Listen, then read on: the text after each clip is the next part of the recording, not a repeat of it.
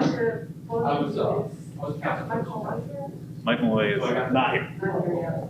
Okay, I'll touch it over here and then we'll go on. You saw that there's quite a crowd downstairs? Yes. Here for first application, for second application, some crossover, some just for one, some just for the other. Not sure if all of them want party status or if they just want public comment. We can only allow a max 10 people in the room. So that means a lot of people are going to be cycling in and out.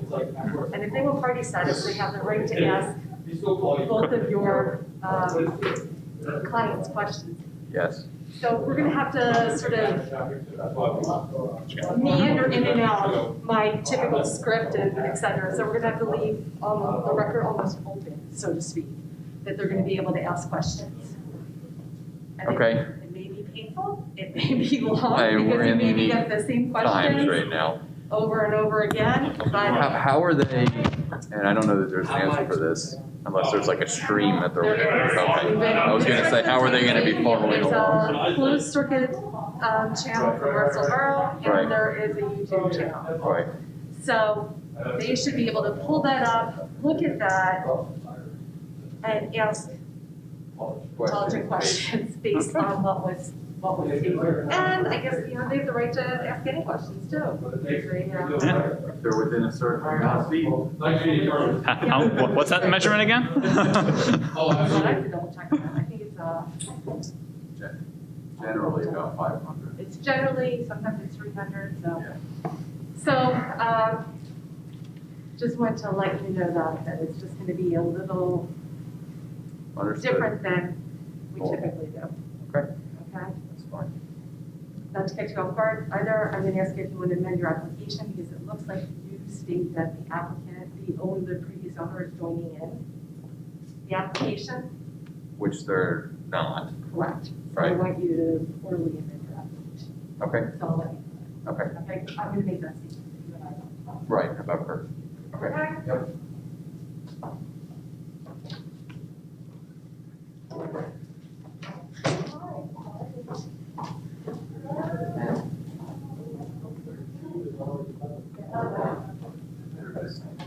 Somebody want for us?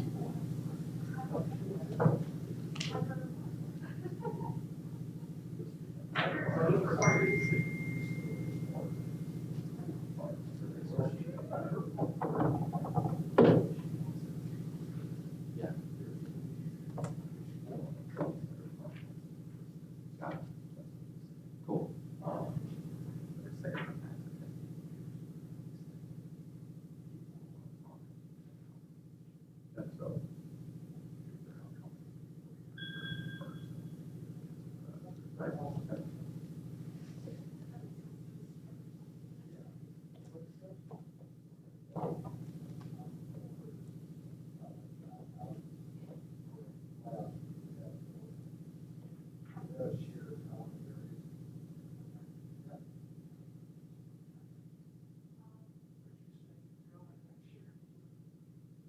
I went to New Mexico, back to Mexico now, in February.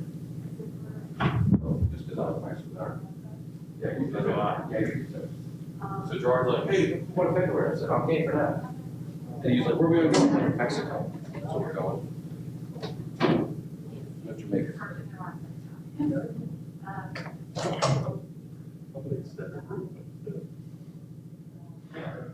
It's hard to get all inclusive because I work up. Yeah. That's the problem.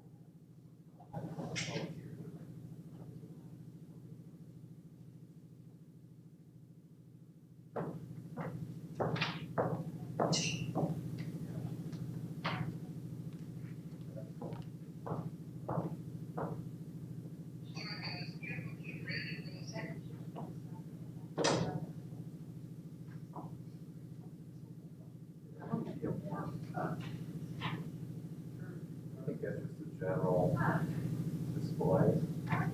Like passively to sit there, that might be better than the site plan.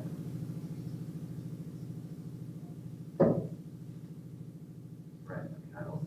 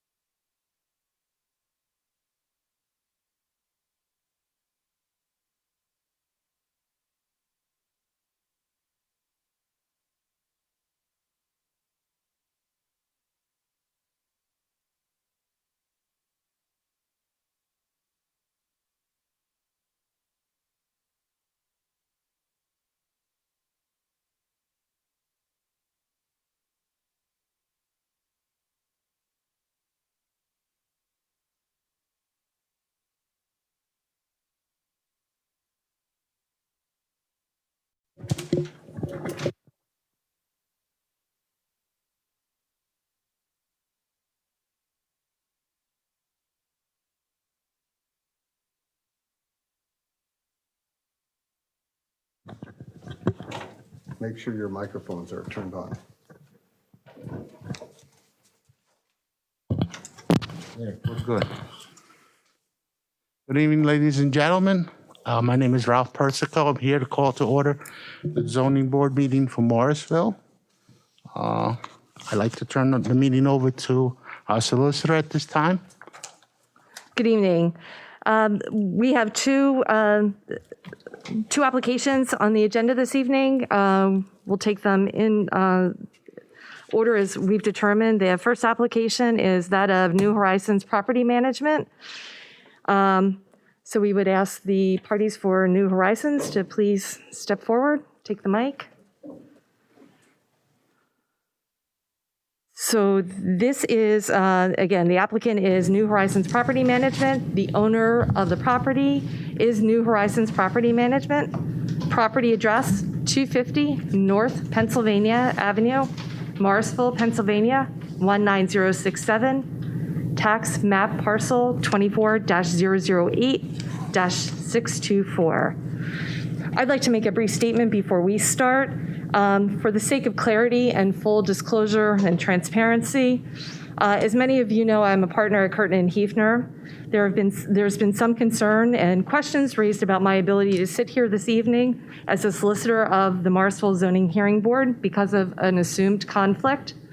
Please be assured that there is no conflict. I was never an owner of the subject property at 250 North Pennsylvania Avenue. The subject property was owned by a few partners, of which I was not one. I was merely a tenant. In addition, the property has been sold to the applicant, and the sale was not conditioned upon zoning approval as far as I am aware. There's no reversionary interest to the former owner if these variance requests are not approved. The applicant owns the property. In addition, the applicant is represented by its own capable counsel this evening. Finally, I have represented the applicant in a previous matter in another jurisdiction and completely unrelated to this matter at hand. Again, there is no conflict, and the applicant is represented by counsel of their choosing. Thank you. Does anybody have any objection? We have no objection, for the record. Anybody? The relief sought this evening is from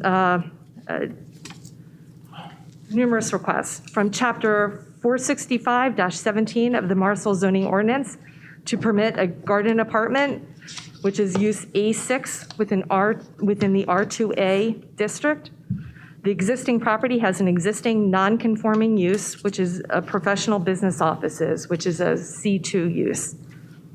A variance is requested from Table 465.18 to permit a maximum density of 27.89 dwelling units per acre versus a maximum density of 7 dwelling units per acre required by the ordinance, which is using the existing requirements in the R3, R4, C1, and C2 zoning district for garden apartments. A third variance is requested from Table 465.18 to permit a maximum impervious surface ratio of 56.81% rather than the permitted 20% required by ordinance. There is an existing impervious surface ratio of 48.91% in the property or on the property. In addition, the applicant seeks any other variances, special exceptions, or design waivers which may be deemed necessary for approval of the project. As I discussed with counsel prior to this hearing, the application states that the owner, which is noted as C&H Associates, has joined in this application. My understanding is that the owner is the applicant and that CH is no longer the owner, and I request to amend the application accordingly. Yes, certainly for clarification purposes, first of all, we acknowledge everything that you stated at the outset as being accurate with respect to both your representation here tonight. We certainly have no objection, and I think it is appropriate for clarity purposes that we make an amendment and further clarify that Curtin and Hefner is not joining in this application in any way. The zoning relief that we're seeking tonight has no impact on the underlying transaction, and we are here tonight on behalf of our client, who is the subject owner of the property, therefore would so amend the application that we submitted. Okay, thank you. And just a few housekeeping items that we have to do. We have to do a roll call and reading of the notice, et cetera.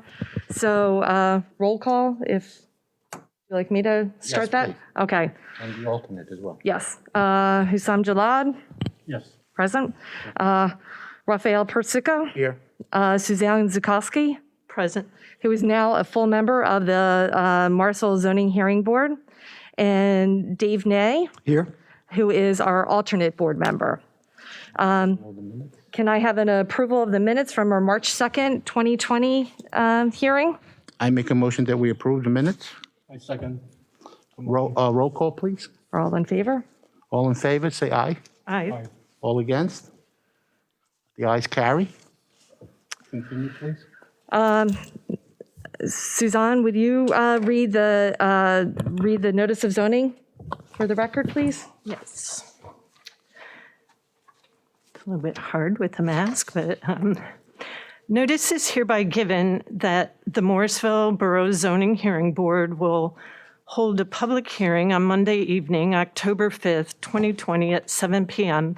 in the council chambers of Morrisville Municipal Building, 35 Union Street, Morrisville, Pennsylvania, 19067, in the matter of the application of New Horizons Property Management for the premises located at 250 North Pennsylvania Avenue, Morrisville, PA, 19067, BCTMP 24-008-624. The applicant intends to use the property as a garden apartment, use A6. This is not a use permitted by right in the R2A residential zoning district in which the property is located. Applicant is requesting the following variances from the Morrisville Borough zoning ordinance. Number one, a variance is requested from section 465.17 to permit a garden apartment use A6 within the R2A zoning district. The existing property has an existing non-conforming use, professional/business office, use C2. Number two, variance is requested from table 465.18 to permit a maximum density of 27.89 dwelling units per acre versus the maximum density of 7 dwelling units per acre required by ordinance. Using existing requirements in the R3, R4, C1, C2 zoning districts for garden apartments. Number three, a variance is requested from table 465.18 to permit a maximum impervious surface ratio of 56.81 rather than the permitted 20% required by ordinance. There is an existing impervious surface ratio of 48.91 on the property. In addition, the applicant seeks any other variances, special exceptions, or design waivers which may be deemed necessary for approval of the project. Documents relating to this matter will be available for inspection during normal business hours at the office of the Zoning Department of the Morrisville Borough Hall, 35 Union Street, Morrisville, Pennsylvania, 19067. All persons to be heard in favor or in opposition to the granting of this application may be heard at the above time and place. Morrisville Zoning Hearing Board. Verification of notice. Do you want me to do that? Or? Go ahead. Mr. Ware, will you verify that that is a legal notice that was properly posted? Yes, it is. It was advertised as such and properly posted. Thank you very much. Next order of business is party status. And I'm going to read as to what party status is and then give a little deviation from this, I guess. Party status is allowed for anyone who lives or owns property in close proximity to the subject property. You should elect party status if you want to have the opportunity tonight to question witnesses and present witnesses. Party status also gives you opportunity to file an appeal. Everyone who wants to will be able to make comments later in the hearing. Only those persons who elect party status will be able to directly question witnesses and file an appeal. Knowing that we have social distancing requirements in place right now, I understand that there are There may be people who are waiting outside who may be watching this on our live stream or the YouTube channel that may request party status. We are going to allow them to do so when this group cycles out of the room. I've already spoken to the attorneys. They're very aware of this. Usually it's sort of a once and done thing. You ask for party status and then we close the record, so to speak. But that will not be the case tonight. So is there anybody in the audience right now who would like party status? If you do, please come up to the microphone, give your name and address. Party status? If you would like party status, if you would like to. Incredibly hard time hearing you. If you could like pull it down a little bit or get closer to the microphone. Sorry. I didn't mean like a teenager like. If you would seek party status, which means that you have the ability to present witnesses, question witnesses that are being presented by the applicant and any intervener, and you have the right to file an appeal. It is different than public comment. Everybody will have the option of public comment to either for or against the application. Party status gives you sort of the next level. It's a different level. Doesn't cost anything. It's just that you have to make your presence known as part of the record.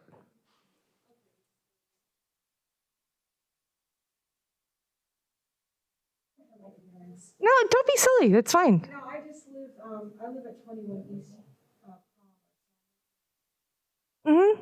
That's why I came up here because I'm very close. And if you'd like to listen to the testimony, and then we'll have a public comment section or time afterwards, and you can certainly speak for or against. Does that work? Okay. Anybody else?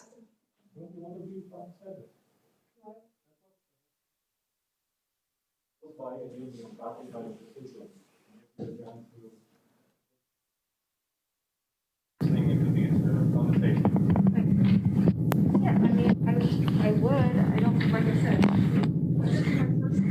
It's fine. It's, I think you have to wait for the microphone.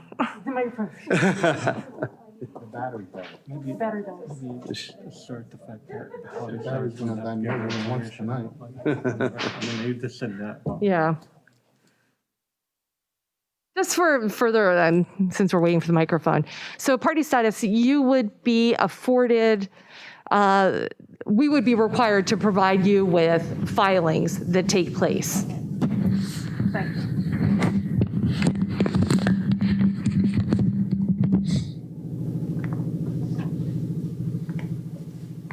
If I can, Thank I you, don't, please. just to clarify, everyone Thank you. here in this parliament has summarized it accurately, has the ability To to speak. listen and comment at the conclusion of our presentation. Party status is if you're generally in very close proximity, if you have witnesses that you want to present or want to ask, rather than commenting, Okay. voicing your displeasure, if you have questions that you directly want to ask any of the witnesses that we put on, that is generally when you request party status. Okay. Everyone in this room who would like to comment in either direction will have that opportunity at the end, just as a point of clarification. Well, I thank you and thank you so much for explaining that. As well as anybody who's listening outside also, again, because we will be, if there are people that are waiting for this application, they too will be able to come in and they will be able to ask for party status if requested, or they can make a public comment, either pro or con.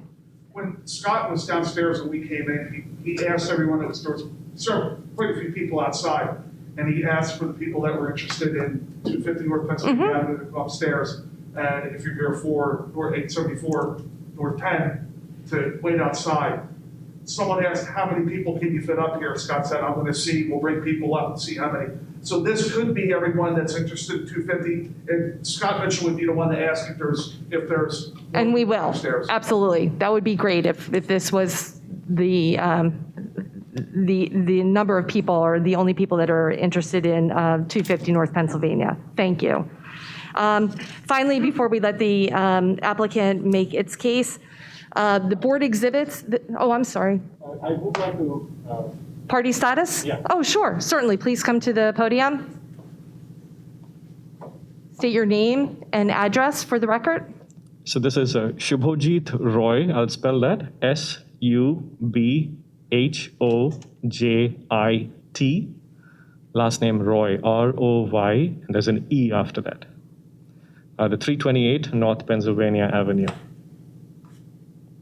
Okay, thank you.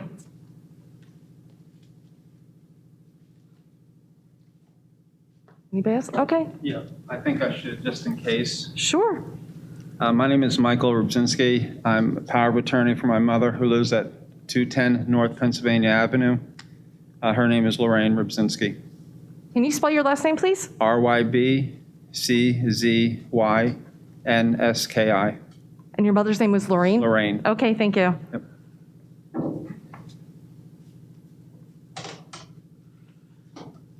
My name is Scott Robinson. I live at 241 North Pennsylvania Avenue. I'm directly across the street from the Kerner Hefner building. That's Robinson, common spelling. Thank you. Okay, thank you.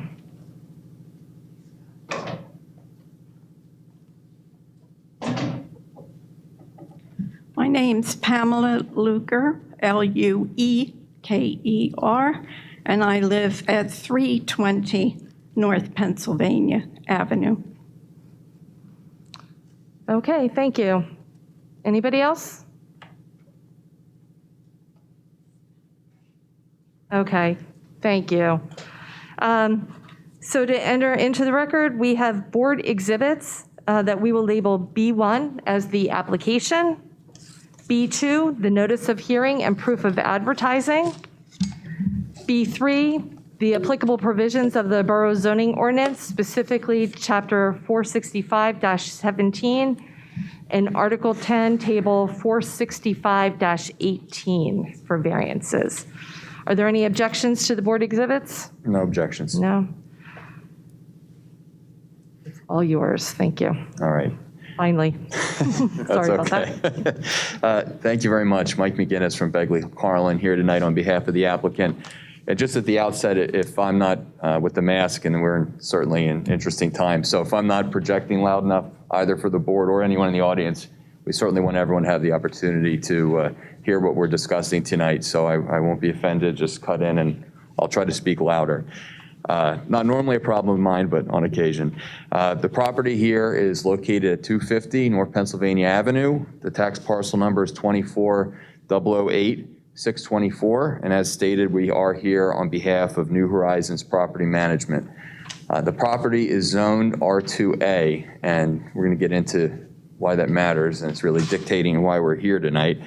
It's 0.29 acres, and the building, which is on site, is presently vacant and has been for a couple of years. The property was previously utilized as a law office for Curtin Hefner, and it's presently improved by a 3-story building, which is on site, which is approximately 17,140 square feet. It was built in 1923, and I believe last renovated in 1975.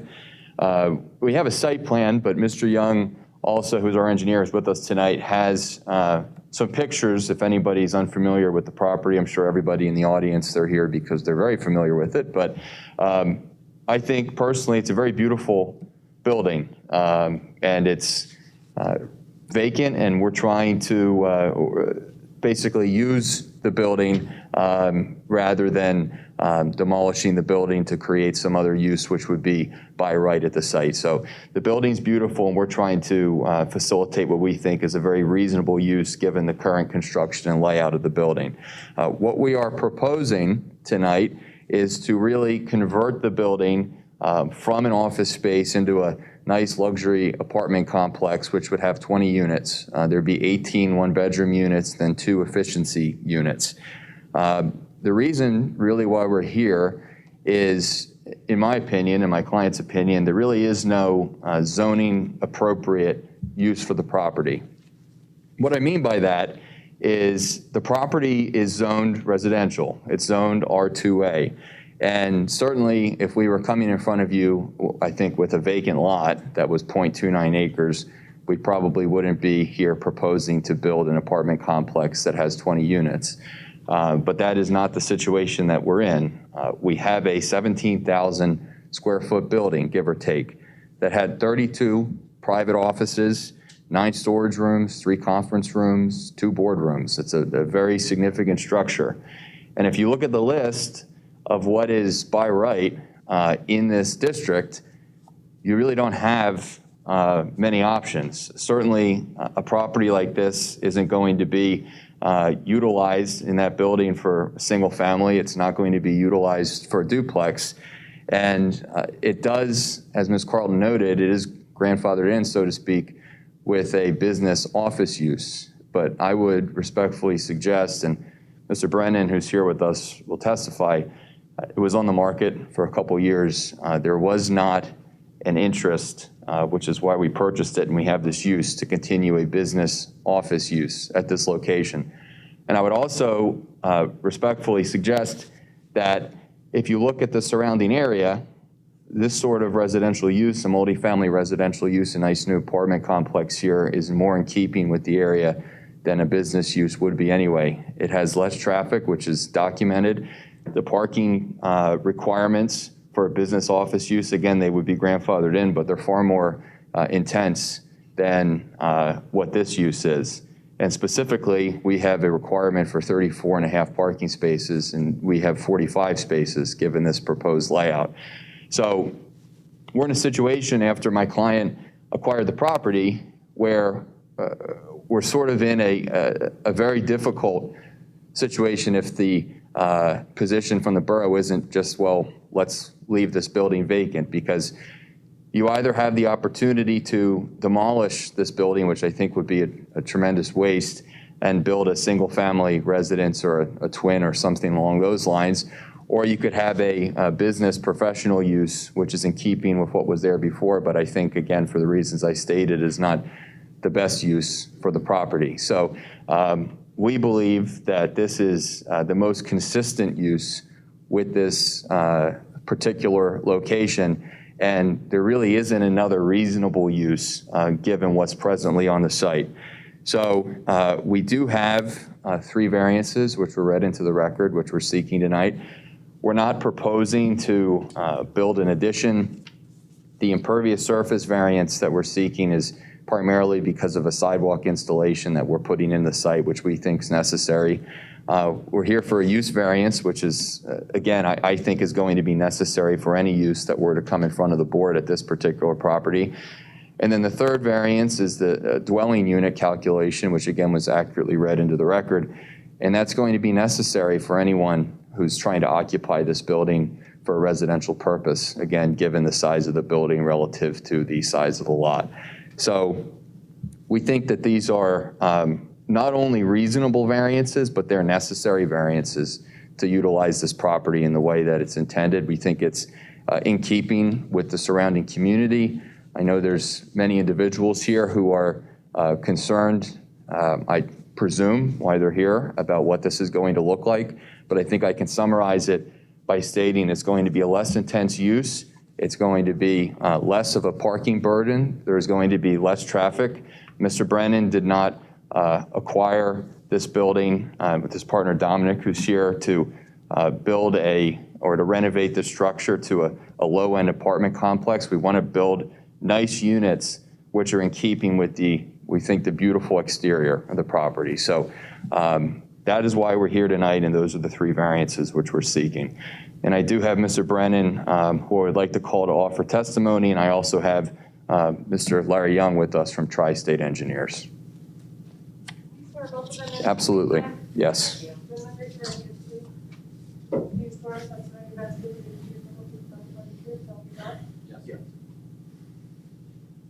How would you like, I don't know what the social distancing policy is with the microphones here, so I apologize.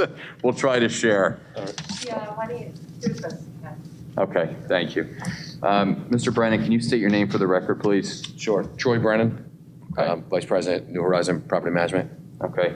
And you heard my summary at the beginning to the board, is that correct? Yes, sir. Okay. Can you explain in your own words to them the general layout of this building as it's currently constituted and what you're looking to convert it to in the interior.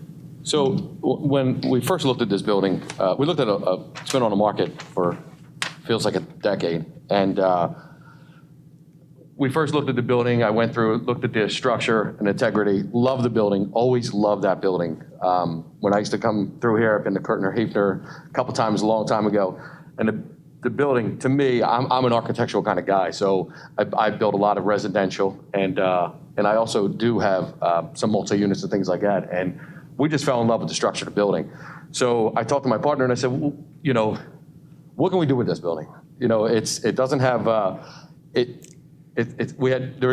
obviously it couldn't sell as as commercial and office space. We already have an office. So we didn't need 17,000 plus square feet for an office. So I went through the building, went through with an architect. I said, you know, my field is residential dwelling. So that's my profession. So, you know, the structure of the building is you can't build them like that anymore. Before we get into that, what do you mean by what's the layout of the building? So you got 3 floors. Each floor cut off, it's kind of a square or a big rectangle. So it worked out. The front half of the stone part, let's call it the front, there's basically 2 sides of that building, two different areas of that building. The front side worked out perfect to have 2 dwellings run on all 3 floors. So gives you 6 on the front. The back side was a perfect rectangle where each unit would mimic the exact unit underneath of it. Now, when we looked at it, Dominic and I, we have plenty of multi-units. We build higher end stuff. So, you know, we're not a company that's out of California. We are local guys, and people wait to rent our units because we're always on top of our units. We're real specific on how we build them and our maintenance on our building. We have full maintenance crew that runs, and they handle everything daily. So this one, I said, look, we sat down and we talked, and we said, Morrisville's, you know, location-wise incredible. We feel like you guys are really growing here. And I said, this might be a good opportunity for us to build more of a luxury style units. Now, we wanted to go single family, or I'm sorry, 1 bedroom for a number of reasons. A, we can market to professionals. That was really our goal. If we do higher end, we can market to professionals, and mostly single professionals. So we were like, if we keep it 1 bedroom rather than try to stick a bunch of 2 bedrooms or 3 bedrooms, nothing to get kids because I have one, but it's an impact on the school district. So if we said we keep it 1 bedroom, we get perfect ample amount of units on each floor that mirror, everyone mirrors right down below each other. And I said, and we'll just market towards more professional dwellings. You know, some of that's price point. You know, we keep it affordable, but we invest heavily in our properties. So this was a great project for us, just for the simple fact that A, we love the building. B, it was laid out absolutely perfect. You know, they had all the offices in there and the conference rooms in there. And I said, and look, and we can invest in Morrisville. We're invested in every surrounding township, pretty much in the area. And, you know, I'm born and raised here. So we're not those tenants or those landlords that go, don't worry about the building. We keep our building pretty heavily invested, and we're there. So we're going to run security in this building. I'm sorry. Okay, we'll get into that, but I'm assuming you're talking about how you're invested in the layout, so there was never any consideration on your part, obviously, I'm presuming, to demolish the building, and that's not why you acquired this, correct? No, absolutely not. And based upon that, the layout, and you're talking about the conference rooms, the number of offices, is there any other residential use that wouldn't require a variance here that you think is reasonable within that building, other than a garden apartment? Other than make one big 17,000 square foot house, and you know, whatever we got a call last month. Gentleman called us up who owned Recovery House, and he goes, "You got an 18,000 square foot building. What are you going to do?" I said, "We're going for zoning for apartment complex." And he goes, "Well, can you make one big dwelling out of it?" I said, "Yeah, but I would never do that." so I said, "I don't want my house to be a recovery house neither." So, you know.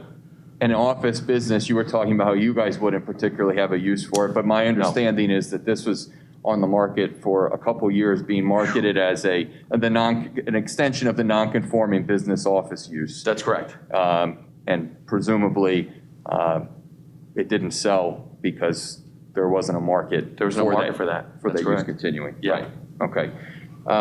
Okay, and I cut you off. You were getting into the security and Yeah. how your business is run. If you can explain that, because I'm sure there might be some concerns from the residents here about security and other things with this building. Yeah, all the common areas we expect to put camera systems in, so it's always on secure. I mean, we want to make sure any tenant would be secure, especially if, you know, you have single professional women, you know, a level of safety. So in our multi-units, we make sure we run security in them. And we do higher-end things, you know, we do nice finishes, granite, stainless steel. I mean, you know, look, it comes if you build something nice, it helps grow the community. It brings in the clientele, and that's what we're going to market to. Is you know, Trenton business people of Trenton, you know, that'll utilize the river and you know the canal path and things like that. That's our market. So, and that's what we look to invest in Morrisville and in that building. And I love the building. You know, last thing I want to do is see that thing ever torn down. You want something, based on what you're saying, I think, on the inside that's commensurate with the exterior. That's correct. Okay. Yeah, first class. All right. Can you just give a very brief general layout of what the one bedroom or the efficiency would be? So pretty simple. The efficiency is on the top floor. There's two of them. It worked out square footage wise, where it'll just be a nice bathroom, one large room with a small kitchenette there, and it's only two. The rest of them are all the front part. I've called the stone part of the building. There's 6 units there on each floor, 2 on each floor. They're pretty good size units. The way they're set up now is there's 2 offices and a conference room almost on every floor. So they really lay out really nice. There are going to be 6 bigger units, and then on the back side, on each side of the hallway, will be the remainder of the units down each side, which are still pretty good. And there'll be living room, full kitchen, full bathroom, and I think a hallway in that. You know, still a large size hallway as you go down between the units. There'll still be staircases on the back side, on the front side for ADA or for fire escape compliance. And there's an elevator in there currently. And we're going to remain. We're going to keep the elevator in there. Absolutely. So we can make ADA compliance, you know, so we're able to rent to whomever deemed necessary. Now, if I was here either on the board or from the public, I might have a question about 20 units. Mm-hmm. You know, why 20 units? So can you explain why it's designed at 20 units and why you think it's more effective to market this as 20 units as opposed to, let's say, 10 very large units? Sure. You know, square footage, that's what it comes down to. It's 17,000 square feet. Each of my units are somewhere around 650, you know, which is a pretty good size for a single family or for, again, it's single family, but I'm marketing towards the single professional. You know, you can't discriminate who's going to rent, but that's kind of our market. You make them too big, you fill them. So if you keep them, you know, a good size, single person, that's our market we're going for. Each floor worked out perfect with the units, other than I'd have spaces that we wouldn't know what to do. And, you know, for 20 units, what makes it a marketable property that, you know, if I can get 20 professionals, people network, people work together. I mean, that's kind of where we're going with it. Okay. And with your guys' approval. And I made the representation regarding the parking calculations at the beginning, but it's your understanding that we're significantly under the threshold from a zoning perspective for parking. Is that right? That's correct. And, you know, and that was kind of the goal too when we looked at it. Thank God for the big parking lot, because we didn't want to have any impact on the streets, because that's always a mess when everybody got to find street parking. So we have a large parking lot that can handle way more than we actually need, which wouldn't have no impact on the neighboring community, you know. And that was kind of our goal too, because look, people don't like change. We just said, look, we won't have impact on that if we keep it single family or market to the single professional. We won't have a lot of impact on the school system, you know, and that's always something you think about, you know, and you know, we just think it was a great project, you know, and you know, it was a roll the dice, but we also partnered up with the redevelopment authority and we brought it to them first and we said, what do you think about the project? And they loved it. They said it's the best use. And, we're willing to work with you to redevelop, to help revitalize more things in Morrisville that they're currently working on some projects now, apparently here as well. Right. So. And you're not planning on altering the building. We're not here with the building addition. We're talking about basically a sidewalk that's being installed, correct? That's correct. It worked out. So right now there's a sidewalk all the way in the back of the building and it's kind of funky. You go in the building and then you walk down this ramp. So we were like, you know what? If we put the door here, it kind of it drops you right in the middle of the building. And if we have a sidewalk to it, we avoid all that ramp down. I just look at it as a tripping hazard. So I said, this just makes it flow 10 times better. And we just bring the sidewalk in and put the door in the middle. And that would be that's the only change on the building. And I was adamant that I was changing nothing on the stone part. So, because I would never want to match those stones from 1920. So it was just moving the door down from the back of the building and just moving it towards the center of the building of the second half, kind of the long half. Okay. And you're familiar with the surrounding area? Yes. Okay. And is this multifamily use consistent with the surrounding area and those uses? Yeah, so my partner actually has been paying attention pretty heavily of the surrounding area, and we noticed right behind us there's a 4-unit, there's a 7-unit, there's a duplex across the street, because he made a joke about it. He goes, well, if we get units here, there's multiple multi-units. We'll just buy more multi-unit. We'll do the whole street. I said, that sounds great. Well, the problem is they put it up now. They all went fast. They sold super quick. So nice units, really nice houses behind there that are multi-unit. So we're like, at least we fit to exactly what's our surrounding area. Okay. So I take it it's your belief then that this is not out of character in any way with the surrounding community. Is that right? That's correct. Okay. Is there any reason at all that you're aware of that this would be detrimental to the public welfare or the borough? None at all. Okay. I have nothing further of Mr. Brennan. I don't know if the board's pleasure would be, since we have so many people, to withhold comment until after Mr. Young testifies or to have comment now. It's certainly whatever your preference is. I think it makes sense to allow your next witness to come up, may elicit more information. Sure. Sorry.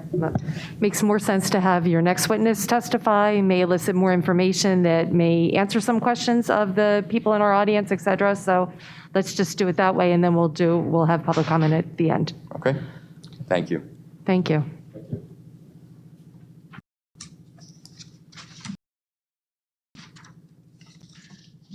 Good evening, Larry. Good evening. Can you state your name for the record too, please? Larry Young. Okay. And what is your role with Tri-State Engineering? I'm the president of Tri-State Engineer who prepared this plan. Okay. Or not that plan.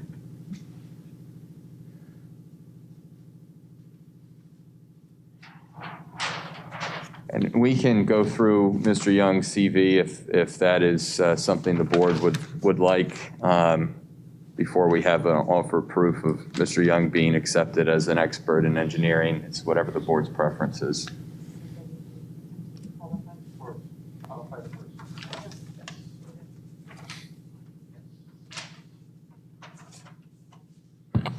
Yes, please qualify your engineer first, and then we'll take the other information. Sure. Okay, Mr. Young, can you state your scholastic experience, please? You have a bachelor's in civil and construction technology from Temple University. Okay, and what degrees do you hold? The bachelor's. Okay, and you are certified as what? Professional engineer in New Jersey and Pennsylvania. Okay. 33 years experience. Okay. And you stated you're president of Tri-State Engineering? Yes. Which is a professional office with how many engineers approximately? About 15. Okay. And have you testified in front of zoning hearing boards in the past? Oh, yes. Okay. Many. And you're also, I believe, the engineer for a few local municipalities in Lower Bucks County. Is that correct? Yes. Okay. I can get into more specifics with offer. I think we've heard enough. We'll Okay. accept them. All right, thank you very much. Mr. Young, you were stating that you've prepared the plan, so I take it you're familiar with the subject property? Yes. Okay. Can you briefly summarize for the board what you've reviewed and prepared for your testimony tonight? Yeah, that's the site plan we prepared. Again, it's in the R2A zoning district. There's one 17,000 square foot building. There's a sidewalk around both sides of the property. The parking lot is on the north side of East Palmer for this building. We are proposing a sidewalk. Here.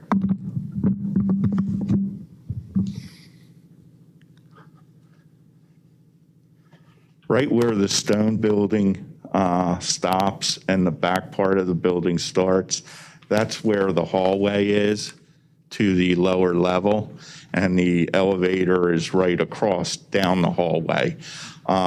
In this corner, the grade is about 4 foot higher than the lower floor in that corner. So to make it ADA accessible, we're running a sidewalk the length of the building and out to where the old sidewalk used to meet up to the street. And Larry, I don't mean to be difficult, but I know some members of the public, I think, are interested in that. If you wouldn't mind just Sure. detailing the plans we can see. And I don't mean to make you repeat your. No, that's fine. Here's the notch where the old stone building ends and the back part of the building begins. Right in that inside corner, there's a hallway that runs in the lower level. The grade out here is 4 feet higher than the floor in the lower level. The old employee entrance, correct? Yes, yes. And there's an entrance here that will be closed off. But to make up the grade difference and make it ADA compliant, we'll put a sidewalk in and connect it to the street sidewalk right where the existing sidewalk is now. Your plan, I know part of the impervious surface that I haven't covered pertains to an equipment pad. Can you just explain what that's in reference to? Yeah, there's the reason for our increased impervious surface is to make the sidewalk ADA compliant. And also each unit is going to have its own HVAC system, and they normally sit outside on pads. So the increase in impervious is partly due to the sidewalk, partly due to a pad that the AC units will be put in. Just like you see today, they're around back of the unit. Okay. And how did we just briefly come up with the dwelling unit per acre calculation, just for the board's edification? That was just taking the 20 units, the property's owning 12, little over 12,000 square feet, 12,498 square feet. And that's how you came up with the 27 plus density. Okay. And it's your opinion that this plan that we're proposing is compliant from a parking standpoint with this use? Yes, the efficiency, the 2 efficiencies and the 18 single bedroom units, total 35 parking spaces. Parking lot is 45, and even when you had the office use, that required almost 80 spaces. Okay. And that was what I was going to ask, and this is perhaps a bigger picture question, but it might be worth, based on your professional experience, contrasting the intensity of this use versus the office use, because some people, they think 20 units and they think, wow, this is going to be a really intense use from a traffic or parking standpoint, but the code requirement is at almost half of the office use. Right. Can you just explain The office use is 1 space for 200 feet of gross floor area. 17,000 square feet is quite a hefty number. It equates to 80 some parking spaces. The efficiency units only require 1 parking spaces per parking space per unit, and the one bedroom requires 1.75 spaces. So we're at 35 spaces that we need. And then I think perhaps it would be worth as well contrasting the surrounding area from a business office standpoint versus a garden apartment in terms of consistency with the surrounding area, in your opinion about that. Yeah, for the most part, it is mostly residential in that area, other than the library being right on the corner across the street. But more or less, there are a lot of residential, some multifamily residential in that area. And this use would, generally speaking, have a less impactful impact than an office use. Is that correct from a traffic standpoint as well? Correct. Okay. This layout, again, as you stated, is approximately 17,000 square feet. Is it your opinion, knowing the zoning district and what's permitted by right, that there's any other reasonable use for this particular property with this building other than what we're proposing tonight? There's really nothing other than a single family and a multifamily residential unit that is permitted in this use. Okay. And the remaining, there are other nonconformities with the lot, but they all attach to the lot and the building, and we're not exacerbating those in any way. Is that correct? Right, other than the increase in impervious surface. Correct. Do you have an opinion whether this is the minimum relief that we can seek tonight from the zoning hearing board? That is the minimum relief in order to comply with ADA standards for that building. Okay. Based upon your knowledge of this building and the surrounding area, is there any reason in your mind that this would be detrimental to the borough or the public health and safety welfare of the residents? None. Okay. I have nothing further for Mr. Young. Would you like to enter this as an exhibit? Yes, please. Okay. And well, perhaps if we could mark the pictures of the exterior as well. that would be fine. Let's do A1 as the, how do we see them in order? As the picture, I will do that as the pictures. I think that's what was shown when we started. Right, so we'll do that in order. So that's the exterior pictures.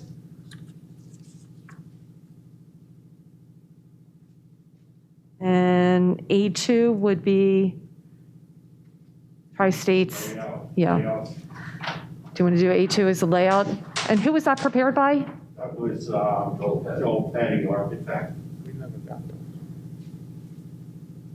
they been submitted? I don't think we received them. No, we did not.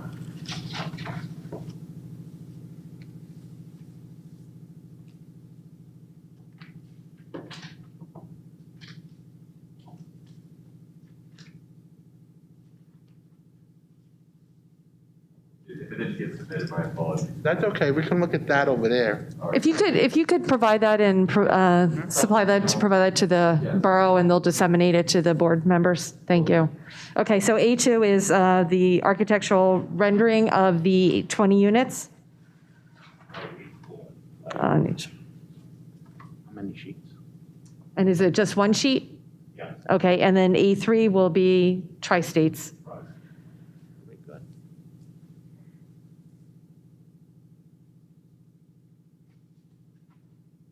Okay, thank you. Is there any objection to the applicant's exhibits? No. None?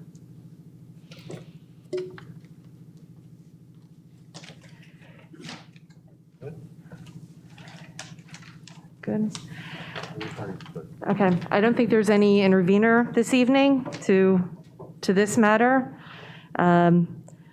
So we can, usually I would close the record at this point in time, but given the fact that there may be people outside waiting, we're not sure. We don't think so, but we'll keep the record open. At this point in time, we'll allow public comment, and it's either pro or con. It doesn't have to be in any particular order. It's just anybody who would like to speak. Oh, excuse me. You know what? I'm sorry, sir. I think the board would like to ask questions first, and then we'll allow public comment. So they may ask questions that are the same questions you have. Yes. So we'll allow the board to ask its questions, and then we'll go to public comment. I apologize. Okay. Sorry. All right. So out of order. I think I'll start off with my questions. Can I see the architectural plan, please? I realize you're not the architect, but I'm hoping that you can answer my questions.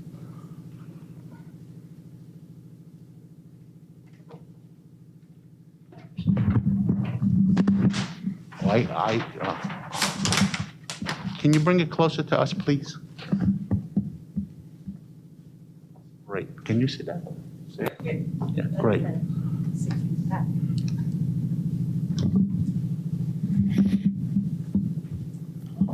All right.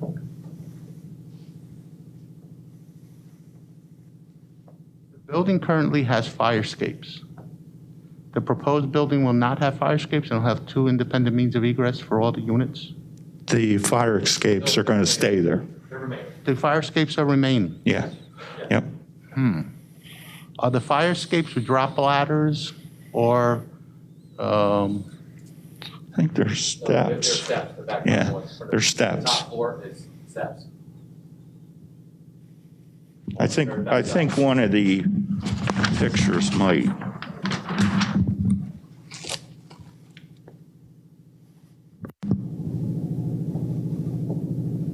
well, you're proposing to change this building to a residential building, which actually requires no means of egress. I don't believe you're going to be allowed, I might be wrong, a set of fire escapes. I believe what the building department is probably going to want is two interior stairs so that you're not exposed to the weather.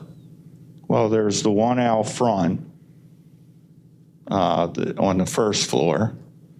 That's the main entrance to the building. And then there's one on the side of the building. Yeah, but there's still fire escapes. They're on the exterior of the building. But there's two sets of steps on the interior as well. Yeah. You have two sets of Yeah. stairs? Absolutely. 1 hour rated enclosure, 2 hours based on the use? I didn't pull the board down to see what the rating is on, but there's steps all the way to the back of the building. Okay. And the big round steps that go up right through there that I Okay. didn't want to touch because that's part of the integrity there. of the whole building. Oh, I see. Okay. Well, circular stairs are not means of egress stairs. On R2 use, which is what this is, under International Building Code, requires two means of egress. In addition to a sprinkler system. I'm assuming you're going to do all that. That's, I'm sorry. We'll try a little bit better. What I was saying was that they're proposing to change the use from this commercial use to a proposed residential use. This will be an R2 use because it's a multifamily dwelling. Such a building would require fire ratings, and one of the things is the fire escapes are really not allowed anymore. So you're going to need two means of egress. So my staircase is. That spiral staircase, I don't think that one counts. Well, here's what I will tell you. I will comply to all building regulations and codes, whatever deemed necessary to build the project without doubt. Okay. Whatever I submit. I mean, I would have an architect design or layout. Mm-hmm. But I didn't want to, I don't think they'll frown upon you to have more from what you need for egress. I hate to take the fire escape down because that's part of the character of the building. You know. Well, the fire escapes from the pictures, they're on the back of the building, aren't they? Yep, absolutely. So even if it was a historic building, you can actually take them down because you don't really see them. I guess you could. I didn't really want to change. No, because by one of the biggest things, I'm an architect, by the way. I'm registered in 4 states. One of the biggest things is the stairs. They eat up a lot of square footage. Yeah, and the stairs are huge in this building, I know. both the front and the back side. But what happens is, you might find that if you were to provide the two means of egress interior, you don't have enough room to do your 20 units. So And I would suggest that if we, Because I don't want to approve 20 units and then find that you can't do them. well, I would think that the problem, again, and I understand the concerns that are raised, from a zoning standpoint, if we were approved for 18 and we wanted to lay it out 20, we'd have to come back to the zoning hearing board. In a theoretical sense, if you were to improve 20 and we were able to figure out logistically how to do 20 with the two means of egress, then wonderful, we've secured the relief. But if we had to chop 2 units in this scenario to provide that means of egress, we certainly wouldn't have to come back. We would just be granted relief to move forward with 18. So just from a legal standpoint, I'm always very concerned about the inverse, not getting enough relief rather than having to receiving. We want to approve something that you don't have to come back and that you can actually do it. But for me to look at it with my expertise and to have you tell me, no, we're not taking the fire escapes off the building. If you said to me, Troy, I need you to take the fire escapes off, I can wrench it up. So, Yeah, but I'm concerned that if you take because in your design, the architect, that basically, it's like what you said, when you were up there, square footage, and you're going to do 1-bedroom apartments, which I think is fine, okay? But the thing is, I know how much space a stair will eat. have you been in the building? I'm just curious. Yes, one time I was in the building, it's actually very The nice. size of that front staircase is enormous. Yes, it's a beautiful, monumental stair. Yeah, it is, and the backside as well, so. I've never been back there. Yeah, so when we're talking square footage, no matter what I have to build, I have a ton of room on both the front side and the back side. If you said to me, Troy, them stairs ain't gonna work. Okay. Well, I have so much room, I mean, you're architect, those spiral stairs eat up Yeah, 10 times the amount of space as a. right, and I know you don't want to take it off, and, which I agree. So, I have a lot of square footage I left. okay, Staircases. all right. A ton of square footage. you know? So you may be able, you believe you may be able to actually do 2 interior egress stairs? 100%, there's no doubt, they would make it smaller than what the space I have now. Okay. Just Now, because of how much sheer real estate those spiral stairs, which I hate to take them out and be killed. But, yeah, okay. I have to do what I have to do. So, all right. Then the only other thing is, these are 1-bedroom apartments. Correct. Will they have their own, like, laundry service, each one? Yeah, so the laundry service is going to be, yes, can I show you? Go ahead. Because I don't want people running out with their laundry. No, absolutely not. So each floor, I should have brought glasses. Getting old's You tough. can borrow mine. So, some readers. Thank you, sir. Appreciate it. That's love right there. Okay, so each floor, if you notice, I got washers and dryers right here. So for each floor. So the common area, they're out? Common area, They're right. out, okay. Yep, right in this area. So on each floor, I put the common area. And if you notice, architectural-wise, every floor mimics exactly the same floor. Allowed me to keep the plumbing all in this area walls. And the reason we have this layout, because we speak the same language, I actually have a weight bearing. I got a beam right here. So I had to design this based on that hall side and the bathrooms going here, because right here and here is where I have structural support. Okay. So it kind of worked out perfect. So if you notice, that's how they mimic all the way down, because that's my structural support for each floor. So that's how we laid it out. So it really laid out, like, we couldn't have laid it out, well, I didn't do it. Joel Petty couldn't have laid it out any better, that each one structurally lines right up. So it really worked out. It flowed excellent and still was able to accomplish. So that's like a communal area that everybody It is. uses? That's correct, right in this area right here. So you come out of the elevator, and I'll have washers and dryers right here on each unit. So on each floor. Okay. That's nice. Very good.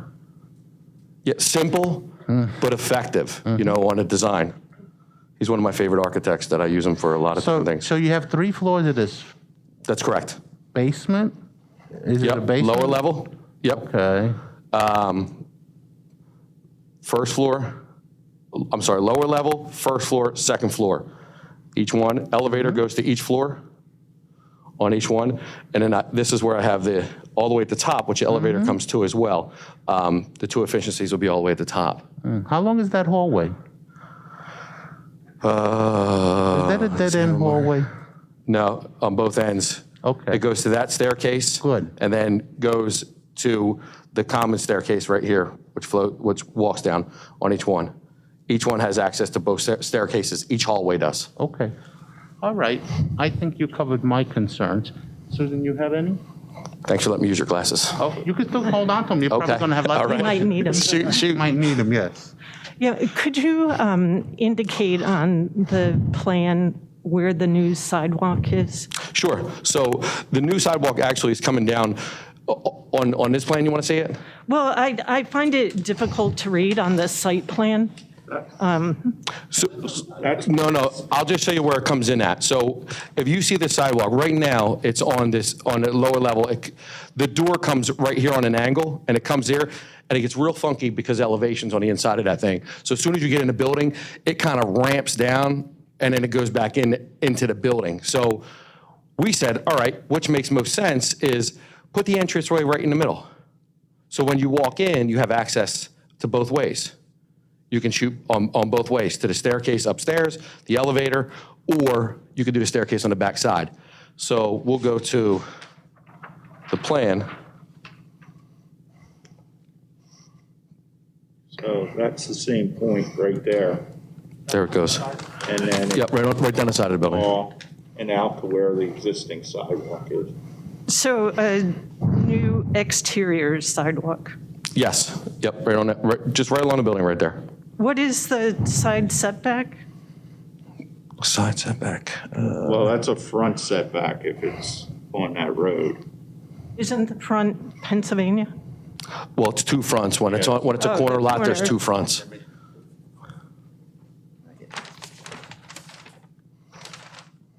The lot's not compliant. Yes, conforming. Right. Non-conforming now. With front yards.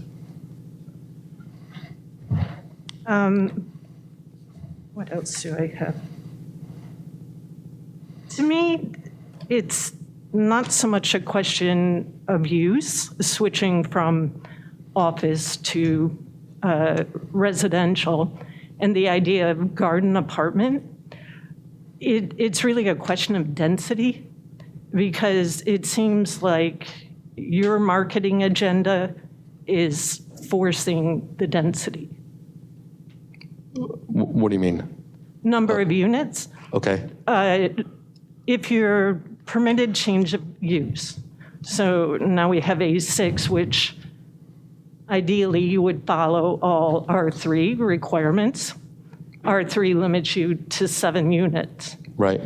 But because of your marketing plan, that you want 20 is forcing this additional relief request. And I would just state that the dwelling unit calculation is premised, basically our hand is somewhat played given the size of the building. And if we were coming in front of you and we're planning to build a new structure on a 0.29 acre lot, I don't want to speak for Troy, but I don't think we would be coming in front of you probably with 20 units. No. But the layout of the building with the 32 offices, et cetera, as it's currently constituted, is what dictates, I think, the dwelling unit capacity of what we have shown inside the structure. And feel free to supplement or contradict it if there's anything I said. No, and at 20 units, that's where, as we build it and lay it out, that's where it makes sense, the most sense for the structure. And that they had substantial amount more offices, which occupy more people. We thought, and which we are really downsizing from what the building was really used and intended for, bringing it down from 36 offices down to 20 single-person units. So, it's just because of the sheer square footage of it that, yeah, I guess maybe we can put, one full houses on each floor, but it economically wouldn't make sense for us to invest in that kind of project, as well. So, it's, structural wise, it worked out. Bringing the density down for what the original use was worked out as well. And, and sheer economics, it works out well. So, for a threefold for the project, for us, is what, I'm sure you understand being granted variance. Typically, you demonstrate hardship. Really, you're creating your own hardship by an economic and marketing plan. Well, so my hardship is that it was already grandfathered in that it was business and office. So for us to utilize this square footage and create the project that works for us, our hardship is we need the zoning as well, not to go with the business end of it, but to go for a garden apartment. So the project has to work. I mean, this building's been sitting for 2-3 years. I mean, it's only a matter of time till it starts getting beat up, and we said if we're going to invest in this community as well, this is what makes sense to us. So we can invest in it and we can keep utilizing the building because it's a beautiful building, and the last thing I know I like to see in communities is vacant homes and vacant buildings. So, this was the best suit for us as well as, for the community as we looked at it. So, our hardship is it's got a zoning now in a residential area for commercial office space. And it never sold. It couldn't sell as commercial office space. So we have to make it residential. And for us to make it work for us and for what we're going to build, the 20 units is what structurally worked out, and everything worked out perfect for what the building is. I mean, just to play devil's advocate, because if you're granted a use change for A6, like garden apartments, love the idea. You're presenting luxury apartments with communal laundry. If it's a luxury apartment and all laundry rooms went inside units, all of a sudden you're using up more footage. It wasn't a footage thing. When I build, if I have multi-units, I don't like putting washers and dryers in the unit specifically. These are laid out in the hallways. So if they were ever to overflow and leak, it damages the hallway below it. It doesn't damage the unit below it. So everything I build, I always try to make a common area so the washers and dryers don't affect, look, they overflow. People load the heck out of them. I mean, and they make you put a little drain pan in this big that you got to pipe out. That's code. And if they overflow, that pan does nothing. So that's the reason why I put them in there. It's more for the integrity of the building and for the problem if somebody overloads their wash machine, that I don't wipe out the apartment below it, because that's what happens. So it wasn't about square footage, because I still have space to put them anywhere I wanted to if I want to put stackable units. I just don't want to put them in there because I want to keep the building long term, and I don't want that kind of damage and worry. How would the plan change if you're not just catering to single professionals? Some of the units become larger, quantity of units overall decreases. Yeah, you put bigger units in there, and then look, it's not that I'm catering to anybody. I mean, anybody can rent. That's when I looked at what was the best use for that, if I keep it 1-bedroom units, it's a great market for the younger, the hipsters to come into a community. I mean, let's face it, we want them in a community. We want millennials in a community, and they're the ones that I'm building for. They don't want big places. So, that's why that particular building worked out. It has character. I'll build it higher end, so I can market to those are the type of people you want coming up and coming in your community. So that's the whole reason why I said we'll invest in Morrisville, because I think it's going in the right direction. So. What is the extent of modification to the portion of the building that is not stone? Hardly any, other than I'd like to, any of the plaster that's on it, I'd like to fix and repaint it on there. But I don't really have any In my plan, I have nothing other than this door. That's the most important thing, is that door, that I'm going to move the door from the back end to the front end. Stone, that won't be touched. But that's really the only modification I'm going to have. My goal was to keep the whole integrity of the building. That's why, we were adamant on how we build it. A, structurally, that's why we build it that way. And B, we don't want to change the look. I mean, we love the look, honestly. In terms of construction access, I mean, it's a narrow street, it's a quaint little part of the borough. You say you have a regular maintenance plan? Yeah. How often are you on street parking? So now residents are looking at commercial vehicles? No. We have a monster parking lot. Across the street. Across the street that we're 40 shy. And if we do, that Palmer Avenue is a pretty wide road, and there's parking right on there. Now, obviously, you're not going to come on the front of the building to park because, obviously it's narrow with the main thoroughway, but that Palmer is pretty wide. I mean, if one of my guys, he has a box truck that has to come up, I mean, it's a regular 3,500, van front box truck, he would come and he would issue, take care of any maintenance issues that has to be done. That's about the only thing. Or maybe an HVAC guy would show up in a van, or plumbing. Like, we would not. Our goal is to build it so right, like I build most of my places, that they don't see me. They don't have problems. It's built right. Unless they have a problem, then they see us. I would think that's not going to be any different than what Kurt Hefner probably had previously. Yes. Et cetera, accessing the same, I would imagine. Yeah, exactly. It's just, on some level, it just seems like the number 20 is somewhat random. Like, what if it was 12 or 8? Something more in keeping with the provisions of an A6 zoning code. Well, again, it doesn't fall under unless I change the garden apartments. If I go down lower, now I'm putting bigger units in. So now I have an impact on the school system, heavier impact on the school system. I usually get more maintenance on that thing. They usually tear things up. I got full families running in there if I make bigger units. Because I still got to fill up 17,000 square feet, any way I look at it.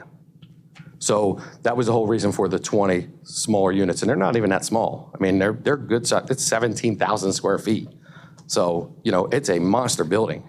Yeah, my understanding, and I don't know the history of the building very well, but that the top floor was used as a single residence at one time. Yeah, there's an apartment up there. But now you've doubled it. Like, why couldn't the upper floor just be one? I guess it could, but it's just one big unit then at that point. So, I mean, it is an apartment now, but you'd have to go up there and see it. It's kind of laid out funky, the way it's, I mean, you've seen it. It's pretty funky. So, it just worked. It worked out architecturally exactly how we laid it out. I mean, we put a lot of time and thought process into how we were laying it out, because we still had to overcome structural issues as well. So, and as where the structural issues are, as I was indicating, that's why the single units worked out good, because I still have to have a hallway. I still have to have means of egress to the back and the front. So that's how it worked out dynamite. I mean, the way we have it set up. I think anything we put in there in terms of reduction of units and expansion of space is going to be a trade-off. You have a 3-bedroom apartment as opposed to 3 singles. At that point, you potentially have 4 kids. You have each of them having vehicles potentially at a certain age. I mean, I don't think it's, and I'm not suggesting this is what you're saying, but I don't think it's as simple as if we cut a couple units off, we're drastically reducing traffic or the impact. I think it's a trade-off as to what the board or the borough values. And I think what Mr. Brennan is saying, that he has an idea of what he thinks is the reasonable use, and the board might disagree based upon the dwelling unit calculations, but impact on schools, family versus who he's marketing for. You have a certain person or family that is probably going to be renting a 1-bedroom apartment versus a 3-bedroom apartment, and they're going to have different stresses, I guess. No And doubt. there's a trade-off. I'm not saying one is better than the other, but I think there's a trade-off in either direction.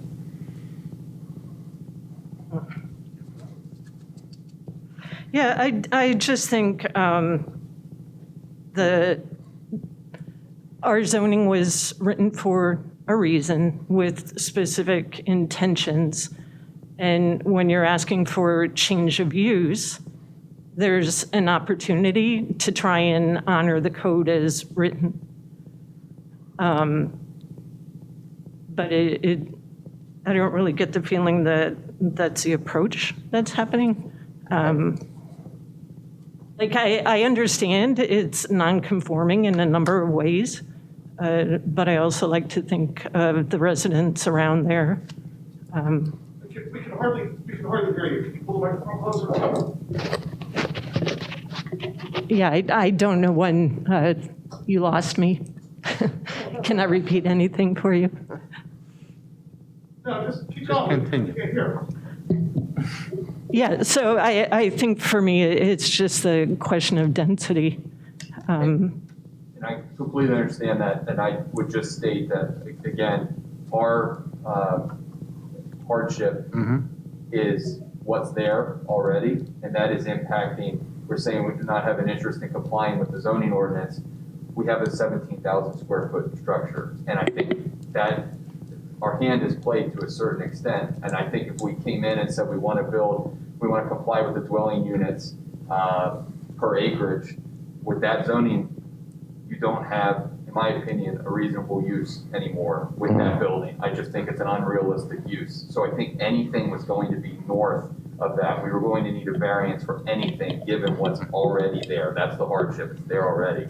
So then the question becomes, what is the reasonable use in the board's opinion once you get over the 7? And that's where we are. Okay. And there's a variance on it now. It's a big building with a small lot. It's not like the applicant is expanding it, trying to get this line. It's the actual shell of the building. It's there. They still keeping the character of. Under 7 dwelling units per acre. You may need them. This lot's 0.29 acres. I mean, that's 2 to 3 units in a 17,000 square foot building. Oh, all right. I think we'll move on. But before we go, you good? Yeah, do you have? Oh, no. The attorney brought up a good point before. The parking. I see that some of the parking is like marked with numbers. Is that being rented?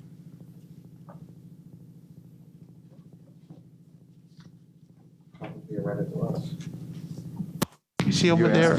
Yeah, those. There's a Yeah. provision in the parking agreement. With who? With, I think some of the adjacent residents along here. Yeah. We have a declaration It that's, says there's 45 spaces allotted that run with the land of this property. Okay, and those spaces are being used by those people's homes? Right here. Yep. Okay. Only during certain hours. Only during certain Yeah. Now, if this variances were to be granted, and the project now comes with all these spaces, all right? Like on your list here, 1.75 and 1 and all that, they would go only to the people who live in the building, the spaces. In other words, you're not going to have a situation where you're renting it to anyone, right? correct. That's right. Right. No, So that- if you don't have a car and you rent a unit, you guys have an extra space that just sits there? Yeah, if somebody visits, we're not in a parking rental business. Do you have any handicap spaces? Not, Um, I didn't see any on there, but by all means, we can definitely. I mean, I'm assuming you're will, yeah. But it's still anybody handicapped is probably gonna park on the street next to it, rather than across the street. Okay. You know what I mean? Like, Yeah, I realize what you mean, yeah. Spots there, Okay, so the gist is, the spaces are only for the building, that's correct. and you're not going to be running a separate business of renting these spaces? No interest. We wouldn't do it. I mean, we're pretty, if you saw our buildings we have now, we're really tight on our buildings. Okay, so you have a history of this already? We do. And do you police your existing tenants to make sure they don't rent it to like their brother-in-law? Yeah, pretty well. Actually, my partner is like the pit bull. Okay. So Dominic, he handles that. I don't talk to anybody, I build them. All right, and this won't become like a place where they go change their oil or anything like that? It's for renting. We run a super type ship because, look, it's an investment for us as well. So Okay. we want to maintain that integrity and for our longevity of it. That's why, you know, I go a little bit overboard when I build. I mean, I tile everything rather than a lot of guys just put, you know, a Lawan or. Okay. So I have longevity. Okay. You know, that's why I do it. You know, we run a really high end laminate for the flooring rather than carpet, so we maintain longevity. I mean, that's. Okay. Do you anticipate additional exterior lighting? You know what, I mean, once we get into the build zone of it, you know, we'll take a look at it. I mean, security is important to us, especially with, you know, with 20 units. Again, I'm sure there'll be single women professionals there, and we'll have the level of security, so we're gonna make sure all our common areas have, you know, as you walk in, will be cambered. Everybody will get a key fob that walks in with a security on the door. If my lighting's not suffice, I'll add more lighting, as long as it doesn't impact the you know, the Which is what we were gonna. shining in the neighbor's house and impacted them. So, you know, we would lay that out as you know, as we finish up the design. Obviously, as the architect finishes the design up, and we will come up with those ideas. But without a doubt, security is important to us. Go ahead. Okay, I have a few questions. Shoot. Let's see, is there a dumpster dedicated for this, or So, people gonna go? you know, that's a great question. So we didn't add, we had to get through this step first before our next step, but I will tell you this, our other units that we all have, we have a dumpster dedicated to our units. So in our other facilities. Okay. Is there, okay, the means of egress, is there a super or maintenance person on site? I'm not living there, but our guys, I mean, we have pretty much 24-hour access. So we get called and then we send somebody out to address any issues that we need to. And let me back up one more about the trash. We're good tenants. I don't like to pat myself on the back, but we do maintain all our own grass. We do our own plowing on all our units we rent, whether they're single family, dual family, or multi-unit.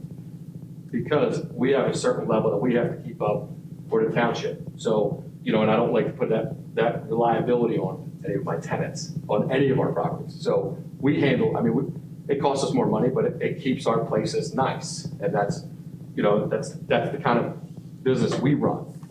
Okay. How much these units are going for? Cost? I don't know yet. I won't know until I do a breakdown of actual the build. So it's like having the horse before the car, you know what I mean, or whatever that saying goes. So after we get our bill, we have a kind of a preliminary budget, but that all changes.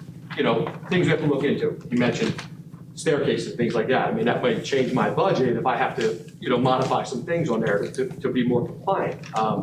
That'll dictate once I say our final budget in, I'll know what our units rent, you know, our return on rental. But I mean, they're going to be affordable, but they're not going to be, I can promise you, they're not going to be low end. So, you know. Just to ask again, there's no alteration that will take place on the exterior of the building? No, that was, we were adamant about that when we designed it and sat down, that I just didn't want to change the integrity of, because I love it, the way that building is next to the library. I mean, they're like a match, you know, I mean, a beautiful match. So there's no interest in changing it. Okay. The other one, I think it was mentioned that there's no, I forget who mentioned it, but something regarding the traffic. There was a study mentioned? Yeah, so I think what the engineer was saying is you need 86 spaces for the zoning it has now. It's a use variance it has now that's been there, and you need 86 spaces. We're down to 36 spaces is what's required for residential. So if I was building new construction today, I would need over 80 spaces to follow what it's used as right now. But the zoning now is I would need 36 spaces. So It's just that's where based, impact. it's based on the So we're parking talking count. about parking spaces, but not necessarily traffic of those, like, let's say, those residents coming and going.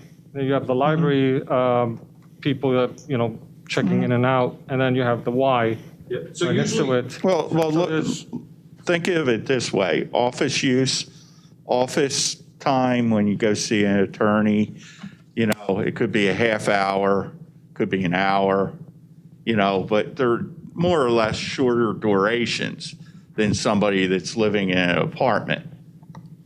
It was a You know. comment I made at the beginning too, to state that when we do land development projects and we have either a multifamily or a townhouse development, a lot of people from the community come out and they're very concerned, and we understand that about the traffic impact. And we try to explain that traffic study after traffic study for all development projects essentially indicate that office use has a higher traffic impact than residential use. So the point that we were making was by transitioning from a business office use to this use, there is going to be a positive net decrease in traffic here. And that's based upon prior projects and similar experience. And that's part of what I asked Mr. Young about. Okay, so no study for this particular project? No. Okay. All right. I had just one other question. When you mentioned that you would provide AC units per dwelling unit, where are all these condensers Mini sitting? splits. So we use mini splits. So they're the most efficient, they're awesome. I mean, they're very small, and they'll be both heat and air conditioning. They're super quiet. So it's, you know, you're familiar. And they're pretty awesome units. But sorry, just to add, so each room will have a unit? So yeah, they'll have their own unit. Yeah. No, but, so you have 20 condensers somewhere located? Somewhere, yeah, but they're small. They're not like big air conditioning condensers. They're so relatively small. Only 1.5 ton. I don't know if you know air conditioning, but they only need 1.5 ton. So they're really small units.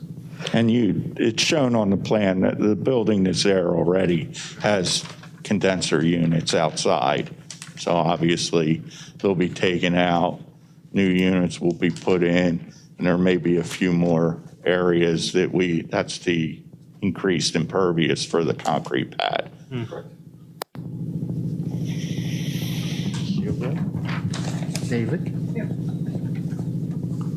So in terms of visual impact for homeowners that are already in that area, beyond the additional sidewalk on Palmer, what else is changing? On the plan, it looks like there's also AC unit at the, There's already AC units there. yeah, They are. They're existing, these are existing. Yes. yeah. But you're not going to But be using the existing. you're running your sidewalk to there? I think the sidewalk's there. No, this is the new one. Right. They'll be removed. That AC unit that falls into the proposed sidewalk area will be removed. Because that's where the new door. That's to the existing, yeah, that's where the door is. Mm-hmm. Okay, yeah. Yeah, just a quick question. The 18 one-bedrooms that you're proposing, are they all going to be identically the same size? They are. Well, so, yes, the building in two, we basically call two spots, the back. So, what's called the stone building. Okay. So these are identical. These are larger. These are a little bit larger units, these ones. And then we've got these four right there. Okay. So these are all exactly the same. Because each floor, like I said, structurally, each floor worked out because of the weight-bearing beam I had that went from the basement all the way up. So that's how each floor, I had one here, and I had one here. So each unit worked out exactly the same. Okay.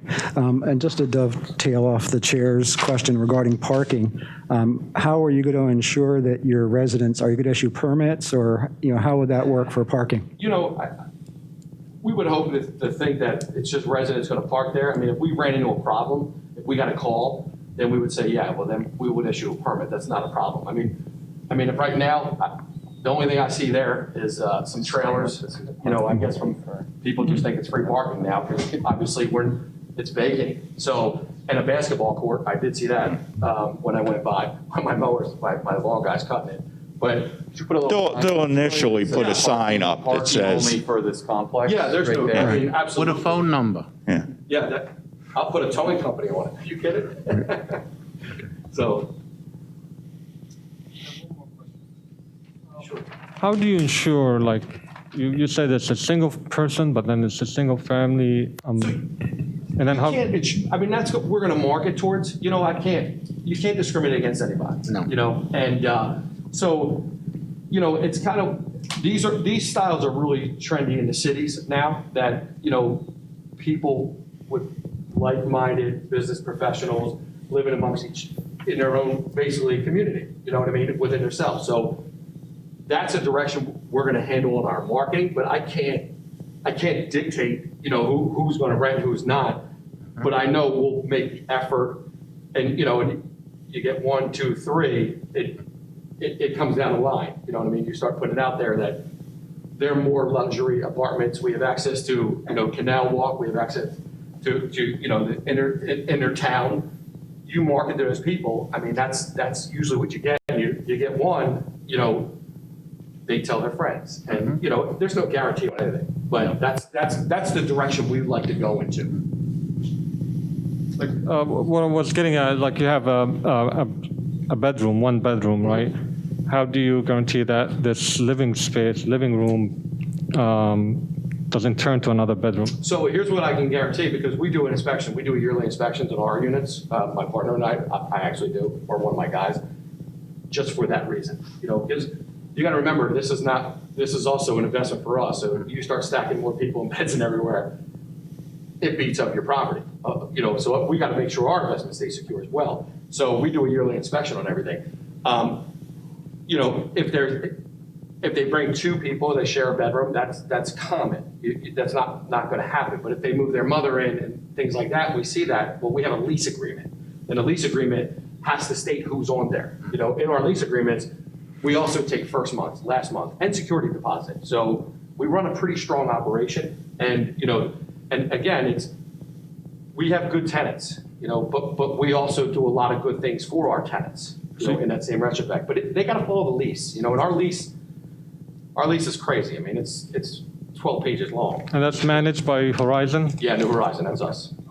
Actually, that's Dominic. He's the end that he handles all the, and we thoroughly, we run background checks. I mean, we run credit checks. I mean, he is like a pit bull, you know, with the tenant. So I don't ever worry. When we get a tenant, I don't ever worry about it because I know they had to go through him.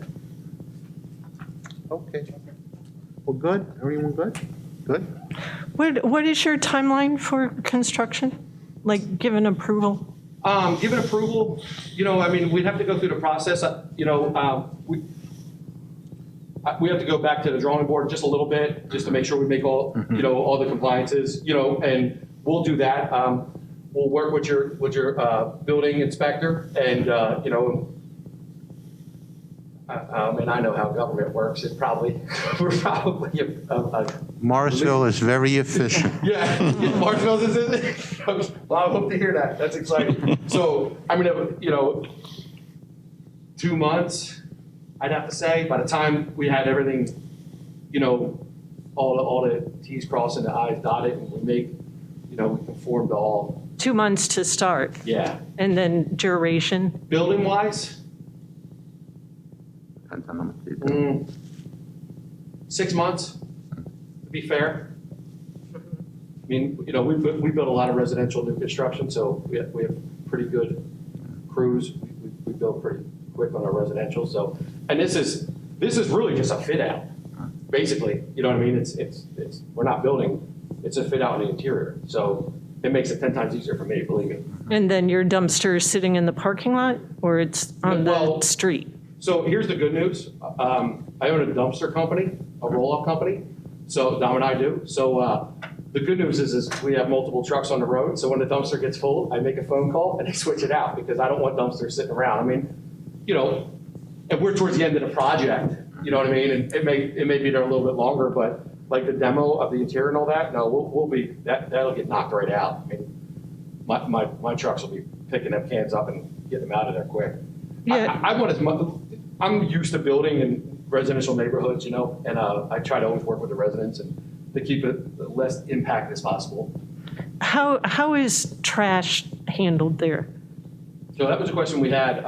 So most of my units, my larger units, we provide the trash for our units. So, I mean, you have 20 cans outside? We have, you know, and again, that doesn't change much if we had 20 one-person units or I had a family of 6 and took 3 out. They had 3 kids. You know, your trash is probably going to be less, you know, than the way we have it set up. So, you know, you're going to have trash like anything else, and even like I know in Bristol Township and in Morrisville Borough, where we don't pay the trash fee. I don't know how you guys do it here. We don't pay the trash fee, but we pay for our own trash on the facility, so it has no impact on.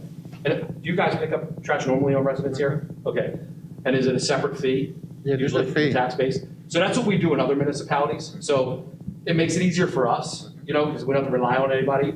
You know that trash sits out there because it all goes into a can. So, you know, which would probably be a pain in the butt, but we'd probably take one of them spots over there and put it over in the parking lot. But we'd have to look at that. Like we wanted to come here first and to make sure we can move forward before we just start fine tuning the small detail. That's all. If you put it in the parking lot, you're going to put a sign with a number we can reach you, because I live down the street. Oh, no doubt. Okay. So no doubt. I mean, we're accessed 24/7. Are you kidding me? You know, any of my tenants need us. I mean, like I said, we run I don't want to keep bragging, but we really do run a crazy, super tight ship. Okay. You know, we have nicer units. You know, people like nicer living. That's all. Very good. Anybody else? Comment? No, I think it's time for a public comment. We do have another matter on the agenda this evening, so in an effort to try to move this along, thank you. Yeah, it's getting late early, is what he said. Scott Robinson, 241 North Pennsylvania Avenue. I live across the street. First, I want to thank you for embarking on this. I've been a lifelong resident, and it's a beautiful building, and I agree with you it's not like people were, you know, calling the realtor and saying, I want to buy that and use it. It's, you know. It's a beautiful building. It is. I may have missed it before because of the audio in here is not the best. The front door, is that going to be used for tenants to come in and out of or not? It is. So it probably for some of, probably the bottom level, probably use that side door that new one I'll put in because it just makes more sense. So, you know, they could use, I'm honest with you, it's got a parking lot for that side door I'm putting in. Right. Than it is the front door. Now, I don't want to sound like the not in my backyard person or the, you know, to nitpick everything, but I am concerned about one thing, and it's the parking. And you said something earlier when you walked in that you didn't want to do an impact on the residents that are already there. My neighbor back here lives on Palmer. Where that parking lot is situated, people are not going to want to park over there, even though it is. People are going to want to park on Palmer, and then they're going to park on Pennsylvania Avenue. Pennsylvania Avenue people should not park. I live across the street. I don't park on Pennsylvania Avenue. If people are going to park, people that are going to be living here probably aren't familiar with Morrisville, don't know much about Morrisville. They're going to pull up, see their building, and they're going to park on the street. I can put it in my lease. Say again? I can put it in my lease. Okay, because that intersection with the library, with Palmer, No problem putting it in. no parking on Pennsylvania Avenue there because it's hard enough to pull out. You can't see because of the trees going on the 300 block, you know, but people are going to park, and we're the red bridges down at the end of Palmer down there. I mean, you could be in the last spot in the parking lot. You could park at the end of Palmer by the red bridge and still be closer to the building. So that's. The good news is it has a big parking lot. And we can put it on a lease that says, look, everybody that's designated parking lot, we can. force them, we're gonna tow you, but Right. we highly encourage them to park in a parking lot designated for the building. My only concern with this would be the parking, because We can address that. people the people that park in front, they're going to lose their mirrors on the street. It's not a good. And he'll make sure he says that. Okay. All right. Thank you. When if all this goes through, when do you expect construction to begin and the first tenant to move in? I think you're probably a couple months out by the time you apply for permits and Okay. tweak things for building code. It's probably a good couple months out. Okay. All right. Thank you. Yep, absolutely. Oh, I'm sorry, go ahead. I'll try to be real. Okay. So. You're even closer than me. Oh, okay. Almost touched it. I'm sorry? Oh, my, Laura Fusco, Fusco. So you've addressed, oh, my goodness. I'm technically challenged. You addressed a lot of my concerns. I love the building. That's. Okay. I'm so sorry. So anyway, I love the building, and I was drawn to East Palmer because it was such a quiet street. So my concern is the noise level with more people, and again, about the parking on Palmer. Well, that's why I can address the parking, obviously, but we can put that in the lease, which is a problem. Right. And again, like behind it, because we looked at it, probably almost purchased it, it's a 7-unit behind it. Yeah. And there's a 5-unit behind it, so there's all, and not necessarily, I don't know how quiet they are, but that's why we're not gearing towards families for parking. Right. So to keep professionals, and we have a bunch of multi-units, like we have a beautiful historical building in Radcliffe Street, right on the river. Oh, I love, yeah, that's beautiful over there. Have any problems, like as soon as people get in there, they kind of police themselves, and they almost become your security, you know what I mean, of the building. And I mean, I'm going to sound selfish here.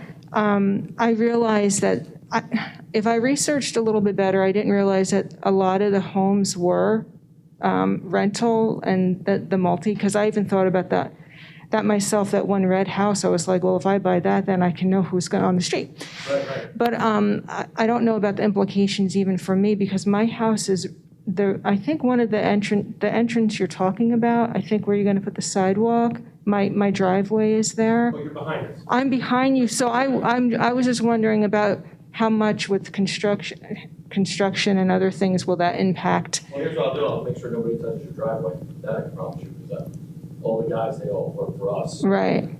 I set some parameters, and, I have really good crews that work for us. I mean, I think it's a great They don't have idea. my number, so if there's a problem, you just give me a call, I know immediately. So that's basically, I don't want to take up too much time, so that was just my, No, absolutely no problem. the parking, and now I'll be And I'm quiet. always available. Okay. Thank you so much. No, thank you. I'm Eileen Grossman Bailey.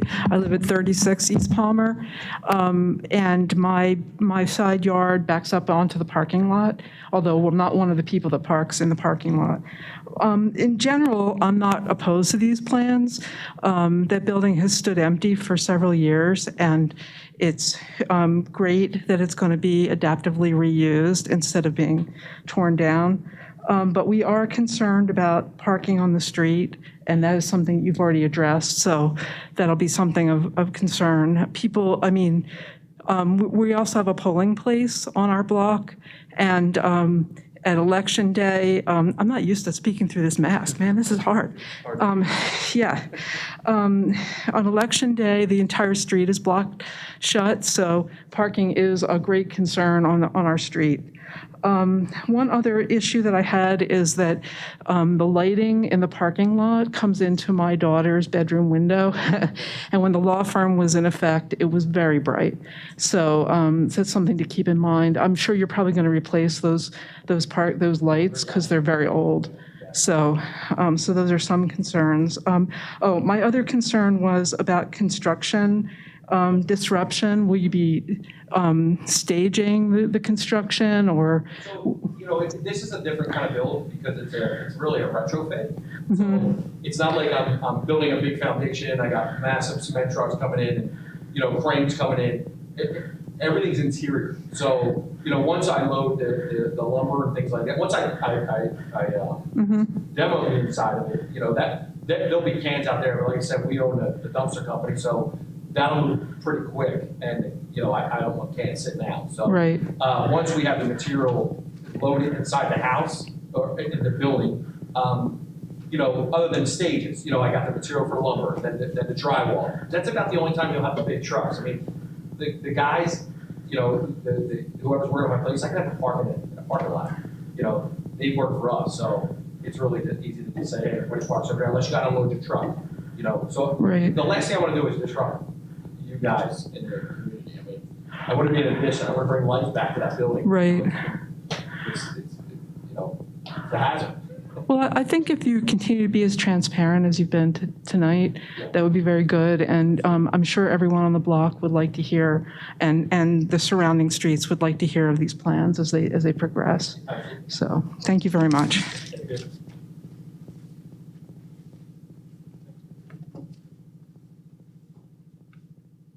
Good evening, everyone. Paul Carsavar, 122 West Palmer. Although I love the building, the last thing I want to see in this town is more rental units. The town right now has about 50% rental. Adding to that list is just going to keep building that up, and we don't need that in this town. What I didn't hear tonight, what's the cost to Morrisville for this? What's the sewer, any more sewer lines? Traffic studies have not been done. Those things are very concerning to me. You can't enforce people not parking on Palmer. Even though it might be in the lease, you're not going to be able to enforce it.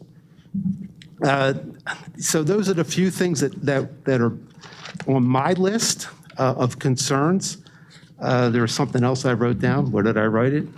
Who knows?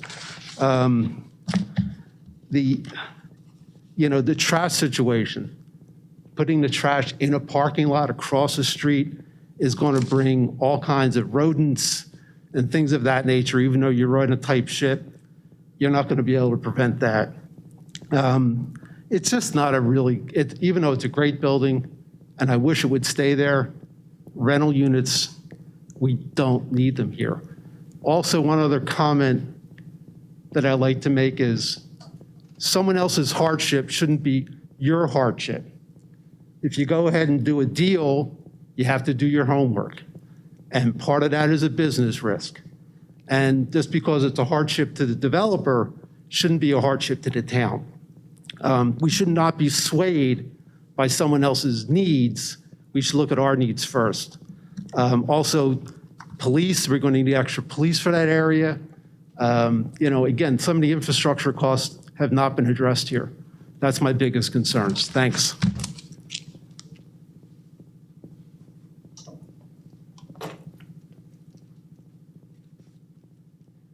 Hi. Again, my name is Mike Rubzinski. I'm a power of attorney for Lorraine Rubzinski, 210 North Pennsylvania Avenue. I grew up at 210 North Pennsylvania Avenue. My mother's owned that property since, I think, 1950. So I'm used to what it has been like for many, many years. Our concern is the number of people it's going to bring to that area. You know, they say 20 apartments, but 20 apartments doesn't necessarily mean just 20 people. And I don't think it means 20 cars either. I think it means 20 plus cars plus visitors. They're on that side of Pennsylvania Avenue. There's 210, my mother's, 214, which is a private home, and then 218 and 222 are both rentals. They're not owner occupied. If you look into their backyard at any time during the day, just about, you could only get another vehicle in that backyard if you melted it and poured it in between the vehicles that sit in that yard during most every day. And I know the 222, I think, has 4 apartments in that building. I just don't believe that it's going to be all this abundant parking.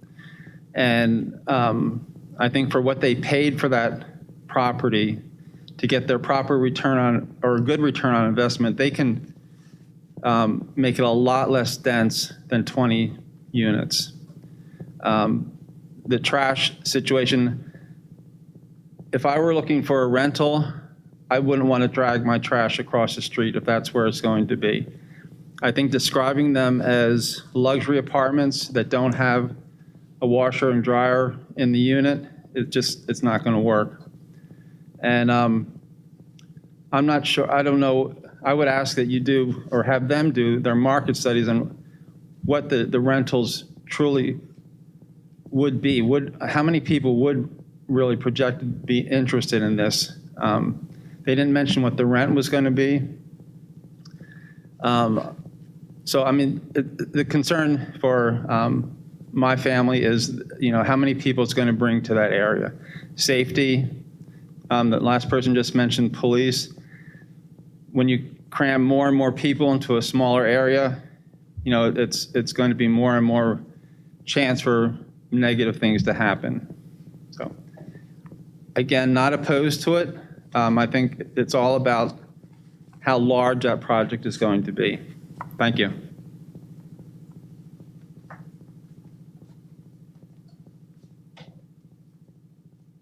I am Todd Weber, W-E-B-E-R, 25 East Franklin Street.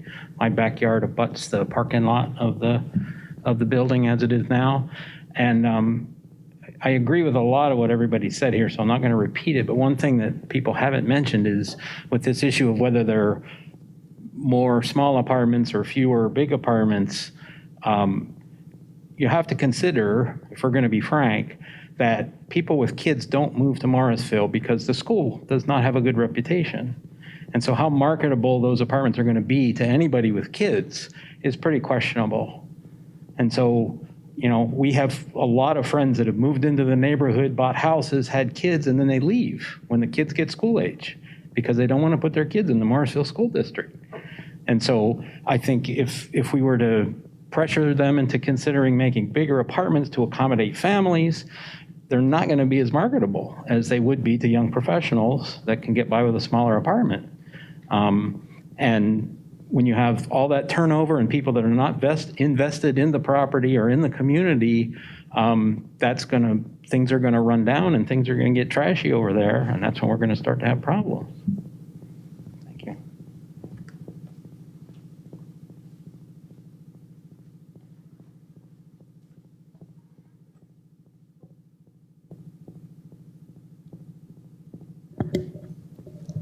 Is Scott here? Is Scott? I wonder if there's anybody waiting. Did he? Okay. We're going to just hold for a minute or two to see if there's anybody else sitting outside waiting to speak their piece.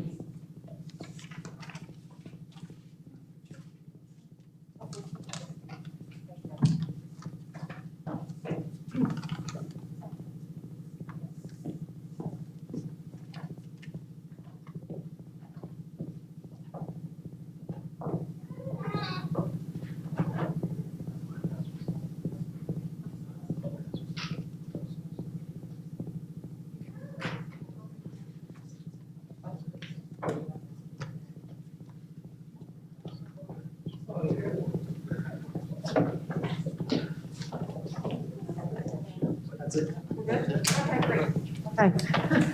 It appears that everyone sitting here is the interested parties. With that, I believe that the matter is ripe for the board's consideration, so we are going to meet in the back in executive session and discuss, and we will be back momentarily. Thank you.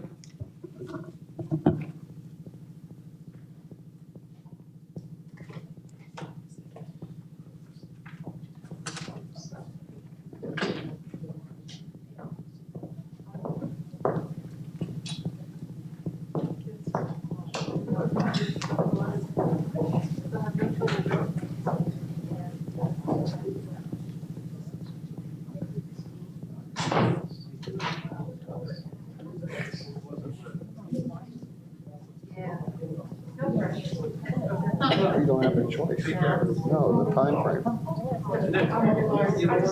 They don't have to do they could start tonight and continue until next month, if Marie wants to do that.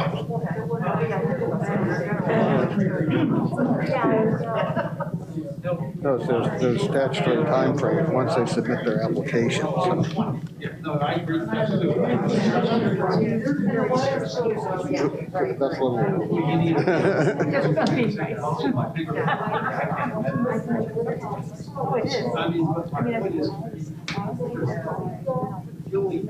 I think it's great. Let's say, Based on the way that building is built, where they take the renovation, they're not gonna be cheap apartments. They're gonna be expensive. Yeah, right. Yes. No,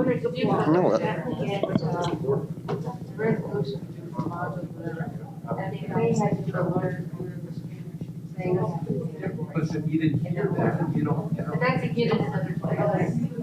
That's not part, but that's not part of the variance. That's part of the, has to go for building permits. That's a whole other. But it's part of the whole infrastructure. And that's those requirements are already in place.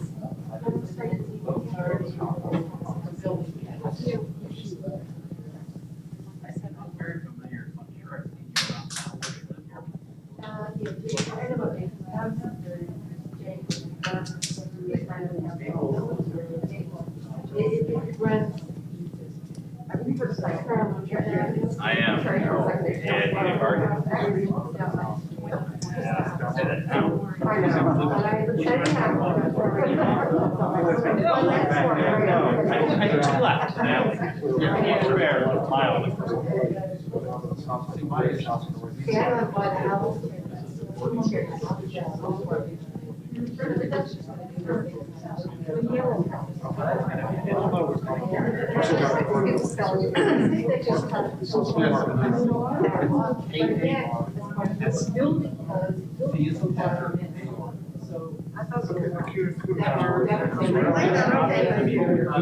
Everyone sounds like, Charlie Brown scenes. Believe me, it's torture for us. But for you it is. Yeah, you have a reporter? I do, but we read lips too. It kind of helps it. Not anymore. I just think it's gone. You guys just go until it's done. I mean, the infrastructure. I honestly, I'm about to call you back again. All right, just checking. I wasn't sure. We won't cut you off. Sure. Going out of the street, so that's, other people have to make sure that.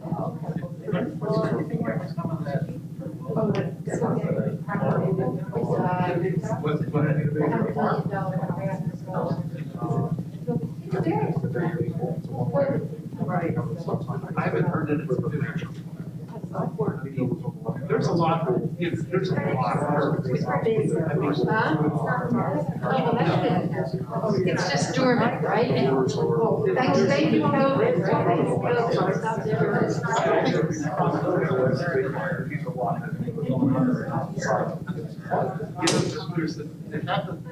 They have your level of revenue. That's about your. That's number one. There's a lot of fixes for And then there's three issues. Part of that east. I wondered if there's a fellow that's been going around buying houses in the neighborhood, renovating them and renting them out. At least they're for our neighbors. Oh, really? And I wondered if that was speculation about that. I think that's too far away. I didn't know. Yeah. That's why. Capitol Bridge. There's a number of houses that are under 10 years. I don't know if there's a time besides. Well, yeah, if I own the place again, you can extend it, you can see something like, the library. yeah, they're in a situation where. It's a long long way away.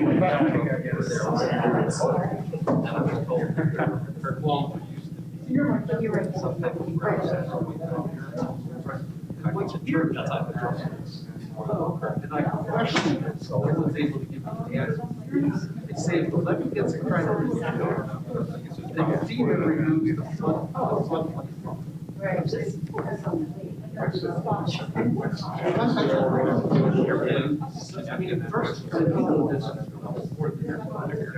That's one 506. Yeah, I know. For years.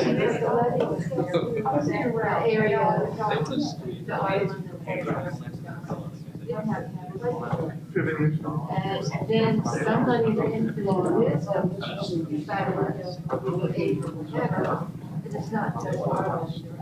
Oh, yeah. I think it's 80 years old. Credited. For the integrity. And then It's a great time for apartments. We're still to come under it's a river up the street.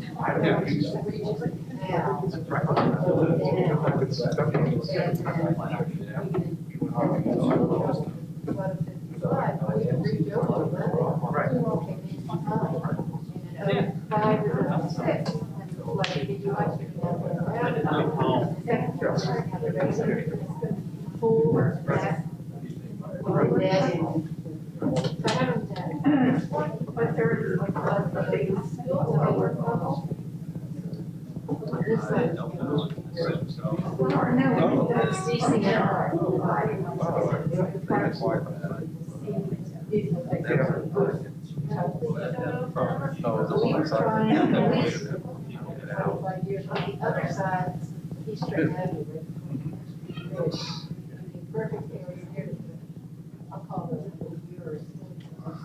Down, so flow there, see the river, because that's where it's higher. Right, it's The higher river, up, sure. and then we can.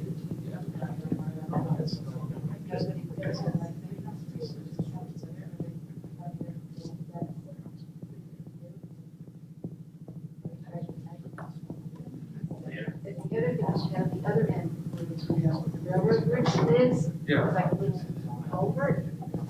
Would they want to open up that culvert?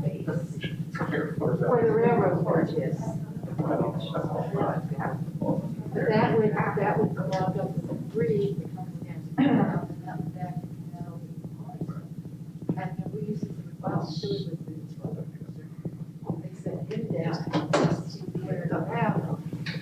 And guys would be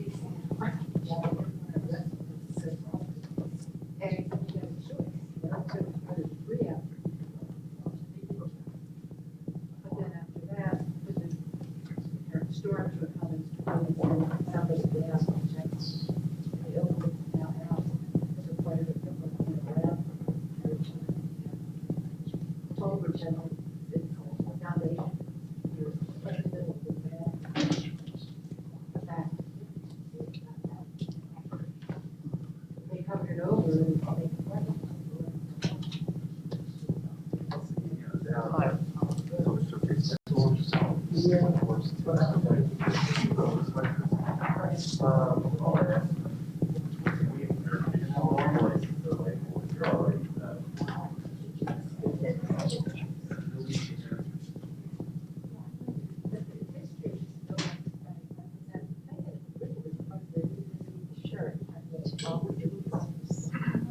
But the back part of it, before my time, was the bowling alley. Yeah, I mean, the library, the library was actually the front part of it before. Oh, yeah. And swimming pools, other. worked in the school district up in northwestern Pennsylvania, and they have this really old school building up there. Buildings that they built on, and one of their old schools has a closed off parking space that has a couple of bowling lanes and a shooting range. Basically, like their boards. Northwest Pennsylvania, a lot of hundreds. Yeah, that's, imagine that now.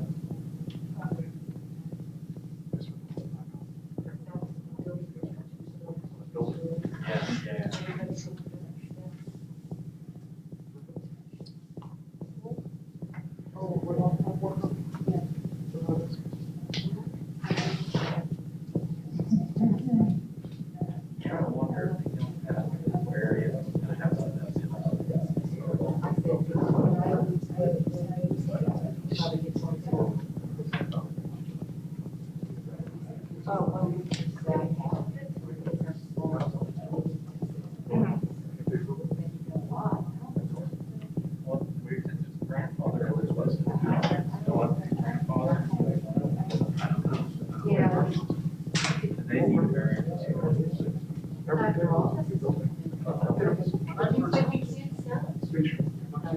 Yeah. You've got the Renaissance building, the space, and then the bank, yeah. Foot traffic. So. That's a downtown section of housing, something that's not building, all that stuff. There's so many goals here, and you'll try to, for whatever reason, about this doesn't feel like that. All over. Once you get go towards Shippensburg, or down. And even though I was, had consistent, we didn't know that we did have something here or there, one warehouse. I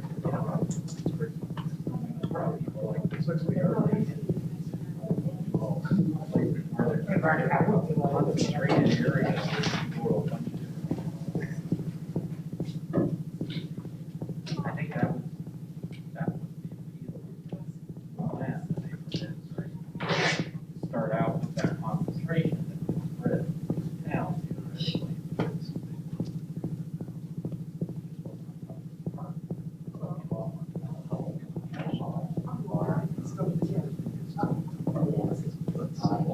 You know, but it's a pole. I mean, that thing is just, how you can construct, not with money. It's just, it's so low, and everything is closed right into it. And I said, this is crazy. Another thing is that's the person who was way up. And I said, I did not develop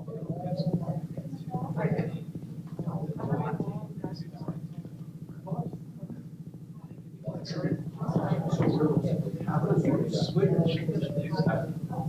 make it so you can might be more efficient.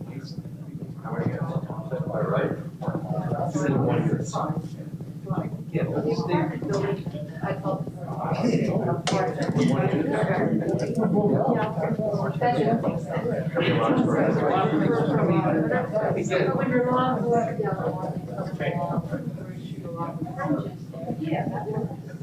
So I said,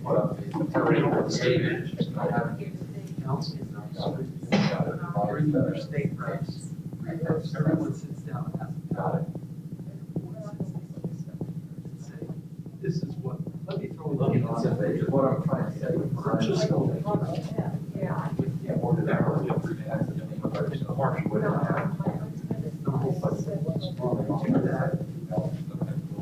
Take the screen around, brainstorm. So really, that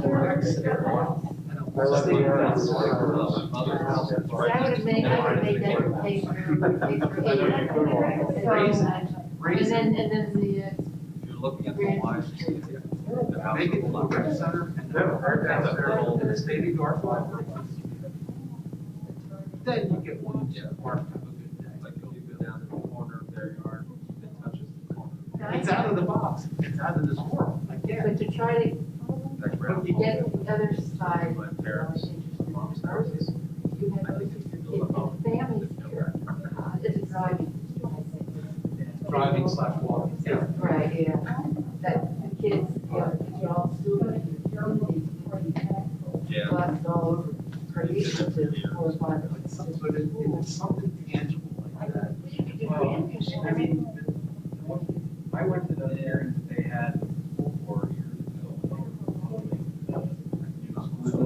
And the alternative was a big section down for a jump. The whole argument that he told me, they didn't want to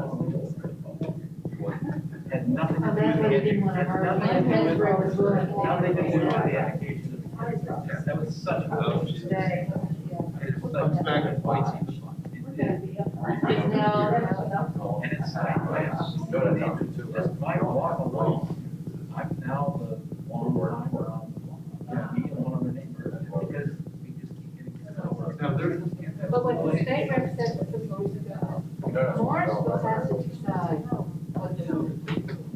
The district how are these roads merged? We've got to have a consensus of the people in town before you ask everybody else to take it behind first. And you might get it, some people like to be these all the time. I can say that, I do know this, David Miller, I don't know why, every district, basically kick my butt. Yeah.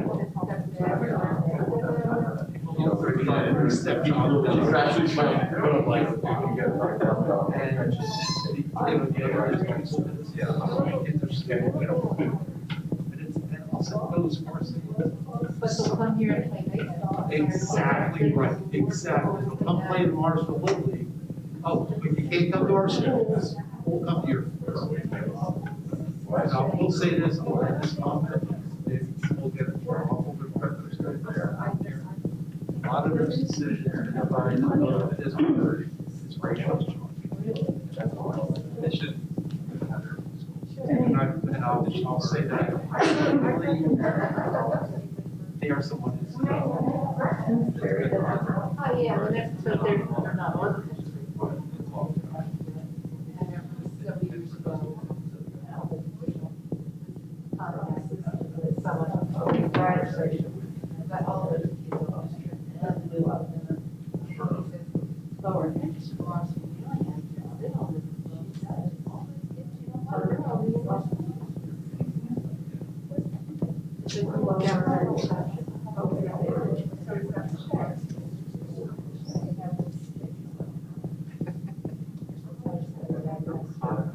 Oh, yeah.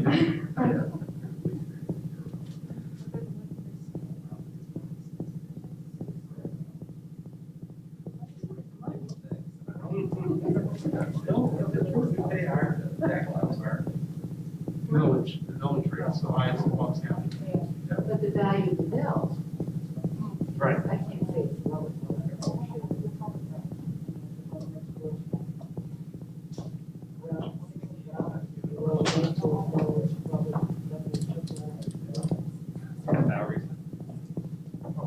Yeah, but you know, again, there's some things that you can get on here. Hope something gets involved, somehow, somebody changes it around. The amounts are selling it, unfortunately. The one in the house on the house was sold, was putting for sale on stock right behind the 300 block, 300 block. And the house was just renovated maybe 2 or 3 years ago. Houses were small. You know, a couple who did, your point, you know, kids, sell for sale.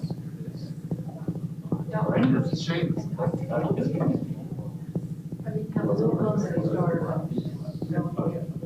work.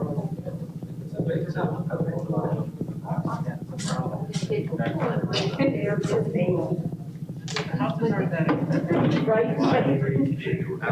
No, they say, no, they aren't. Scarcity. Many are for sale. And then you get. Just basically for. Homeowners selling, because it's seen their house, they have. That's where the.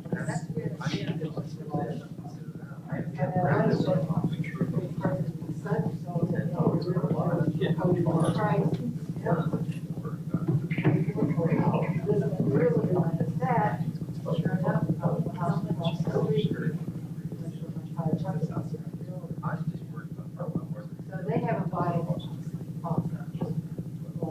I mean, it's, but the house is jumping. I mean, they put it all in this one. Oh, yeah. It's all over the neighborhood. I guess that's New York, New Jersey problem with it. If there's location, they can still work. The problem is, where they put the Private schools that have kind of know. and they can, yeah. But it is, the location here is, it's a spectacular. I mean, one time I moved here 7 years ago. You knew it was a good location in terms of. We didn't realize that. So, yeah. You know, I heard it, and how convenient it is. It is sort of distance and the access to the freeway Yeah, up until now, we used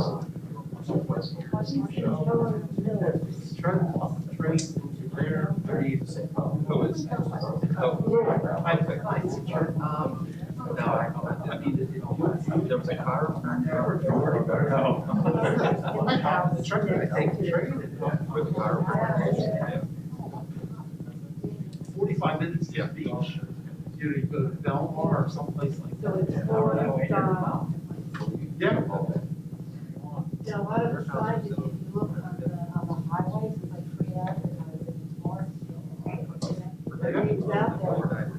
I think the kids are still around.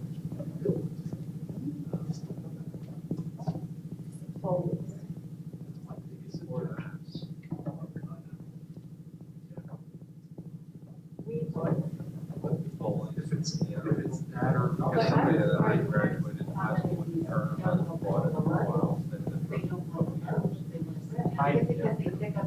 so we're going way back. 10 years ago. Well, that's, yeah.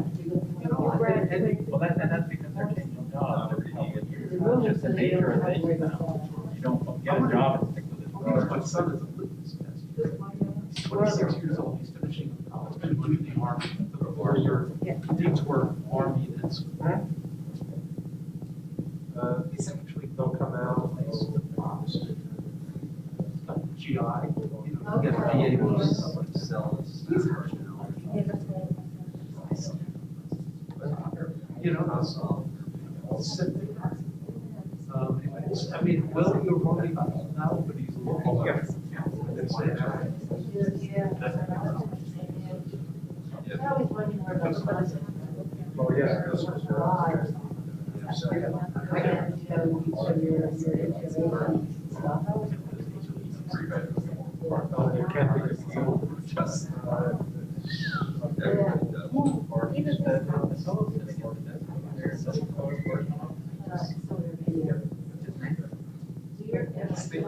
Steve.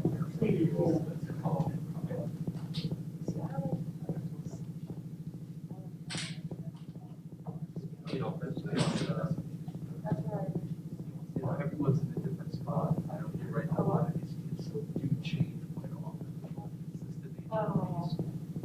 But I know just as.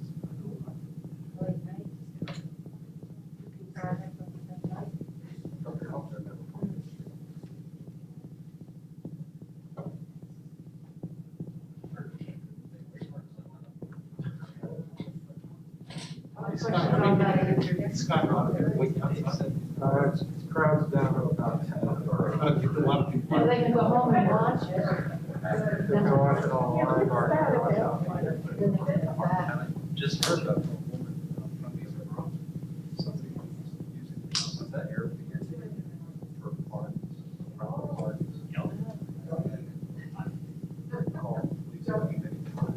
It always looks like bad time, but I wasn't even here for the challenging putting stock on buildings and land. I wonder if anything ever happened. COVID hit. I think after that corner, they were I forget, I haven't noticed. I'll grab a little bit dinner after this was done. Might wait till breakfast.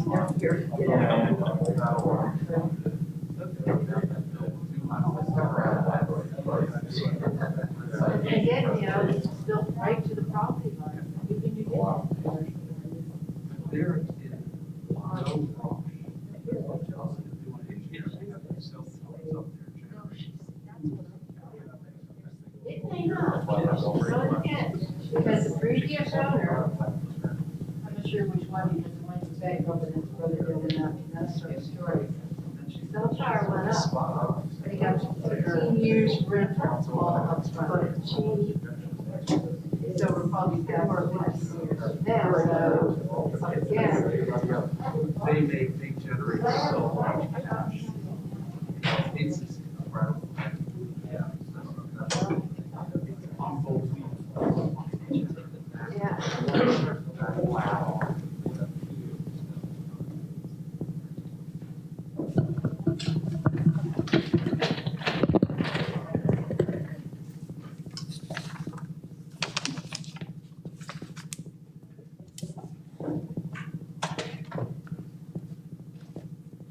Okay, we're back on the record. Thank you for your patience. The board met, the petition of the applicant, New Horizons, Property Management is partially approved and partially denied as to the variances requested. Specifically, it's approved as to a use variance from Chapter 465-17. Its variance is approved as to the request for a variance as to the impervious surface, allowing an impervious surface ratio of 56.81%. The variance requested as to from table 465-18 is denied as to density, as the 20 units far exceed the maximum density allowed. Now we will poll the board as to the vote. Suzanne? I approve as stated. Hassan? I approve as stated as well. I also approve as stated. Thank you. The board has 45 days to prepare a written decision. The written decision with findings of fact and conclusions of law will be mailed to the applicant and every party who requested party status. An appeal may be filed in the Court of Common Pleas of Bucks County within 30 days of a written decision. If no appeal is filed, the decision of the board becomes final. Thank you. And we will take a very, very brief respite and intermission, and we'll convene for the next matter on the agenda this evening. There's a lot of people waiting outside to come in for the next application, so anyone in the audience who's going to leave would allow them to be sure for the next application. Oh, yeah. Not that we want to chase you out. Yeah. I didn't notice that. It's pretty good. You need to be negotiating.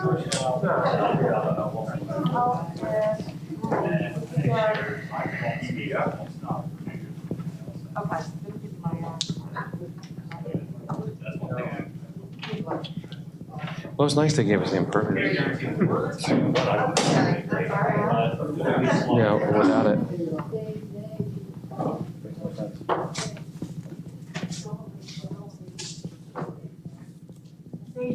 They may have.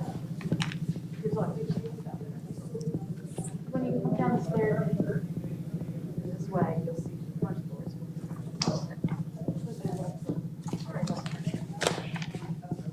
I had to go. I left.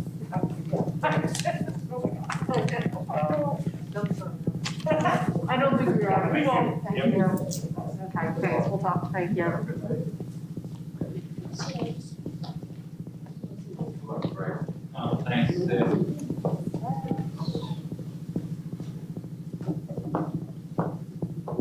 I guess they don't want you to open the window anymore.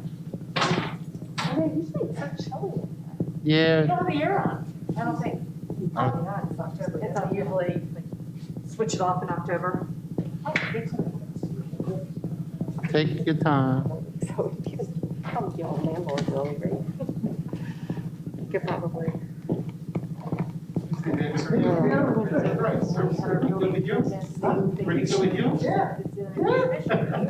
Well, I still like open. Is that what they said? That's why they did it? Our office. I will say this about the. So incredibly cold. It just. Ladies, one of yours. It's like. Who you want first? Frigid. I wear. Doesn't matter. Almost every day, or sometimes a jacket. Okay. I'm a teacher. I have to be up in the morning. So this really.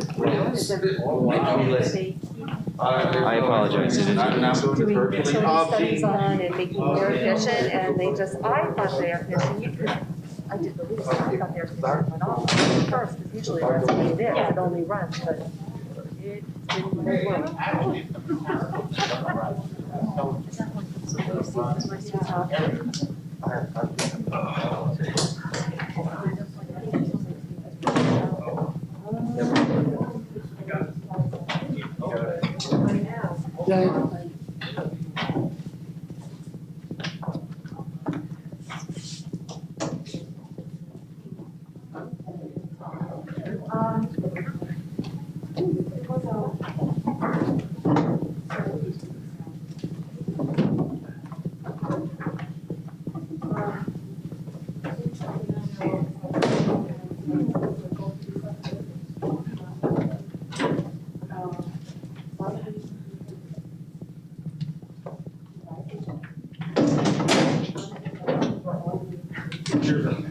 Do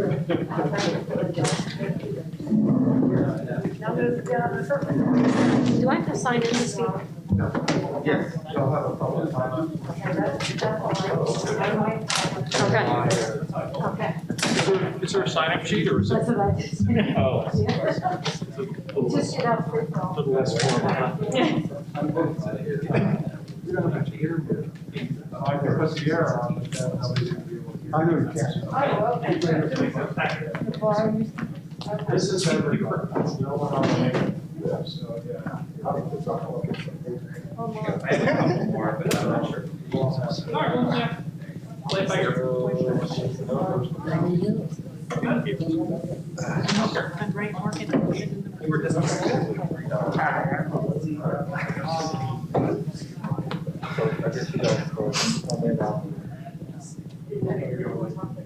Has Maureen ever had?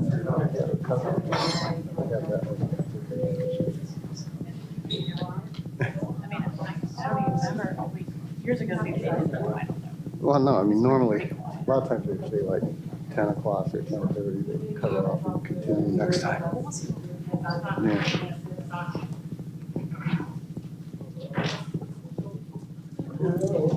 I want to give them these.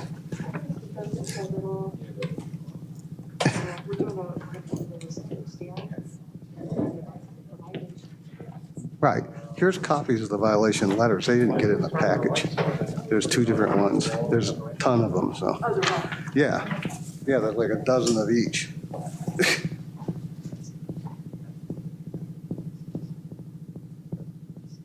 Yeah, if we turn the lights off.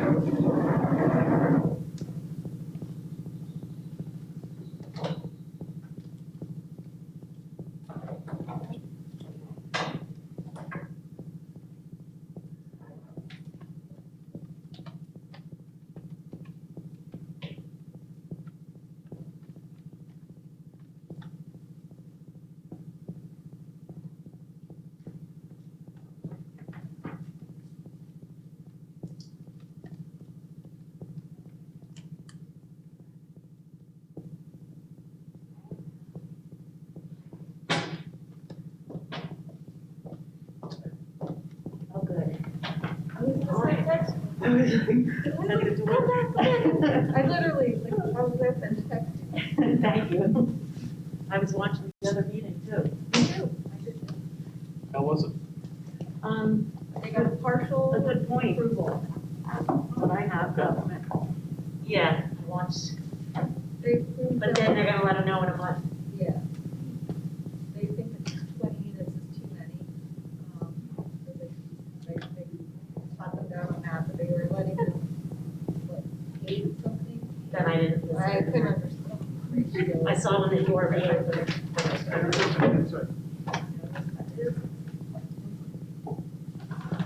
Want to try it, Mark?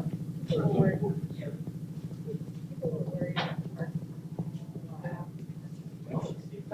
Which was funny, because I'm like, this is zoning, but can't they just allow the parking? Like, don't they have? But it was like, oh, that's no way to stop them. Are we supposed to sign it? No, there's no sign. I was, is they signing it? Okay. That's according to Scott. Okay.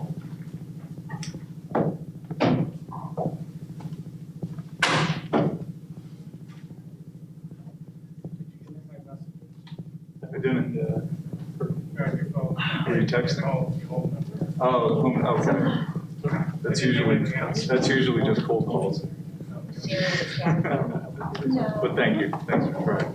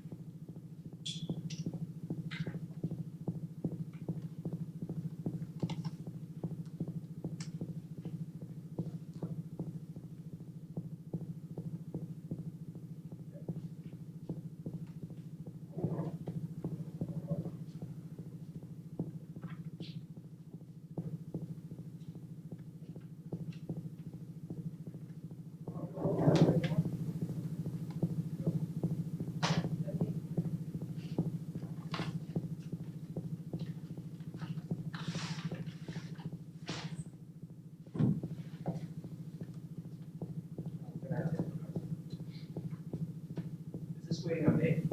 No. Oh, okay. We're waiting on them. You want to try it with the lights on or no? We'll figure it out.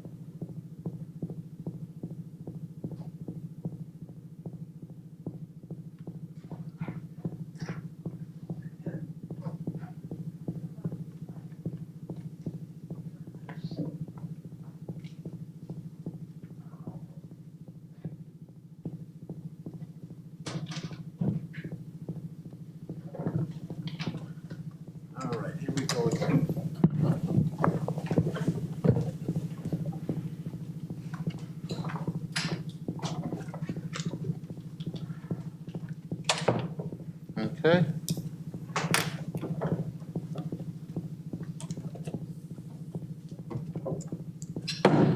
And we're back.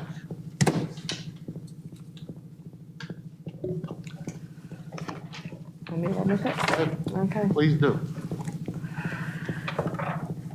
Thank you, everyone. We thank everyone for their patience. This evening, the Morrisville Zoning Hearing Board is called to order for a violation and variance hearing. The applicant's name is Gene Augustin. The owner's name is Gene Augustin. The property is located at 874 North Pennsylvania Avenue, Morrisville, Pennsylvania, 19067. Tax map parcel number 24-7-016. This is a hearing on notices of violation issued by the zoning officer on July 21st, 2020, and on August 19th, 2020. This is also a hearing for a request for a variance to a short-term lodging permit. The relief sought is from Chapter 465-17, Section 17 of the Morrisville zoning ordinance to allow for either the use of the property as a bed and breakfast, or in the alternative, to allow for no more than 2 boarders on the property. Neither of these uses is permitted by right in the R1 zoning district in which the property is located. Right now, we're going to do a roll call. Mr. Chairman? Susan? Suzanne Zakowski, present. Hassan? Sam Jalad, present. Dave? David May, present. Rafael Persico, Chairman, President. I'm going to recuse myself. Okay. You're going to Please join step down? public. Thank you. Very much. And David, you'll be moving up. Dave was formerly an alternate member. He is now a voting member right now. Thank you. Thank you. Suzanne, as secretary, will you read the notice of zoning into the record, please? Yes. Make sure I have the right one. Yes. Notice is hereby given that the Morrisville Borough Zoning Hearing Board will hold a public hearing on Monday evening, October 5th, 2020, at 7 p.m. in the council chambers of the Morrisville Municipal Building, 35 Union Street, Morrisville, Pennsylvania, 19067, in the matter of the application of Jean Augustin for the premises located at 874 North Pennsylvania Avenue, Morrisville, PA, 19067. BCT MP 24-007-016. The applicant intends to use the property as a bed and breakfast, use code A14, or in the alternative, to allow no more than 2 boarders on the property.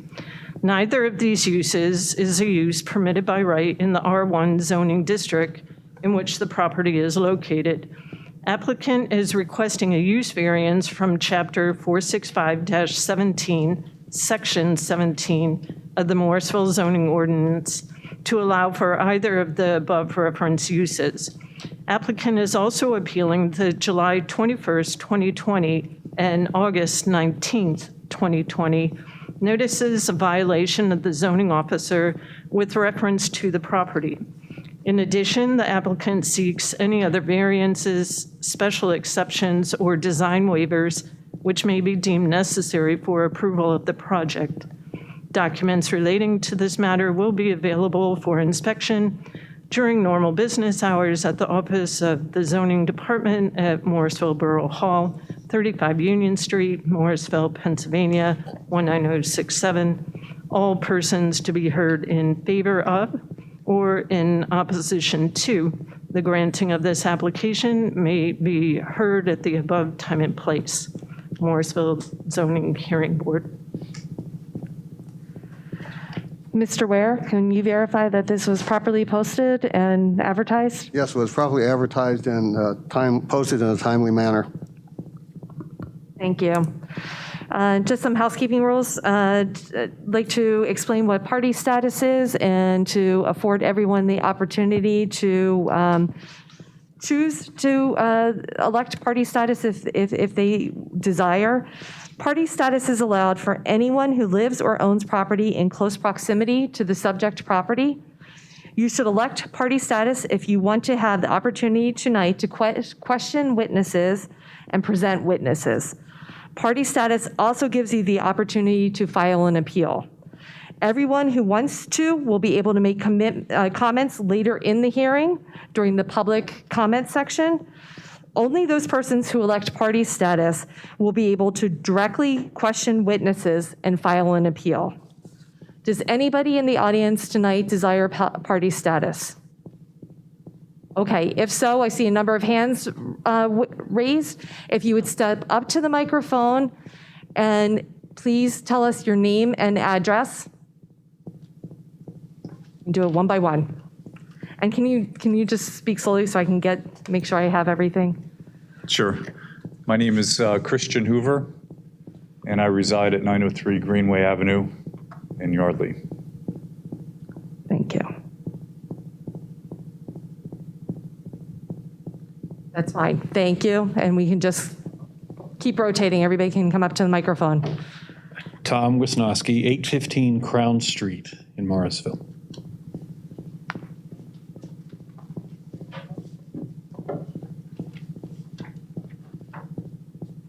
Deborah Shimoleski, 853 Highland Avenue. Can you spell your last name? C-H, no I, M, now I-E-L-E-S-K-I. Thank you. Okay.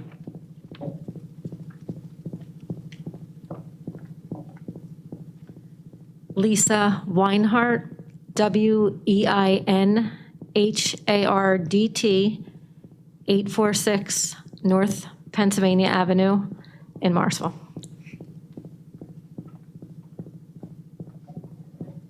And I also have one more person or two more people to add to the list, people that were, who chose not to come because of the pandemic. David Leviska and Christopher Aronson, 840 North Pennsylvania Avenue. Thank you. We'll enter into the record the board exhibits for both hearings. We'll use B1 as our application. B2 is our notice of hearing and proof of advertising. And B3 are the applicable provisions of the Borough Zoning Ordinance, Chapter 465-17, Section 17, and Article 10, Table 465-17. Any objections to the board exhibits by other attorney? No? Thank you. Okay, as I said at the beginning, I just want to clarify. We'll begin this hearing with the notice of violation issued on July 21st, 2020, and on August 19th, 2020. We will ask that the borough begin and make its case. We will then allow the applicant to respond or counterclaim and make its case with respect to the notice of violation and/or cross-examine any witness of the borough. We will then immediately transition into the variance hearing where the applicant, Mr. Augustin, has the burden of proof and will make his case, followed by the intervener's case, in this case, Morrisville Borough.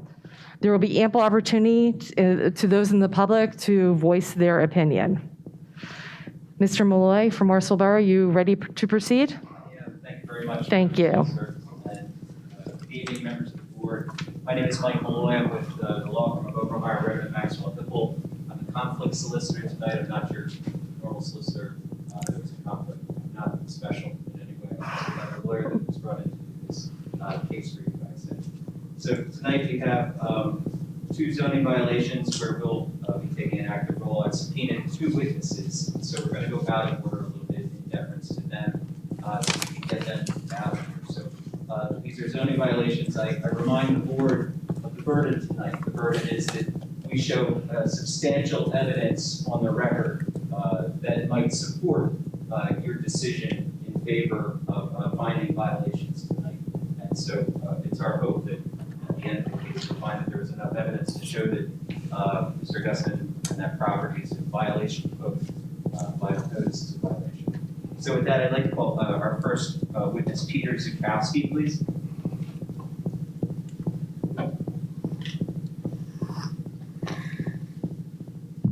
Peter Zukowski, Zukowski.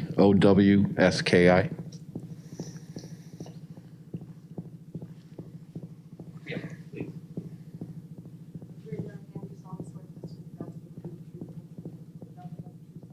I do. Mr. Zukowski, thanks for coming tonight and responding to the subpoena. I appreciate it. Mr. Zukowski, do you reside at 874 North Pennsylvania Avenue in Morrisville? Yes, I do. And how long have you resided in that location? On and off for 6 years. On July 31st of this past year, 2020, were you residing at that location? Yes, And have you resided at that location since that time? yes. And what is your occupation? I work at a private golf club. I teach golf and I also caddy at that club. What kind of car do you drive? A Jeep Cherokee. Do you own that car? Yes, I do. I mean, the bank owns the car, but I'm paying for it. All right. Mr. Zukowski, who is your landlord? Gene, 874 North Pennsylvania Avenue. Do you have a written lease with I do not. It's my understanding that you may have an arrangement with Mr. Augustin in lieu of rent. Correct. In the sense that in monetary rent. Correct. What is that arrangement? I take care of the property, outside the property, What does that entail? cutting the lawn, making sure the leaves are blown, trimming bushes and trees, and there is a pool in the backyard, although not open this year, but I have been the pool boy.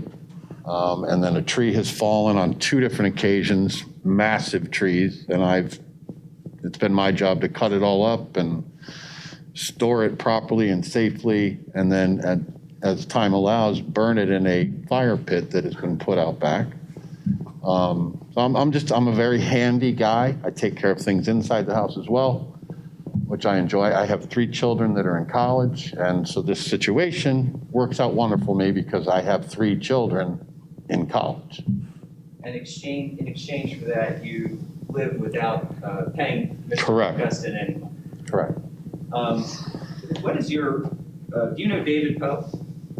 Yes, he lives at the house as well. Okay. And what's your relationship with David Poe? He lives in the house, I live in the house. We're friendly when we see each other, but the house is big enough where he's in his part of the house, I'm in my part of the house. And so you both live in separate rooms? Oh, yeah, yeah. And in and around July of this year, how many other people lived in the house besides you and Mr. Poe? Just David and I. Are you familiar with Mr. Brandon Madden? He's a friend of Gene's. I've seen him, but he's not there anymore. What if I told you that, you said he's not there anymore. So I haven't seen him in about 3 weeks, 4 weeks maybe. about 3 weeks or 4 weeks. And so when you did see him, what did he do at the residence? What was his business there? I have no idea. Did he stay overnight there? I would assume, Did he have a separate room? yes. And so it would not surprise you to know that Mr. Madden said that he was a tenant there in and around August 4th. Objection, hearsay. I don't have a relationship with Brendan. I've spoke to him on a couple of occasions, but I don't know him at all. I'm probably not the right person to ask. It's not a hearsay question. I'm not asking him to confirm something that Mr. Madden said. I said, would it surprise him to learn that Mr. Madden? Correct. I'll let it go. That's why I'm letting it go. So, are you familiar with the various automobiles parked outside of 874 North Pennsylvania Avenue? I am. And do you know who might some of those cars belong to? No, I know David's car and I know Gene owns a lot of automobiles. He's a car fan. So, do you know of anybody from North Carolina living at the residence? No, Anyone from Maryland, no, Michigan, no, Oklahoma, no, New York, no, Virginia?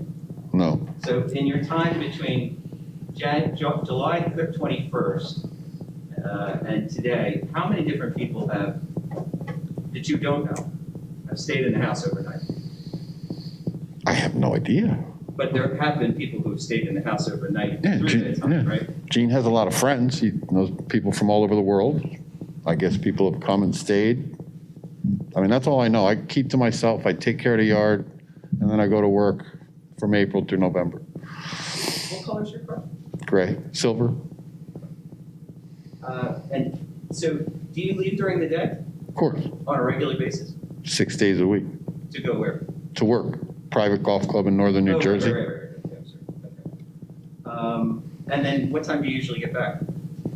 Depends on the day. I mean, if I would ballpark it, it would be 6 o'clock at night, I guess. How many cars are usually parked out in front of the house? Sometimes 1, sometimes 4. How many people are usually in the house when you arrive at home? I'd never see anybody except for David because he cooks quite a bit. So, I mean, again, I keep to myself. I go out back and I make a fire if time allows.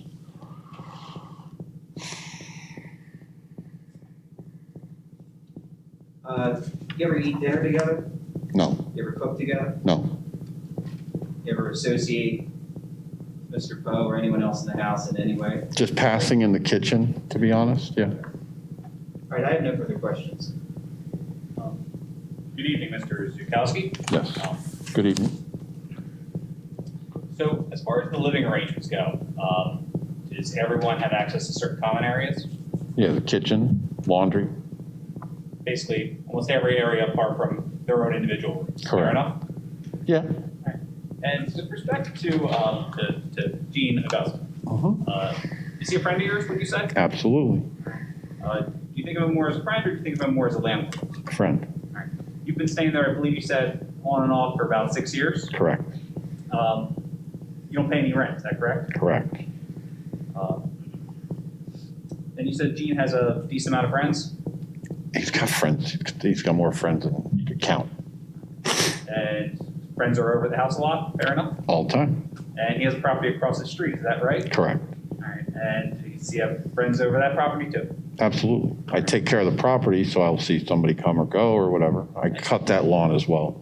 And the vehicles that council asked you about parked on Ridge, is that right? They're generally parked? Yes, on Ridge, yes. All right, could those vehicles be for both 874 North Pennsylvania Avenue, or for people in 3 Ridge Avenue? Yes.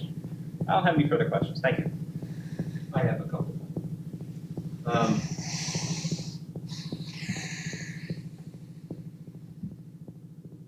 Where's your room in relation to Mr. Augustine's room in the house?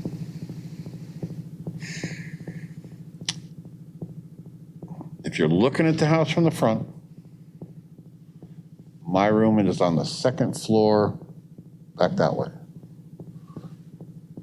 Gene's room is on the top floor with windows facing the front. My window faces the back, yeah? And a window faces the pool as well. Smallest room in the house. So, when Gene comes over there, you guys are good friends, right? So you, Mhm. you see each other? Yes. You say hi? Yeah. How often does Mr. Augustine stay in that house? He comes over just about every day. How often does Mr. Augustine stay overnight in the house at 874? Yeah, I don't care. I have no idea. You know what I mean? Like, So you have no idea when Mr. Augustine stays or goes to you? no, I really don't. I pay no attention. Okay, I have no further questions. No recross. Call David. Thank you. And- Excuse me. Thank sir. you. Yes. Thanks.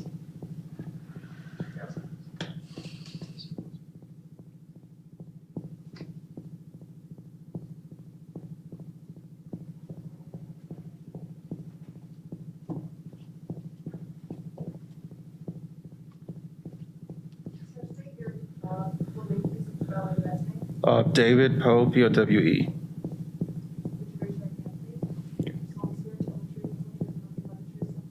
Yes.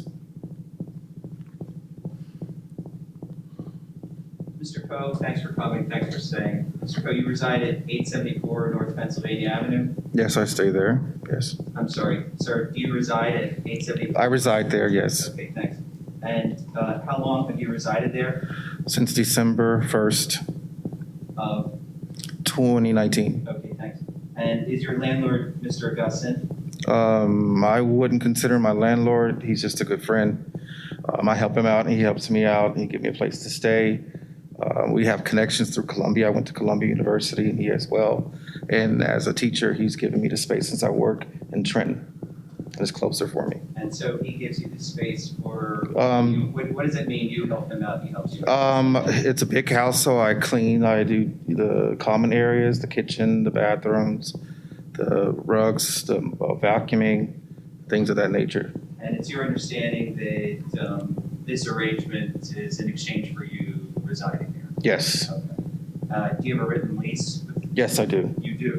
Did you bring it with you tonight? Yes. Yes, I did. Great. Thanks, could I get Yeah. a copy of that? Thanks.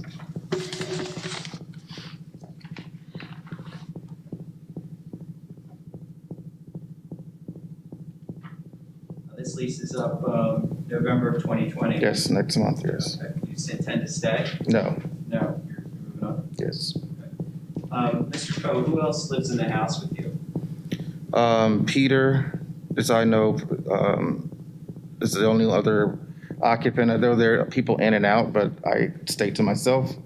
Or as I work virtually in my room, so I'm constantly busy, so I don't know who comes in or out. What kind of car do you drive? I drive a Hyundai 2011 Hyundai.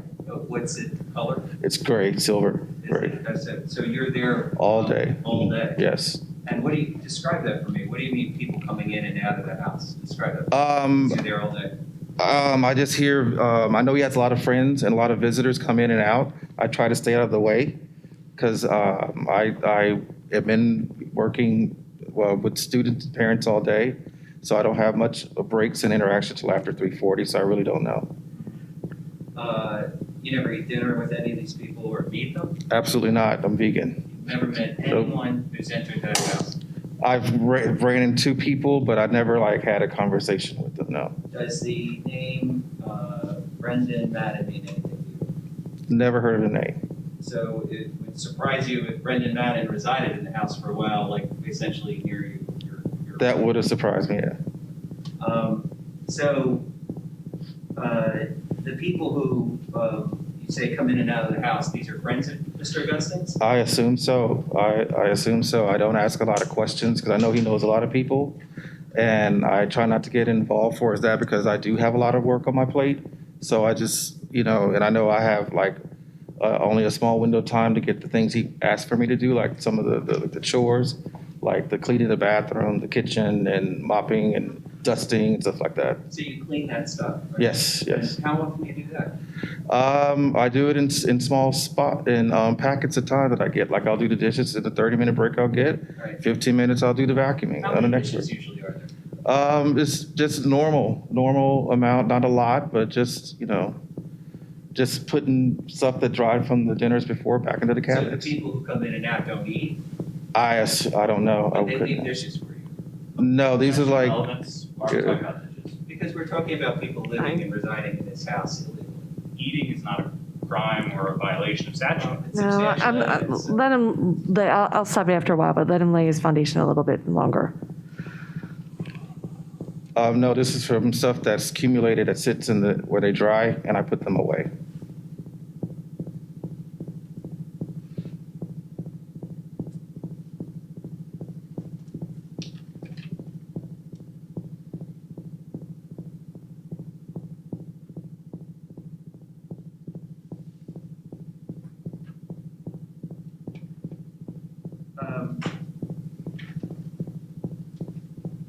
Let's see, so if I asked you the identity of other people who drove the automobiles that sit on Ridge Avenue outside the house, what would your answer be? I would not have any idea. I wouldn't have a clue. So you don't see anyone coming, No, I don't. anyone going? It's like once a week I'll see somebody fresh, and I know he has people work on his windows, the outside, the pool. I know these people come in and out. I just don't ask who they are, and I don't see them after that. So that's With it. respect to Mr. Augustine's friends who visit, Right.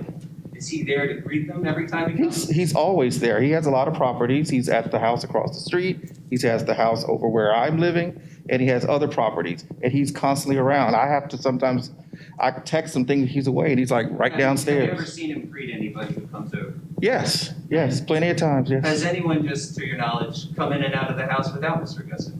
Sometimes. Has anyone, to your knowledge, just decided that they were going to stay there without?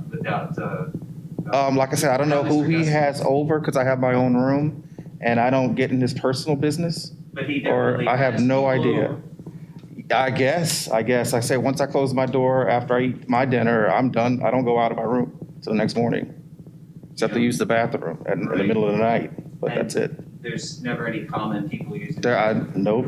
No, never. Do you have Never. any women who stay over at the house? Yes, he has lady friends. Yes. He has lady. Yes. What about how many women at once would ever stay in the house? Do you have any idea? I have no idea. So,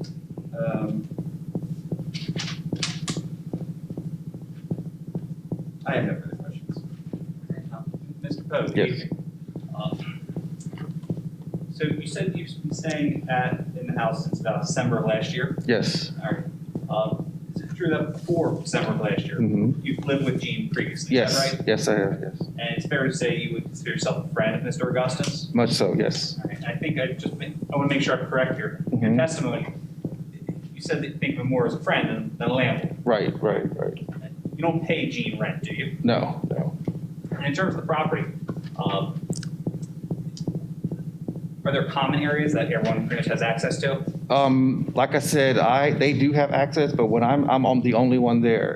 If I go down to make me a sandwich, I don't see anybody else. If I go to use the bathroom, I don't see anyone else. Sure, but I guess the point I'm asking is, you, Peter, Mr. Augustin, is there some sort of common areas that you all have access to, or is it such that you can't use this room or he can't use that room? Oh, they have their own private rooms. Yeah, I don't go in their space, right? Let me ask it a different way. Apart from everyone's own private rooms, do you have access to the rest of the house?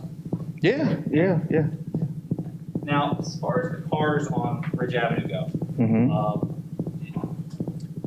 could those cars be for people visiting 3 Ridge or people visiting 874? It could be so.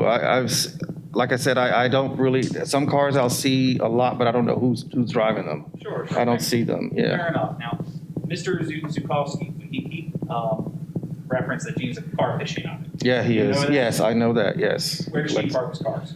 On the streets. Oh, my God. On the property, they're on the street, they're in the lot, they're across the street in the parking lot, they're in the garage, they're everywhere. That's why I don't pay attention, because he comes with a new car every other week, so I assume they're his. Give or take, how many cars does Gene have? Oh, my God. If you can ballpark, if you can't, that's fine. 10, at least 15. I don't have any other questions. Thank you very much. All right. I've got a couple more. Mr. Coe, Yes. sorry, you said a couple times you don't see anyone else. No, I don't. Who else is there to see? You were insinuating that Okay, I'm gonna, objection sustained, yeah. Am I dismissed?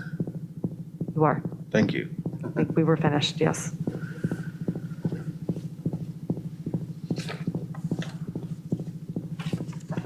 So I'd like to call our next witness, Mr. Ware.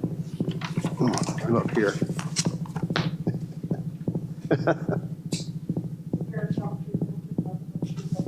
I do.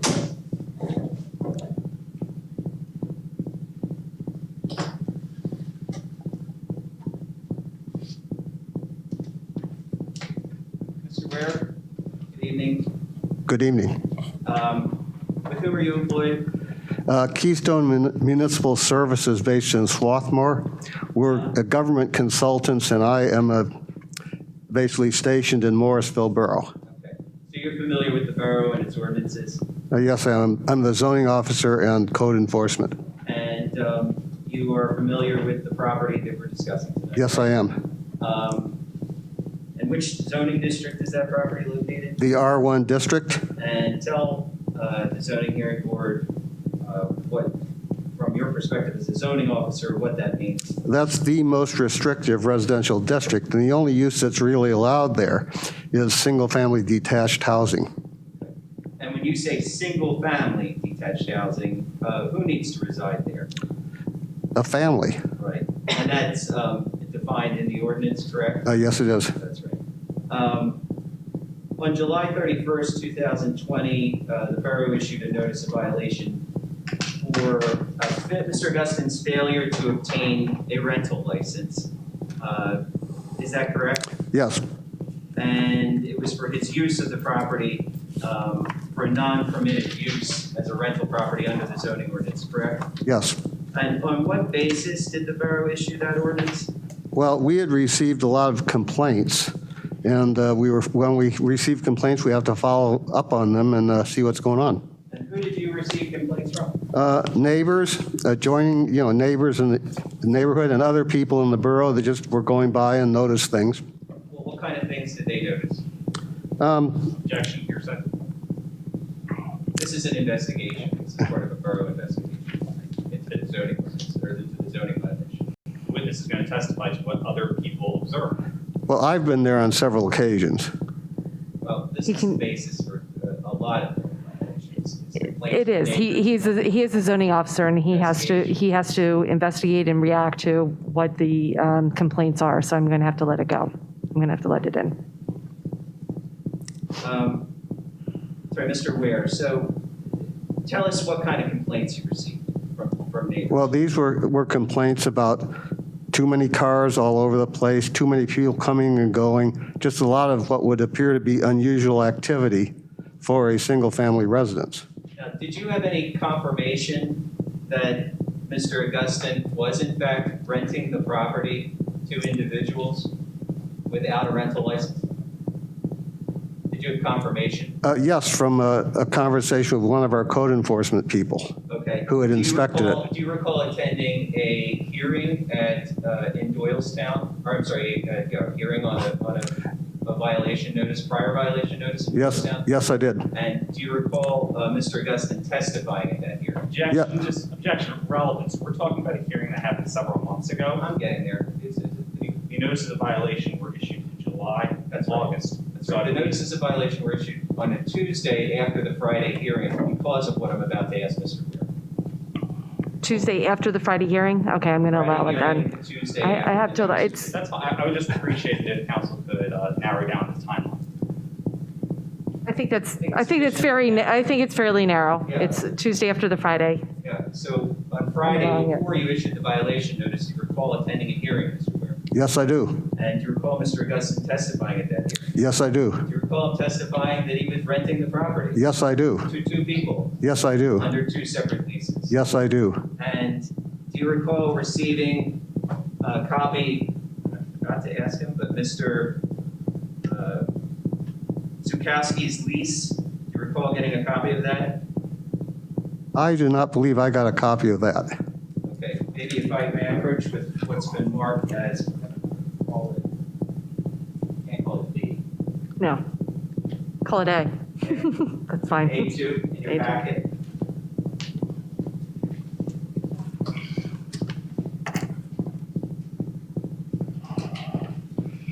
That's what that is. Handing you what's been marked as A2, and that's a lease and an email from Mr. Augustin's counsel, which for expediency's sake states that he's leasing the property to two separate individuals under two separate leases. I sent you that lease, Mr. Ware. Does that reflect your recollection seeing that? I still don't remember seeing it. Sorry, That's but. fine. So you would say that that is a lease for the property located at 874? Yes, it is. Right? And you were here when Mr. Poe handed me his lease for 874? Yes, I was. And so on July 31st, having that information, what did you do? Sent a notice of violation. Right.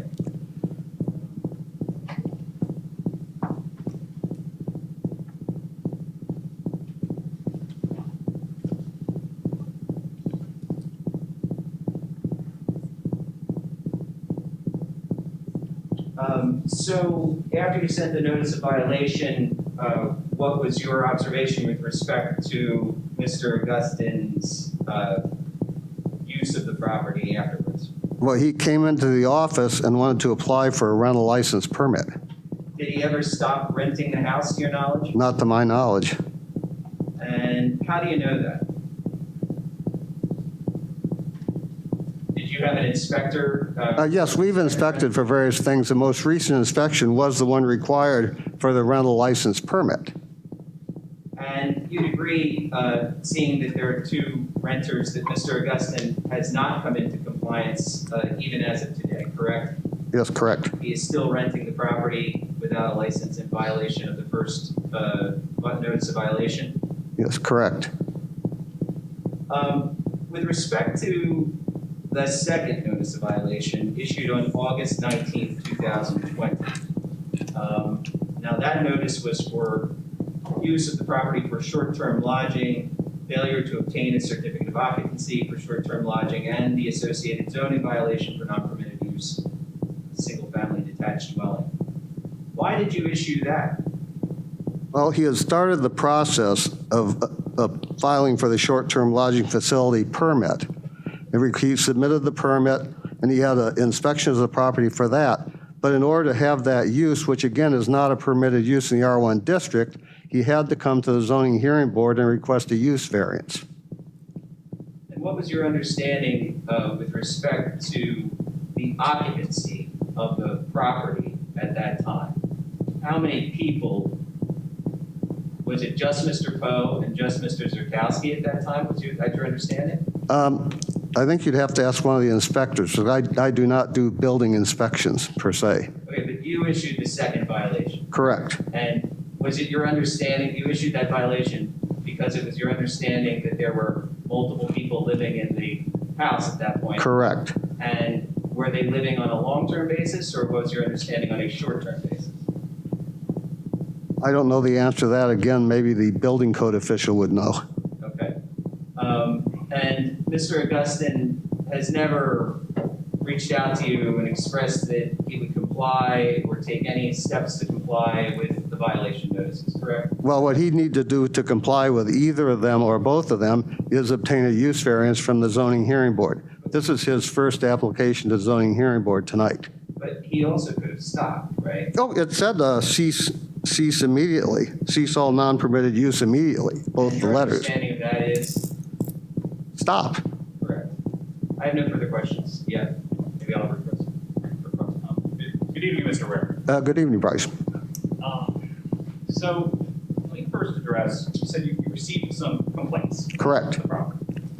And you said, too many cars, too many people. Are either of those complaints a violation of the Morrisville Borough zoning ordinance? Well, it depends on what they're doing, where they're located, and so forth.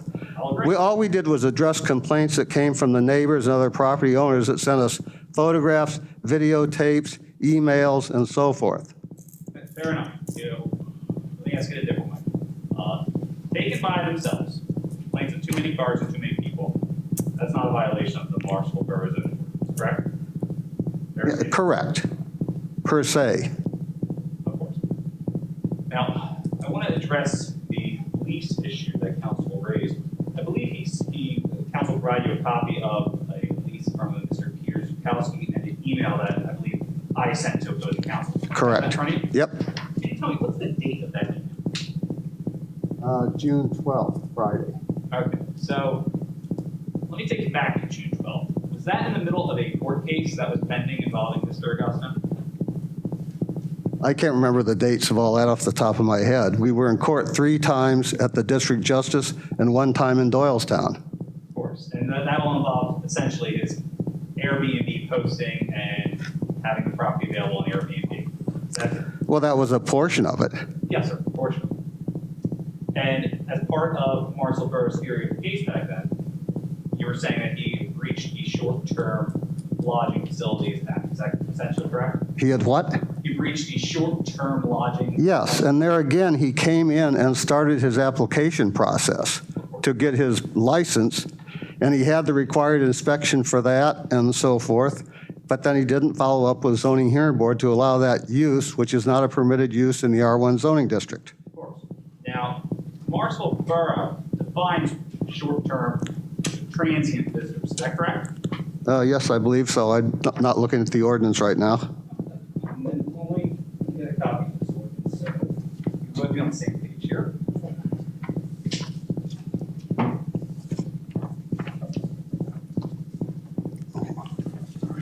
So chapter 400 is people rent. Right, okay, they just passed me a copy here, so. So let's look at section 400-5 definitions. Okay, Right, and transient visitor, you agree with me that transient visitor is an occupant of a dwelling unit or sleeping unit for not more than 30 days? yes. And those leases, they're 1-year terms, right? I've only seen the one lease. I would assume it's for 1 year. I'll represent you that both leases are for 1-year terms. And could you also do me a favor, the leases, those are for $0 in rent, is that correct? Let me take a look. Yes, sir, this one is, Zukowski is. Okay. Now, on your July 21st notice of violation, I want to talk about that. That was a violation for allegedly having long-term boarders or lodgers at his property, is that correct? Yes. And I believe in that notice of violation, get the word right. On paragraph 3, the very last sentence states, "You're renting the property to multiple unrelated tenants on separate leases violates this provision because those tenants do not and cannot constitute one family." Correct. If they constituted one family, would Mr.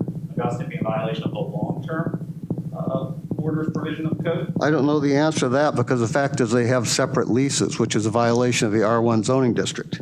Well, let me ask you a question here. You mentioned earlier that family is defined by the Morrisville Borough Code. Correct. You'll agree with me that where family is defined, family can be related or unrelated. Is that right?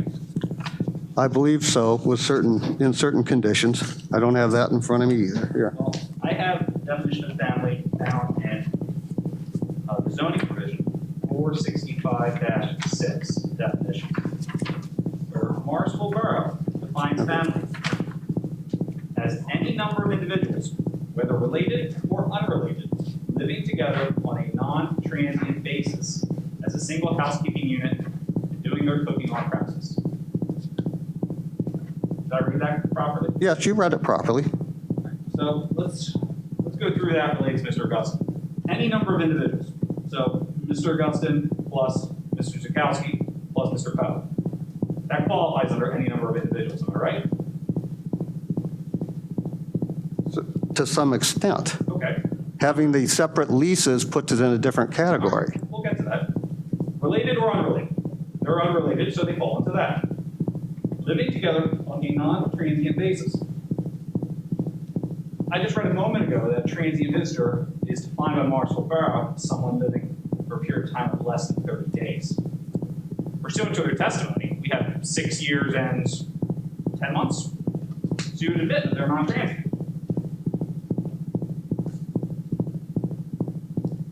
I don't know if they're there all the time or not. But I'm saying the testimony. The facts. Well, yeah, that's what they stated.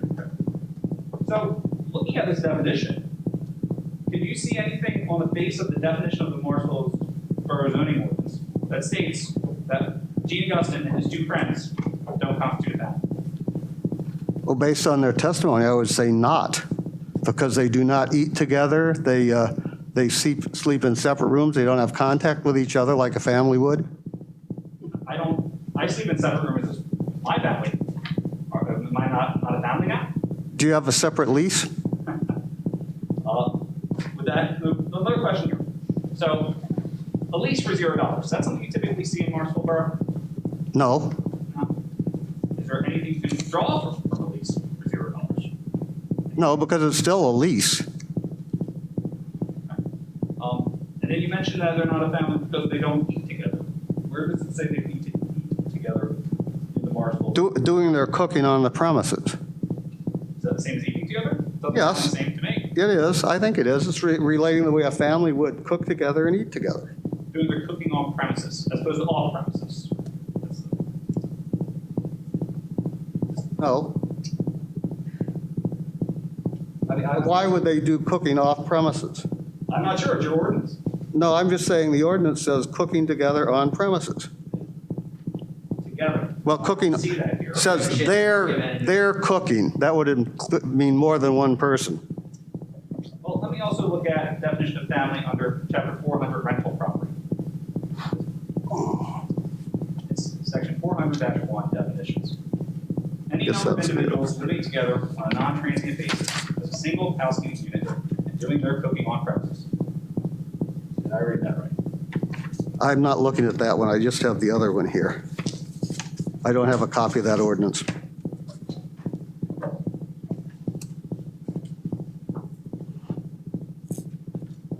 With respect to the issue about cars on the street, is there a certain number of maximum cars that a residence is allowed to have? No.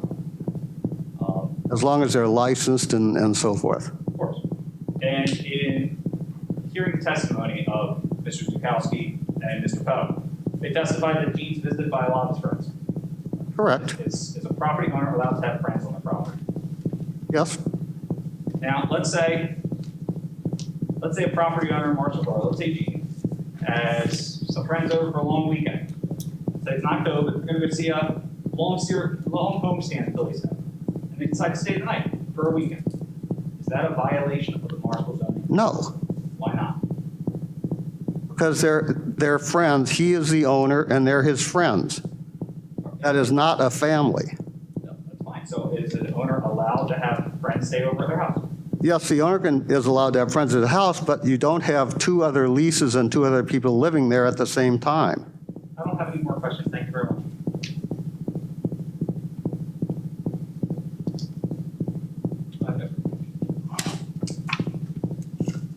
I'll call Mr. Volkowski, Steve Volkowski. There he is. Steve Olkowski. Olkowski.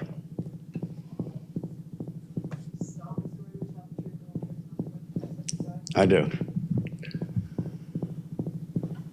There you go, Mr. Volkowski.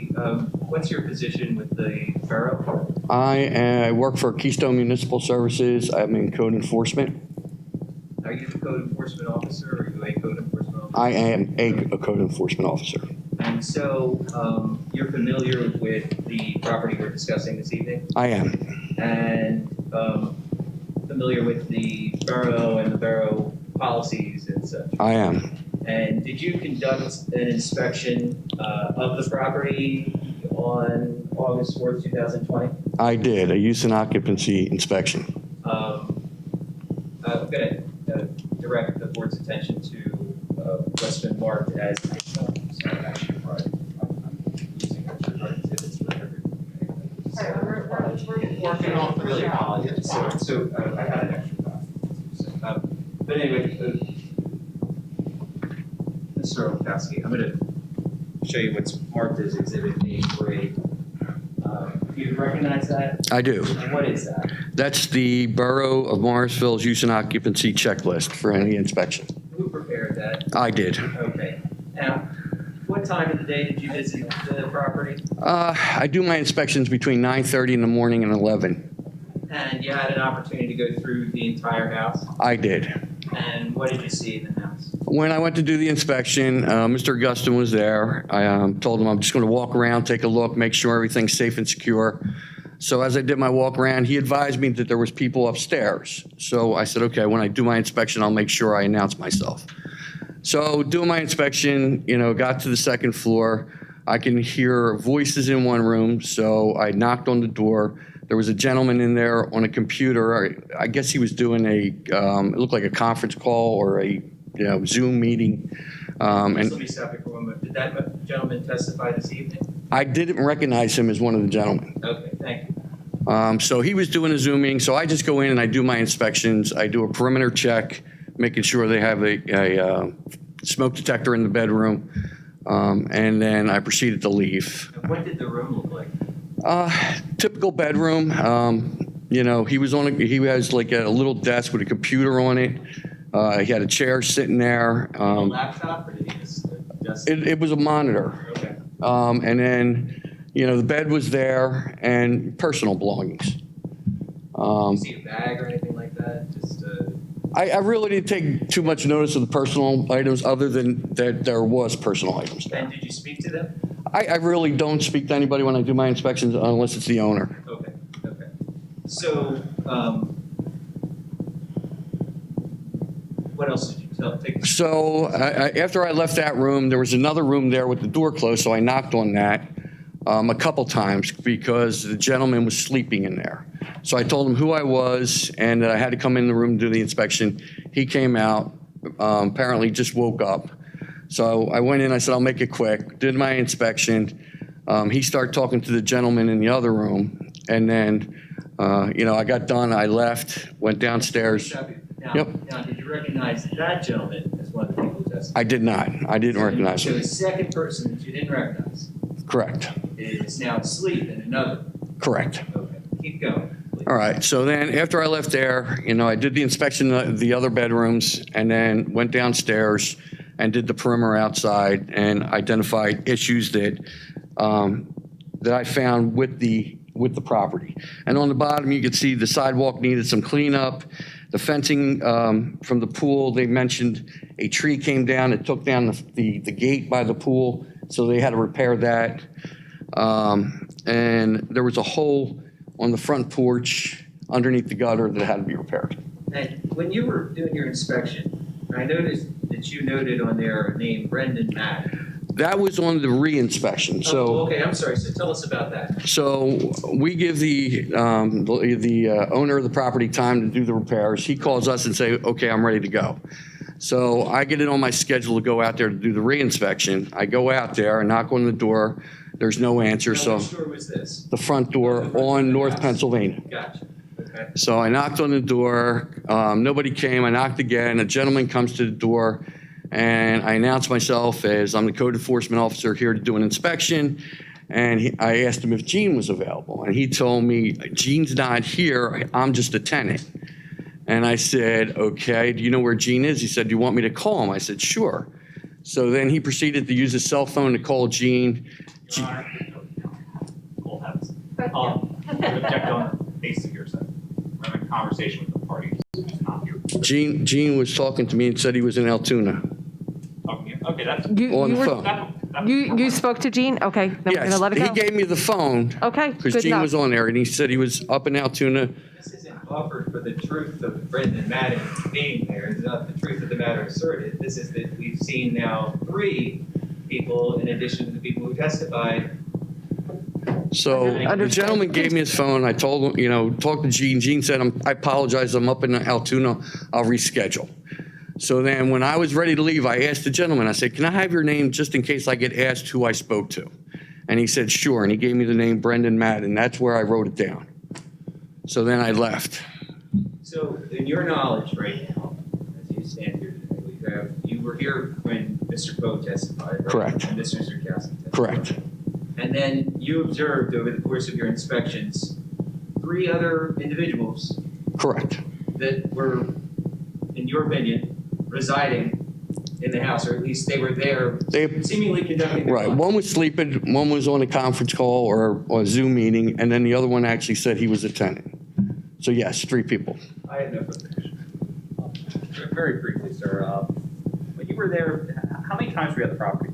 I was actually there 3 times because the first time Gene wasn't there, so we had to reschedule the initial inspection. During any of those visits, did Gene give you any problems coming into the house? No, not at all. Was he trying to hide anything from you? He was not. He actually told me there was people upstairs. Okay, great. I don't have any other questions. Thank you. You're welcome. Is that it? Good. Thank you very much.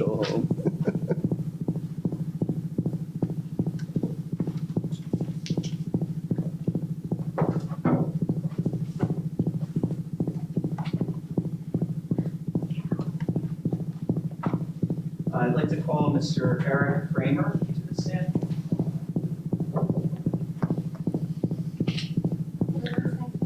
Kramer.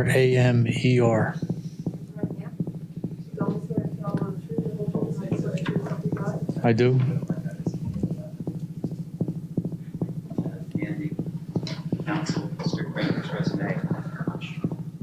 Mr. Kramer, thanks for sticking around.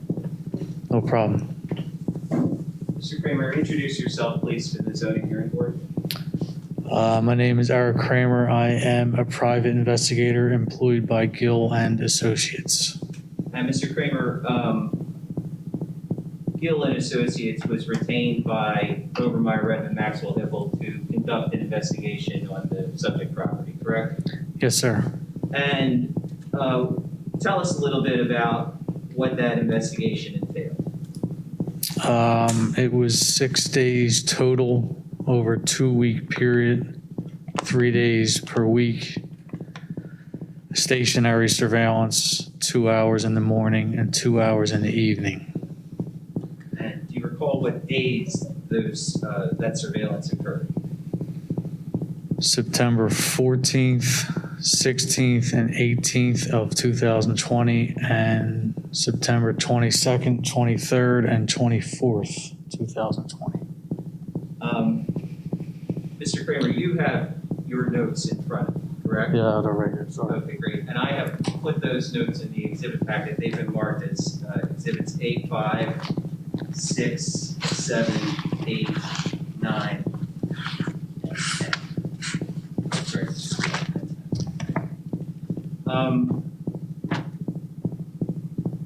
Mr. Kramer, tell us in a general way what you observed at the property during your surveillance. When I arrived in the morning, videotaped vehicles parked on Ridge Avenue. I don't think cars are allowed to be parked on Pennsylvania Avenue. And then from there on, I videotaped any and all activity coming and going from 874 North Pennsylvania Avenue. And roughly how many cars were typically in front of the house on Ridge in the AMs? It varied, but I believe the largest number may have been 7. And was it always 7 cars? No. So sometimes there might be 7, sometimes there might be less. Yes. And was it also, did you observe anybody entering and exiting the premises using any of those vehicles? Yes.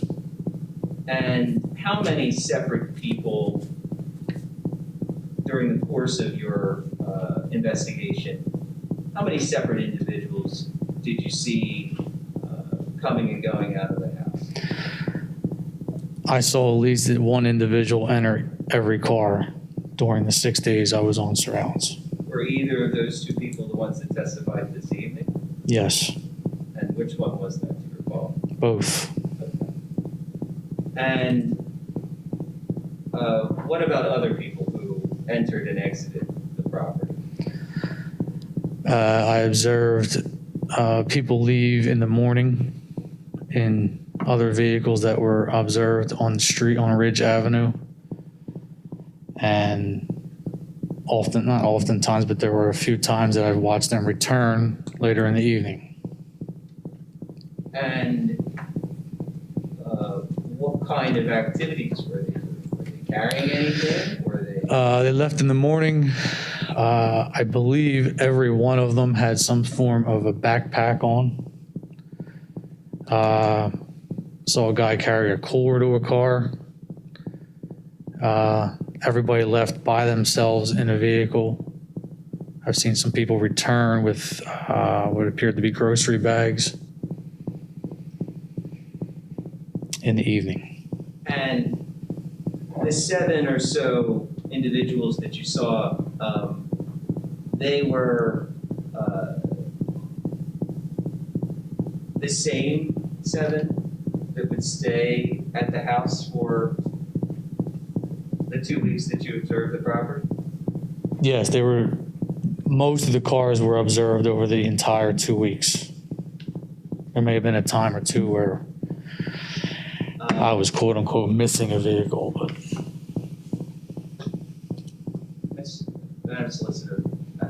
I apologize. I intended to qualify Mr. Kramer as an expert in surveillance and investigative work. If there is an objection to that, should I go through his qualifications? Bryce, are you okay? There is no objection. You may speedily. And you submitted his resume or CV. I'm fine with it. Yeah, you're fine. It's stipulated, we're fine. Thank you.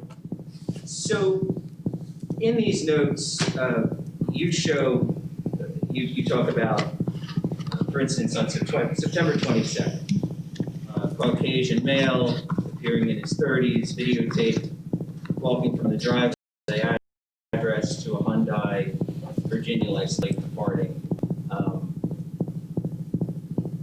You have videotaped that backs all of that up, correct? Correct. I will supply the borough with a copy of that, I have it. Thank you very much. On the zip drive. Okay, thank you. And I'm very torn on whether to start playing videotape at this late hour, to be honest. But I think it's safe to ask, though, it's everything that you observed on the tapes that you have extended to me. Is everything on the tapes? Yes, everything is documented in my notes, is visible on that videotape. It's visible on the tape. So you have, as you stand here, we have video proof, and you personally observing people coming and going and leaving the house in the morning, coming back in the evening, correct? Yes. And the assumption is that these people are staying overnight. Yes. And in your expert opinion as a surveillance person, investigator, how many people resided in that house during the course of your investigation? I mean, if I observe 7 vehicles, I would say 7 different individuals. And you've seen 7 different individuals coming and going in that house? I have. And that is reported, that's all backed up on your documentary video tape, correct? Yes. Can I have a second? Can I have a moment? Absolutely.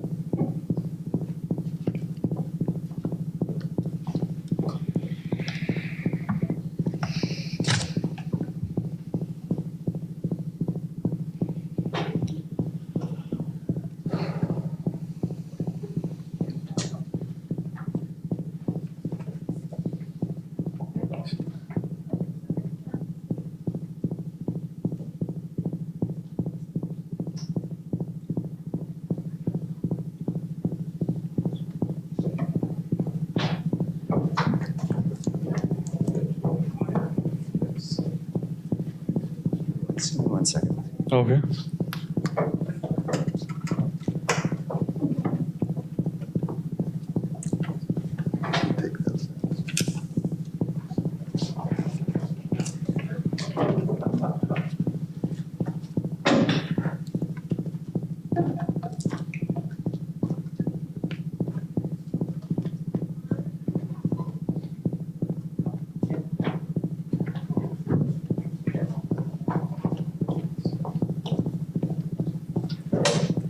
So, if the board will indulge us just for a second, we're just going to, you could, Eric, you could just slide that part of the thing and then also. I'm just going to show one part of the video, just so the board can, see the activity that the investigator observed.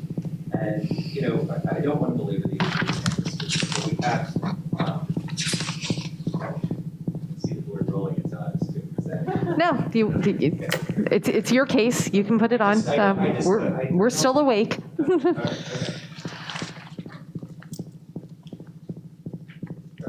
September 16th. 8:20 to 8:23 a.m.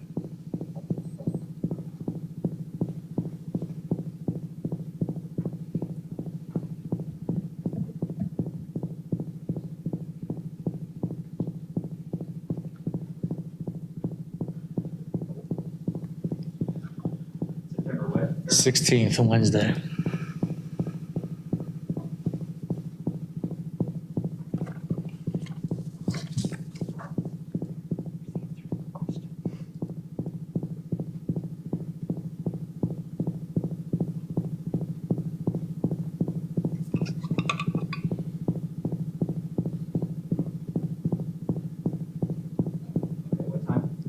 8:20 to 8:23 a.m.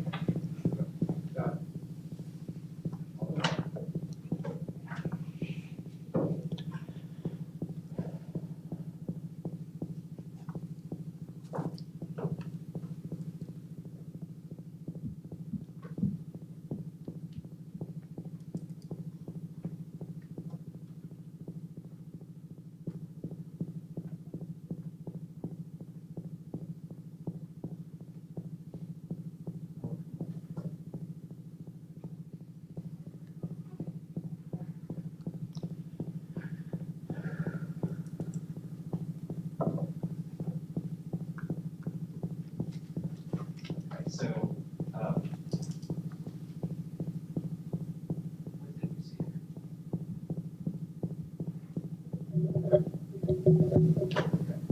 So here's eight.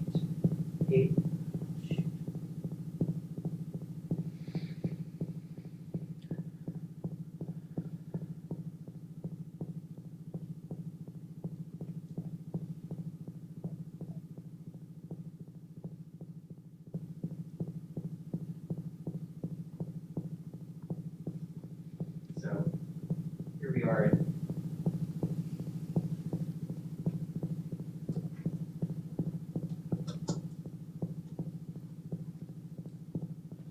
So this is 8:20 a.m. Do you recognize this woman? Yes. And where did she walk from? The driveway of 847 North Pennsylvania Avenue. Right. She's carrying her bag and getting into which vehicle is that? The Dodge, I've got it right here, sorry. Yep. A Pontiac Torrent with a Maryland tag. And just to be clear, so that's a car that you observed on a regular basis, as your notes reflect throughout your investigation, correct? Yes, sir. And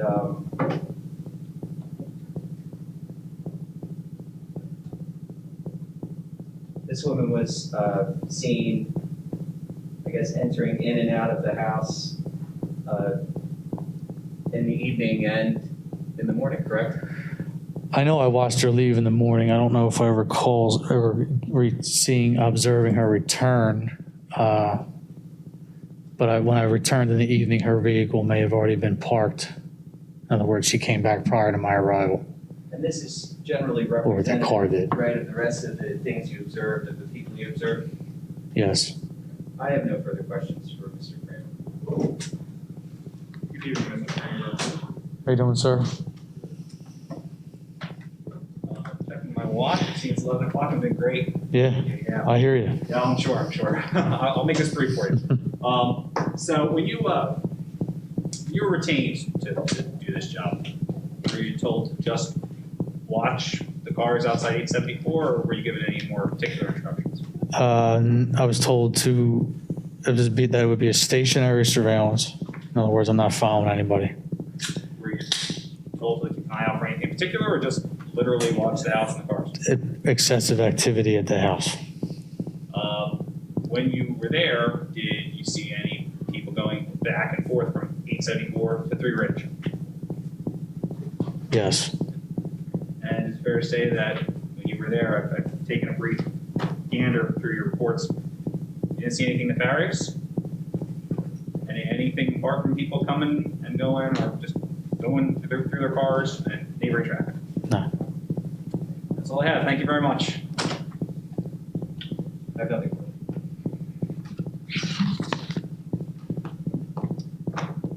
Call my last witness, Mr. Christian Hoover. Sorry, you were saying something? Hoover, Hoover.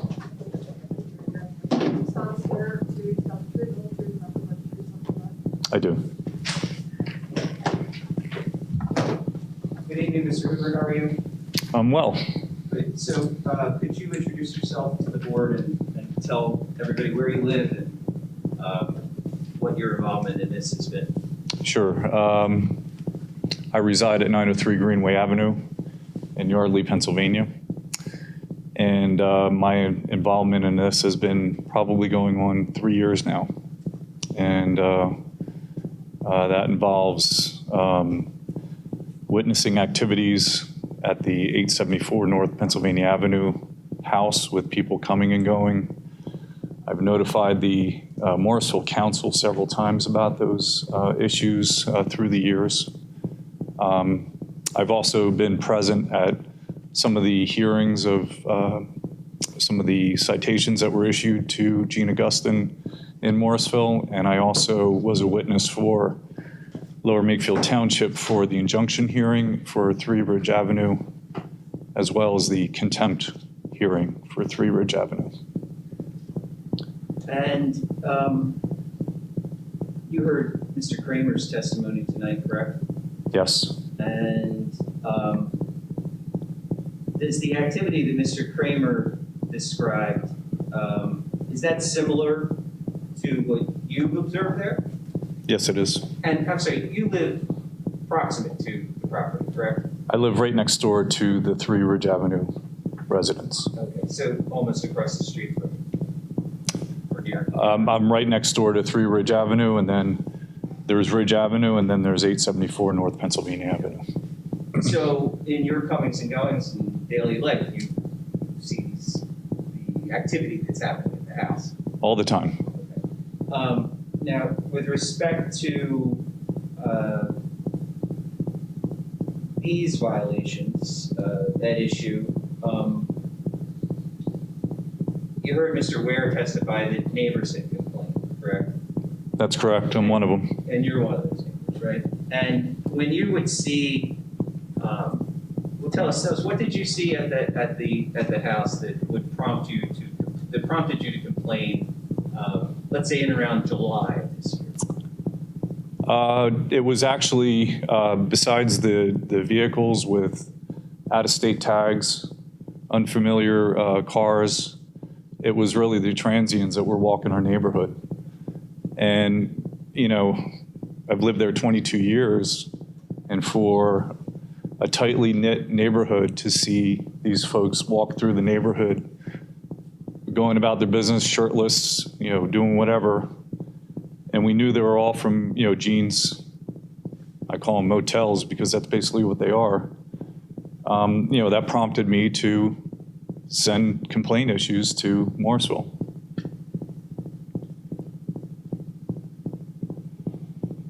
And when you would observe these things, you would memorialize these issues or the issues that you saw in emails, correct? I would, yes. Right. I also keep a log of what I see. Right. And so in and around, let's see, in and around the time of the violation, which was July 23rd. Hold on one second. I'm just gonna find my.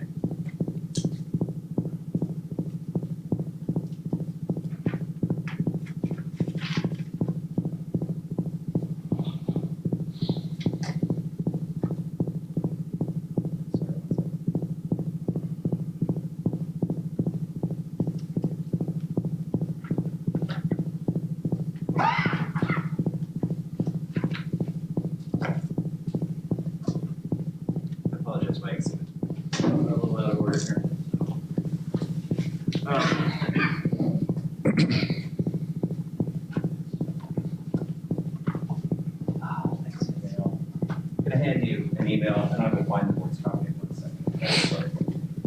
you an email. We'll mark it as Exhibit A13, and there you go. Do you remember? Take a look at that email. And that was what's the date on that email, Mr. Hoop? July 23rd. And that's around, that is the time of the violation notice, correct? Correct. And what did you observe in around July? What does the email say that you observed? I thought I'd share some faces of the boarders who occupy 874 North Pennsylvania Avenue. I took pictures of these folks, and I sent them to to you and to Steve and to Scott and to some of the other neighbors in the area. And what did you observe? What did it say?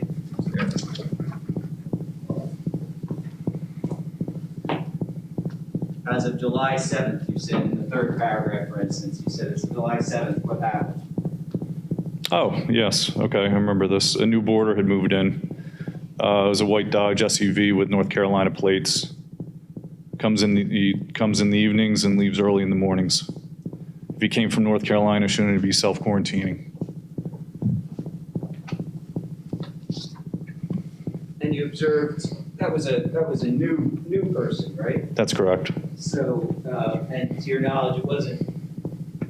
Sorry, you're familiar with the gentleman who testified this evening, correct, Mr. Poe and Mr. Zerkowski? Yep.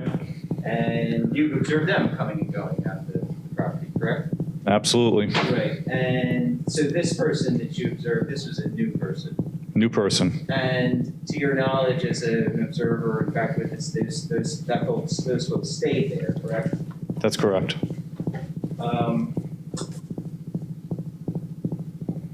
Now, take us through July into August.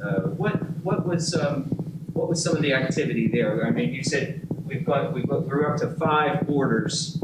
That's right. In July. I was keeping count. You know, it started off with just David, then Peter showed up in April, and then a third showed up, the gentleman in the white SUV.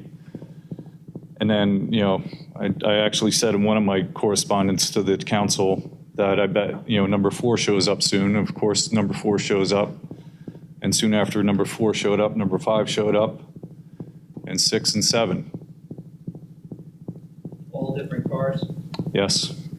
And so,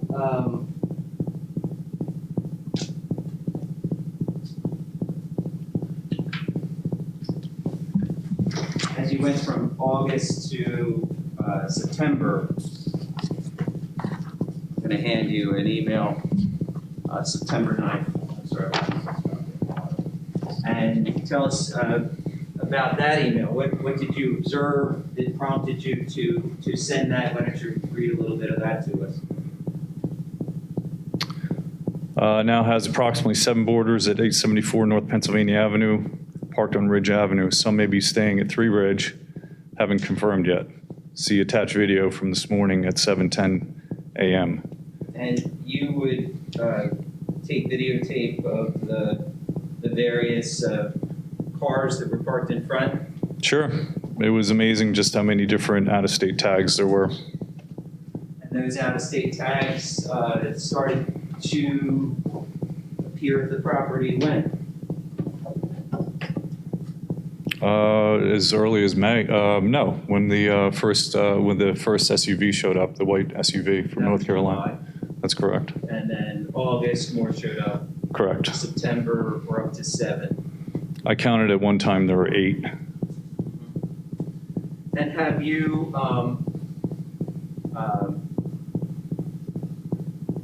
had an opportunity to observe the property recently? Yes. And to your knowledge, has any of the activity changed or stopped since the last violations were issued? Only until literally maybe a week or 2 ago that the herd of cars have been thinning. Thinning, yeah. It's down to 5 now. Okay. I have no further questions.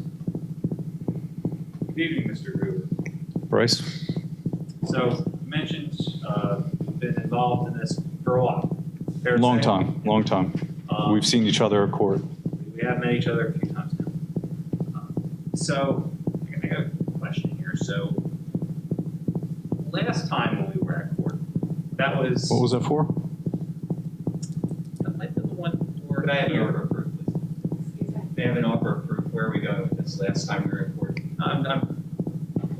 Offer of proof that Mr. Hoover testified to being at these hearings, and I'm going to ask him about what we were there for. That doesn't seem relevant. I object. Doesn't seem relevant.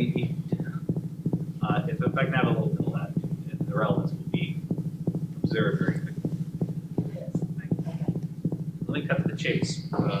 Prior complaints you had, other people had, I think it's fair to say, correct me if I'm wrong, about Mr. Augustin, was that the Airbnb, late nights, loud noises, kind of parties by the pool, that sort of thing. Is that a fair statement? Sure. Yeah. And admittedly, that was a problem for a while. Yep. Has that been happening lately? Parties? Yeah, parties by the pool, loud noises, that sort of thing. Complaints about noise or nuisance. Can't say that there has been any official complaints. There has been concern about loud music being played in the neighborhood. I'm not sure if it's coming from 874 or 3 Ridge Avenue. Fair enough, but as far as you've submitted correct me if I'm wrong, numerous complaints about Mr. Augustin and his properties. Is that a fair statement? Yep. And you've in the past submitted complaints because of the noise issues and the party issues, I'm guessing. I submitted complaints which originated because of safety for my family. Fair enough. And I guess what I'm just trying to get at is within the past, say, 7-8 months, have there been noise issues? Objection. I'm going to renew my objection now. We're not here to talk about noise violations or disturbance. We're talking about rental of a property, or we're talking about short-term rental of a property. Going from counsel's logic earlier when he questioned the witness about dinner, I think loud noises and get-togethers, which before was indicative of being on property. Dinner establishes a familial relationship. Yeah, I saw where that was going. This is far afield from the violations that are in place right now. Fair enough. It's also a fair statement that people go back and forth between 3 Ridge and 874. Some people go between Objection, properties. speculation. I don't know if it's speculation yet. Mr. Hoover testified to keeping a log of the property, and he sent videos and pictures, so it seems like he would know. I'll let him answer. I've seen people go into 3 Ridge Avenue, absolutely. I don't have any further questions. Thank you for your time. I have nothing. Okay. Thank you, Mr. Riefer. I just want to say, for the record, and if you were in my shoes, you would feel the same way. I don't want to live next to hotels and transients and people who I don't know coming and going constantly. It has been a challenge for not only myself and my family, but also the neighborhood. This is a mouse wheel that keeps going around and around. It's got to stop because taxpayers are paying for this. It's got to end. Thank you. Thank you. Thank you. That was my final witness, and if you'd like, I'd just like to sum up. I mean, what we've heard tonight is that we have a property, and we have a single family property, and that means a single family has to live in that single family property. And that means the law says this, the case law says this, it's well established. It means it's non-transient. It means they eat together. It means they relate together. What we've heard tonight is we have individual people living in rooms, living their own lives, under separate leases, in a house, not associating with anybody coming and going, not caring about their neighbor, not caring about the other people who live in the house, not even knowing people who live in the house. It cannot qualify as a single family use. And the fact that we've proven and shown documentary evidence that there's 2 leases at a single family residence is a violation of the ordinance. That did not cease when the violation occurred. And for 64 days, Mr. Augustin continued to lease the property in violation of that ordinance. The short-term lodging, albeit more difficult to establish, I believe we established tonight. We showed, through surveillance footage that I'm happy to have the board view the whole, surveillance footage, but deference to our time, we didn't do that. But it shows people coming and going. It shows different kinds of people coming there and going in one week and not the other week. it's definitely a short-term use. We have testimony that says there were just people that just appeared. They were sleeping in the rooms. They would come and go. It's a short-term lodging use, and we've established the violations. So thank you. With that, I rest my case. The defendant does not have any evidence to offer, only an argument. So the board would consider that as time. Yeah, counsel just made arguments, so I just want to retort.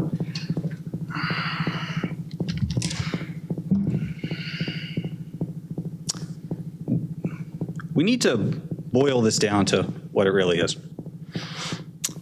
It's a homeowner allowing his friends to stay with him. That's really what we're here about tonight. We're here not about loud noises, not about past complaints regarding parties or anything like that. Literally here because Gene Augustin is having friends stay at his house. That's what the borough has paid to have a surveillance expert watch his house for days just to monitor cars. That's it. There's no actual complaints apart from cars on the road, people going in and out of the house, and apparently a couple shirtless people. That's it. That's what we're here for. So let's just break this down because there's two notices of violation, and I would like to discuss them each briefly. First of all, the long-term border violation. David and Peter, Peter, I don't want to butcher his last name, so I'll just call him David and Peter. They're Mr. Augustin's friends. Peter's lived with him on and off for 6 years. So he's a friend. Not really a landlord, but a friend. David, he's been living at the property since December, and before that, he lived with Mr. Augustin too. They are friends. As Mr. Ware testified when we were discussing the leases that have been such a big part of counsel's case. Leases for $0. 0.00. Big old leases there. $0. Which were forwarded to the borough during the pendency of the prior case where there were allegations of short-term boarding violations. You know what helps refute a short-term boarding violation? Showing you have long-term people there. Friends. Friends. It's not as if he's using it as some commercial venture. These are people who, again, all right, one guy cuts his lawn. The other guy, as we've heard today, cleans dishes. Whoa. Oh my God. What a violation. So Borough Code, what does Borough Code say about long-term boarders? What does Borough Code say about his property? Mr. Augustin owns a property in the R1 district where you can have a single-family detached residence. Well, as Mr. Ware's violation notice said, Mr. Augustin doesn't have a family in there. Well, the Morrisville Borough Code begs to differ. The Morrisville Borough Code defines a family, again, as a collective unit, related or unrelated, living in the same house, preparing food on the premises. That's what we have here. We have a guy living with 2 roommates, friends of his. They all have access to the entire home except for their own individual rooms. That's how I grew up. Maybe not with people unrelated to me, but then again, the ordinance doesn't specify. If Morrisville Borough wants to make what he's doing in terms of Peter and David an offense, then Morrisville Borough should redraft the ordinance. Because right now, defined 2 separate parts, Chapter 400, Chapter 465. A single family is defined as what he has. That qualifies. The language of the ordinance controls.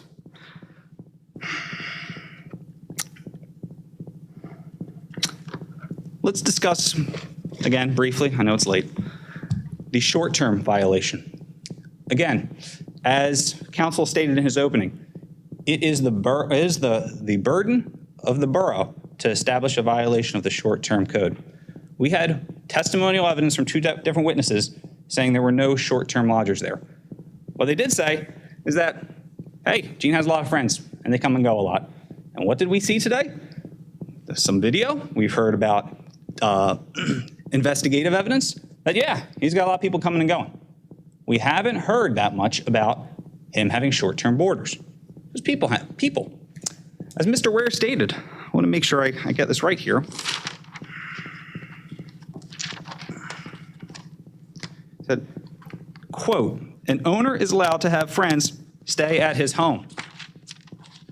I'd like to think that's true as well. I'd like to think that if I have some friends who want to stay the weekend, that's not going to be an issue. I'd like to think that if at 8:20 to 8:23 on a weekday morning, my girlfriend goes to her car and leaves, that I'm not going to get hauled in, have to hire an attorney, and defend against a zoning violation. What we have here is just someone allowing friends to stay at his home. We have evidence pursuant to testimony, and again, this is uncontested, that we have 2 people living there full-time, part of his family as defined by the ordinance. Everyone else, I'll tell you, there's been 0 evidence that he's actually violated any short-term provision, and even if he did, friends, there are friends. I'd like to think that if I have my friends staying at my house and I live in Morrisville Borough, that I won't be the next one brought in here. So this is much different than the prior cases. And I'll tell you, my client has a history. That's why this room's full. You know, he has not always been a good neighbor. And I think that's, a lot of people here would testify to that if asked. And we admit it, he's made mistakes. He had issues before where, you know, people got peeved at him, and they're probably right for being so. Where we are now, it's not that. It's not people complaining because he's making a ruckus. He's making life terrible for them. What it is there's some extra cars on the street. You know, he has some people coming at 8:20 in the morning. Okay, that's what we're here for tonight. That's what's kept us here till 11:30. So I would just like the zoning hearing board to consider the facts, consider the evidence, and consider the Morrisville Borough ordinance. Thank you.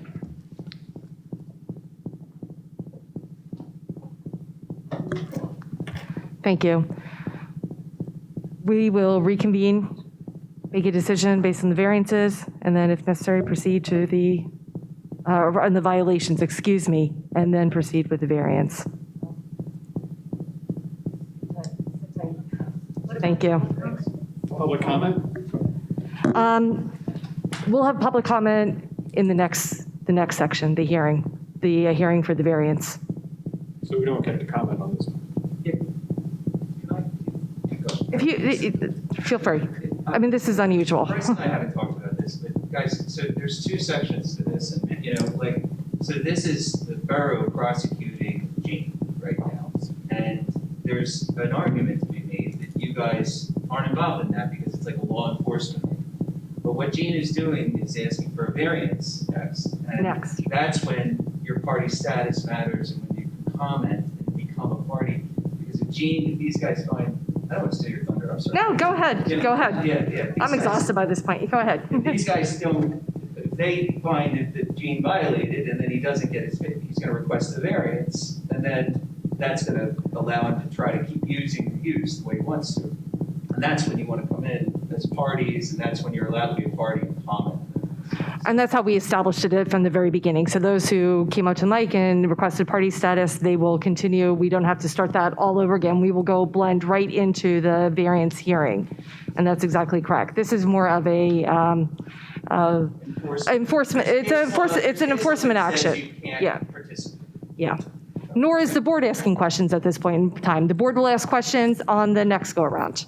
So as I said, sit tight. Hopefully we'll be back momentarily. Thank you.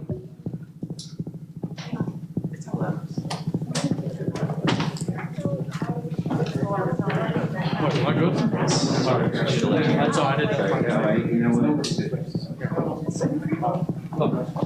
man, thanks.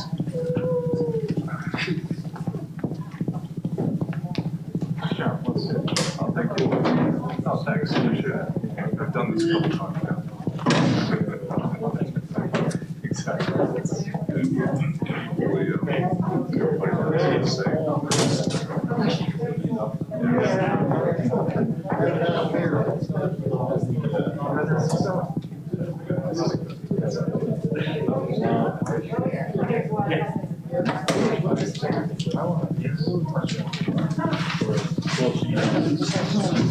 Exactly.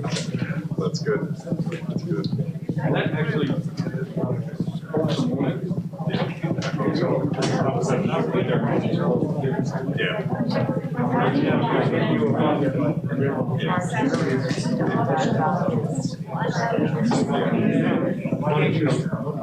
But the money trials, you got to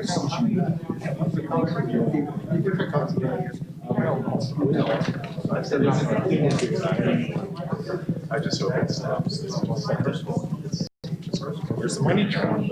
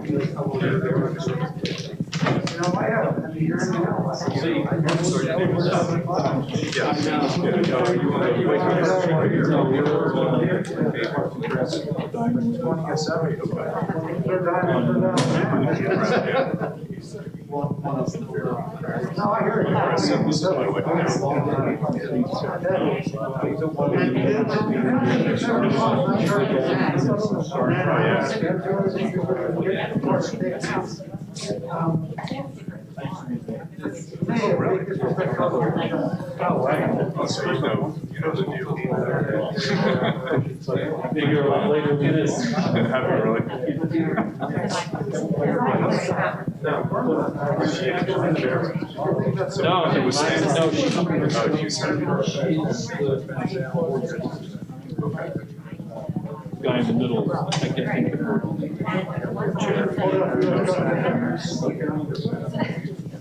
I really the dog is. I mean, I don't know in the middle of it. I know you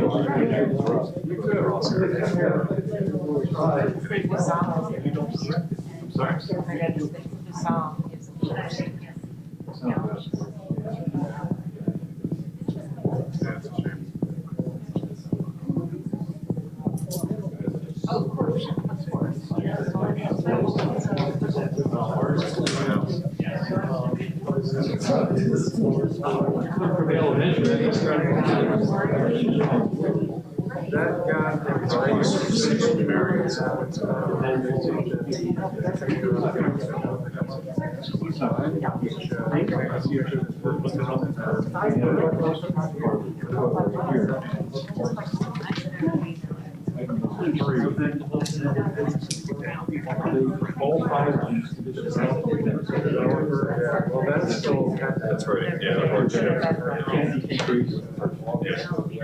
That's right. Whether it's the historical society thing.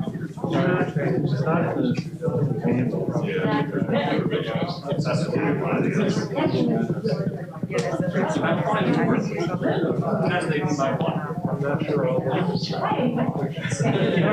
You got a lot of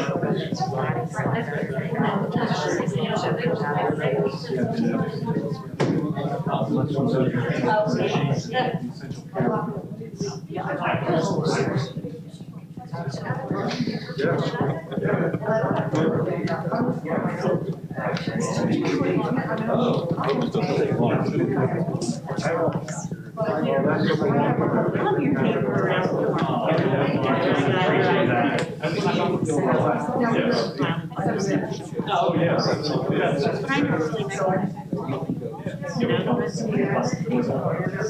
Yeah. And what's your name? Marianne.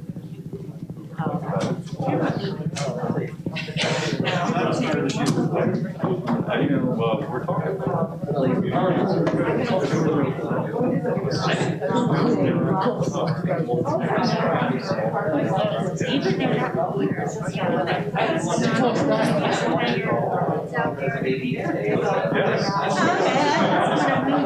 I haven't seen that for years. I didn't know they still do that now. So,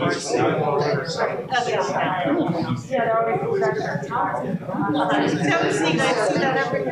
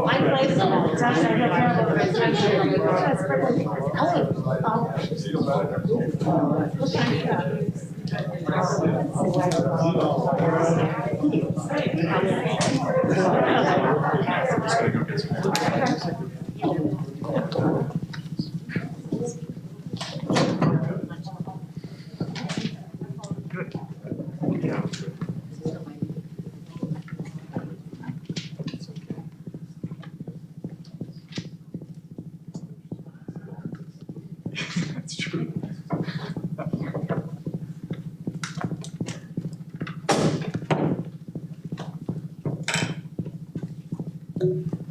Well, it looks like we lost some people. Sorry. Oh. We've reconvened. The board has met, and they've determined that the violations are upheld, and the variance hearing will now proceed. I think we've made all our introductions and done the outline for the variance hearing. Therefore, it's the applicant's case to make. So, Bryce, you're on. Thank you. I can still say good evening. Barely. So, for the record, if anyone that wasn't sure, I'm here on behalf of Gene Augustin, the owner of 874 North Pennsylvania Avenue.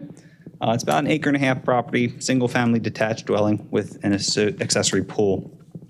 Today, we're seeking a use variance to operate a bed and breakfast on the property. As we've discussed, Mr. Augustin will readily admit to having past issues with guests on his property. He previously had an Airbnb listing, even after his permit for that was rescinded by the township or by the borough. There are parties, noise complaints, that sort of thing. But he stopped doing that. There's been no listings this year, no noise issues, nuisance issues of that sort. Now we're trying to go about things the right way. When we were in the past, he was a little overzealous. And, you know, as Mr. Ware testified in our prior hearing, Gene never filed his zoning permit that he needed. So we're here today to do that. And we're here today to move about things the right way. And what we would like to do is to apply for a use variance to operate that bed and breakfast. The variance will allow Gene to make reasonable use of his property while still following the Morrisville Borough Code and allowing Morrisville Borough to exercise that authority over him. With that, I would like to introduce the testimony of Mr. Augustin. I can project. So, my name is Gene Augustin. And raise your right hand, please. Oh, You solemnly swear to tell the truth, the whole truth, and nothing but the truth. yeah. Yes, I do. Gene, do me a favor, introduce yourself to the board.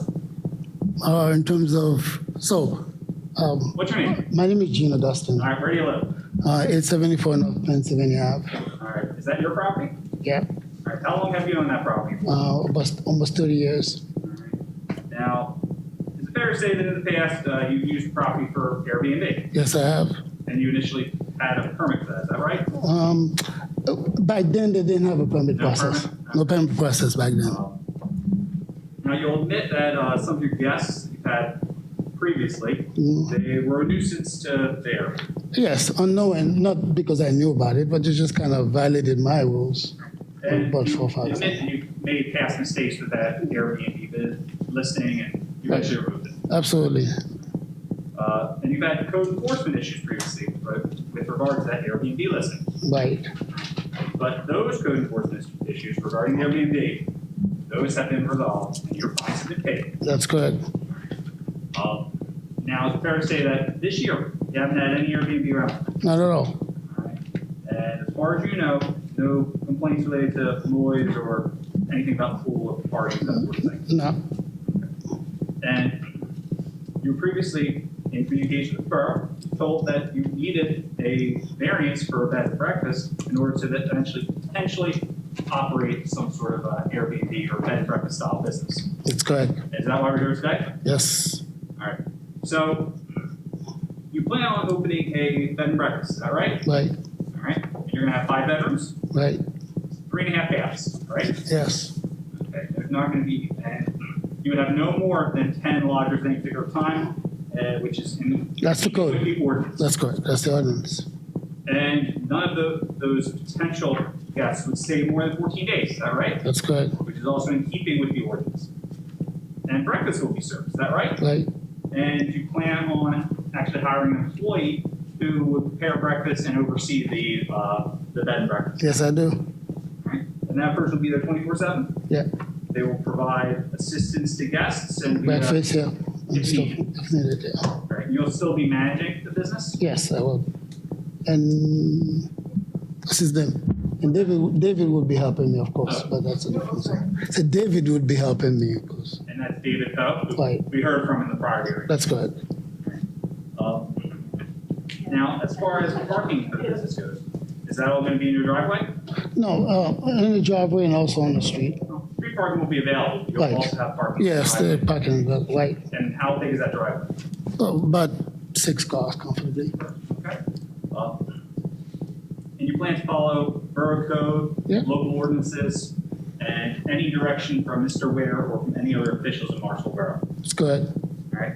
Let's say you open for business and the borough contacts you about any issues or problems.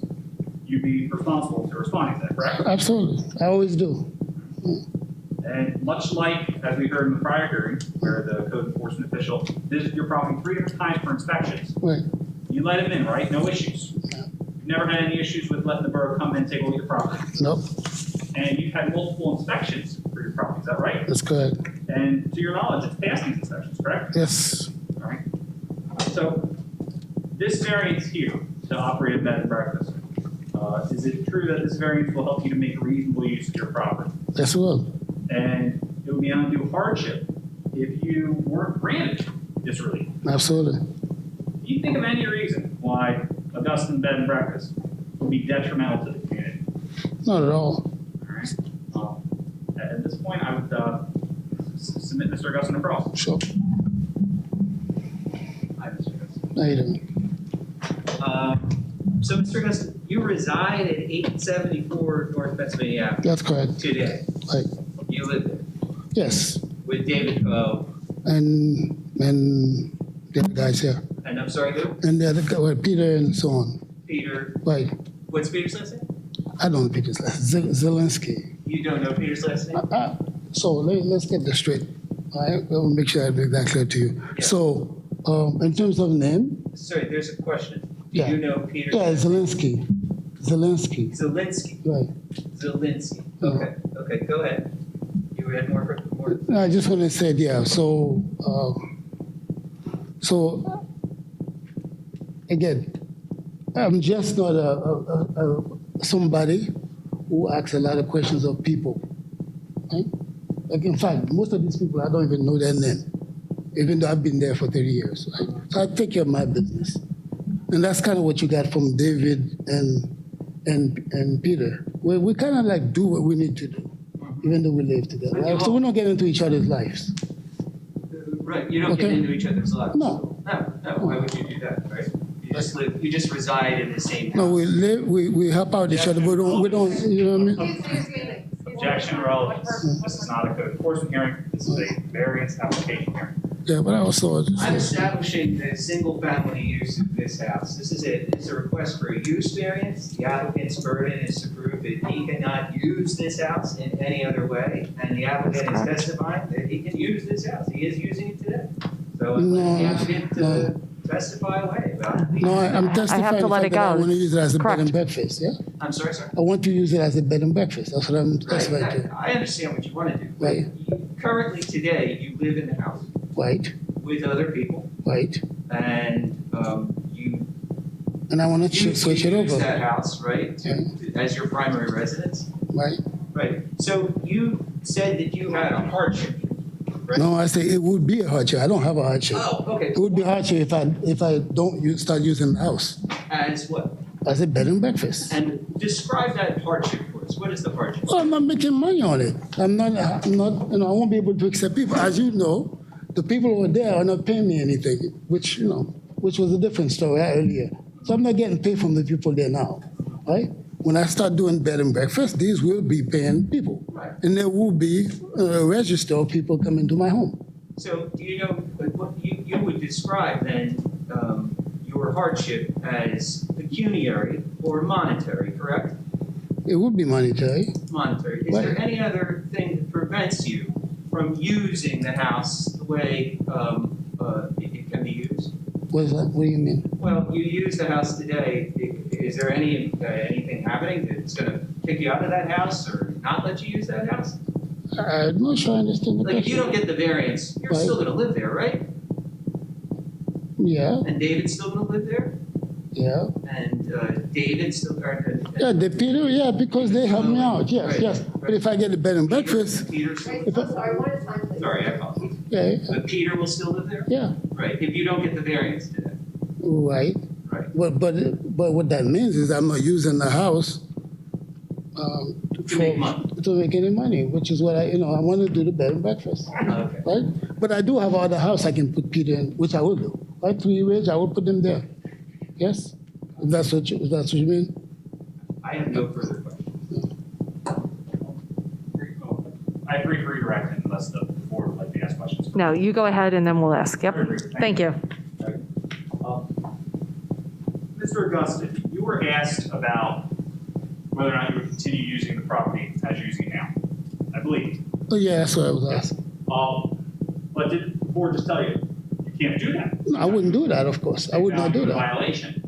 So if you want to live with your friends, which apparently Morrisville Borough Code doesn't let you do, the only way to do that is to apply for this bed and breakfast. Is that right? That's correct. So if you want to live with your friends like you've been doing for years, Right. the only way you can do that is with this variance application. That's So it'd correct. be a hardship for you not to live with your friends who, pursuant to the Morrisville Borough Code, are apparently not your legal family. Right. But to do that, you would need this application. Absolutely. Okay, thank you. Absolutely. So, your friends, right? Mm, So, your friends park on Ridge? they park on Ridge and, yeah, mostly. We only park on Ridge. So, which friends from North Carolina? So, no, Objection, relevance. We've heard all this talk about friends, So, all right. how close everybody is. I'd like to know the names of these friends. Objection, relevance. We're here on a use variance application.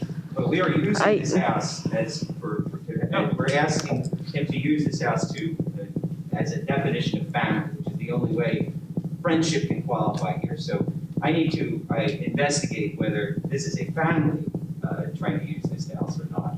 Council referenced a car parked on the street. That doesn't relate to how my client used his property. I'm missing this.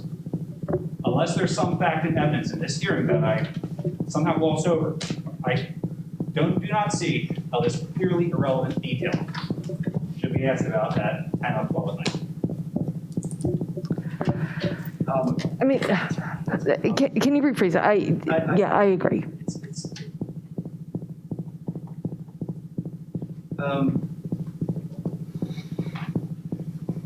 So, Mr. Augustin, you realize that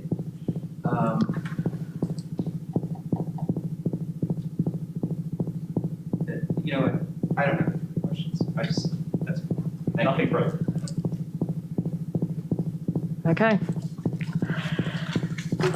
There were no exhibits. Thank you, Mr. Augustin, at this point. Thank you. So there's no exhibits, no further evidence. Board, it's up to you. You can ask your questions now.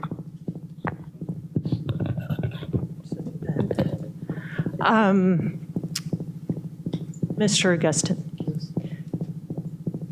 if you please, to operate a bed and breakfast, do you have any kind of business plan or model? You're applying for a license for a type of temporary residence that typically requires forethought and planning and meal plans and times for cooking and accommodation of guests, how they are monitored, how they access the house. Do you have any business plan? So I'm a restaurant. I own a restaurant. Actually, I own 3 restaurants. So in terms of food preparation and so on, I've been doing that for over 20 years. Also, there's bed and breakfast regulations that I have to follow, right? That kind of pretty much, not only that I have to follow, but the guests will have to follow. But you currently do not have a plan of any formal business plan to operate this type of facility. So number one, let me just speak to you. So the person that I'm hiring has a master's in hospitality. The person who's cooking, right? Which is this woman that you saw in the picture, actually, right? That's who I plan to bring in, right? So she worked for about maybe, I think, 7 years at the Hilton. So that's what I'm planning to have there. She will live there. In terms of business, the reason why you see all these our state license plates is because I am a director at PwC. These people work with me, right? So by that I mean, as a management consultant, I have lots of business experiences managing various businesses. And I would say I will be working with somebody who does this for a living, and I just kind of oversee what she's doing. But currently it exists in a conceptual form. I mean, as you're well aware, we've had a bed and breakfast application come before the board recently. You do reference it in your own application. That particular applicant came forth with a complete program of how that facility would run. And tonight, you aren't really presenting anything beyond a concept idea. Because I ran, it's pretty much the same model as the Airbnb, so which I've ran for several years. The only difference right now is that we will be providing breakfast. There's no real difference. It's just the fact that now I'm serving food versus before I wasn't. So, well, it's part of the, if I may, a part of the model in terms of guest stay, and with booking will remain similar to what he's used before. There will be a tighter leash on guests. There will be more restrictions. He will very closely follow the Morrisville Borough Code. So what Mr. Gus is saying is that the booking will be through a process that he's already familiar with. I believe, It's an online application. Yeah. So it's bed and breakfast online application that I must follow. and that he's used on this property and another property previously. As far as the restaurant menu, a bed and breakfast can only serve breakfast. That's it. And he's retained the services in advance of someone to do that. And that person will also be there 24/7 and will be responsible for general day-to-day sort of thing as well. So in terms of actually a more detailed plan, something specific, maybe like a brochure or whatnot, we have not developed that particular advertising tool just yet. After we get approval today. No, I'm just trying to respond to the question. Add a little bit of depth to my The claims. witness, though, correct? Objection. Objection. The question is for the witness, yeah? The question was asked of the witness. And the witness. I believe I answered the question, I believe. And the fact that. I'm just trying to help the board make a decision. Well, As is commonplace in most applications. all right. There it is. Another question is a little bit of curiosity, because Mr. Augustine, you have owned your home for 3 years. 30. 30. Oh, 30. Wait. So 1987 to now is more than 30 years. So I'm not sure what you guys, thank you for helping me out. You bought your house after we moved in 1990. Property records will reveal. Excuse me. Yes, What is thank this? you. What is this? Excuse me. Excuse me. Okay. One person speaking. What is going on with these people? The point remains, my client has owned the property more than 2 decades. 2 decades. Yeah, exactly, right, 2 decades. No, I was just looking at this recorder of deeds dated March 27th. Is this the same property? There were a few transfers between my client and himself. Right. But the chain goes back roughly 20 years. Yeah, 87.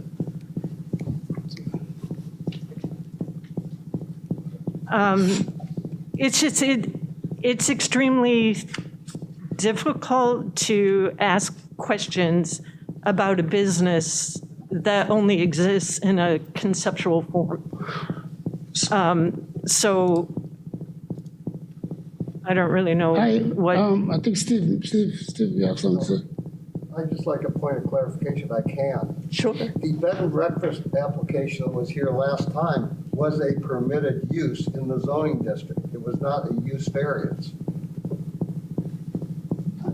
That was in the R2A district where bed and breakfast is permitted by right. That is correct. The use variant, the variance before us in March for the B&B was under completely different circumstances. It was so that a manager did not have to reside on the property full time, and there were a couple of other issues, but it was not a use variance. And there is a clear distinction between bed and breakfast and Airbnb. Right, and short-term lodging. And short-term lodging. Yeah. Right.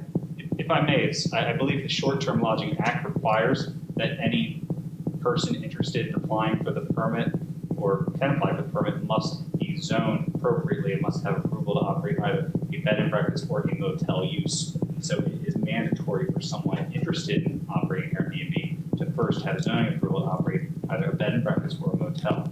I believe the Short-Term Lodging Act does state that. Hence the reason for the use variance. Yes, ma'am. And I know this always comes up. To be granted a variance, the burden is to prove hardship. R1 is a very strict zoning classification for a residential district. Considering you own 2 homes, where's the burden to be granted a variance? Well, if I may, I think that's more of a legal question. The witness on the stand.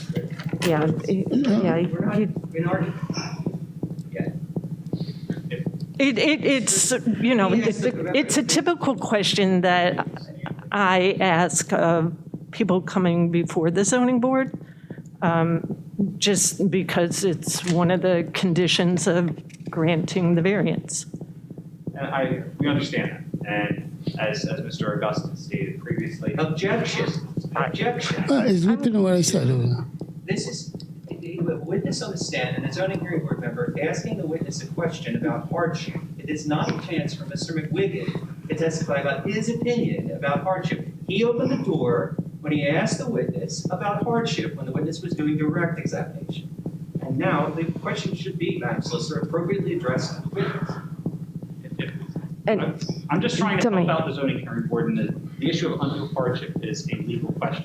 It is, however, you presented your case. It was raised at that point in time, and it's closed now. It's questions from the board to your witness. Suzanne. My question still stands. And the question is? To be granted a variance from the zoning board requires proof of your property presenting some condition that creates a burden as to why this should be granted for you when you are in a R1 zoning district. So if there's a need for me to have this property be productive, to put it to good use. When, like I said, I've lived there for a long time, and I remembered before Steve came on board, a guy before that, I used to get violations for not being around because I would go on and the house would be dusty, left out for the longest because I wasn't there. I travel a lot. So now, honestly, I think it's about 3 years ago I started doing the Airbnb, and now I have people there who help me maintain it and so on. What I see is if I don't get this, and I can't, you guys just issued 2 violations to me for having my long-term people there. If I don't get this zoning, right, this house is going to be back being abandoned again. And of course, I'm still paying a very high mortgage on it. I think that's pretty hardship enough for me economically. Because if I can't use it at all, and I'm still paying a high mortgage on it, you know. But you, I know it's not so hard for you, but for me, it's not. You know what I'm saying? So. But as a clarification, you also own the house across the street. Yes, I do. And again, I need to have one of them be productive, be able to be useful, right? Otherwise, I'm truly wasting. First of all, I don't have a hard time affording it. How is that, right? Because I need to generate the income so I can pay the mortgage on it. And I believe that I try to do, like you said, I try to do, the Airbnb, and say, well, you need to go to variance and get a zoning variance, right? So I try, that's not what I'm doing. Anyways, that's crazy. Okay. Anybody else?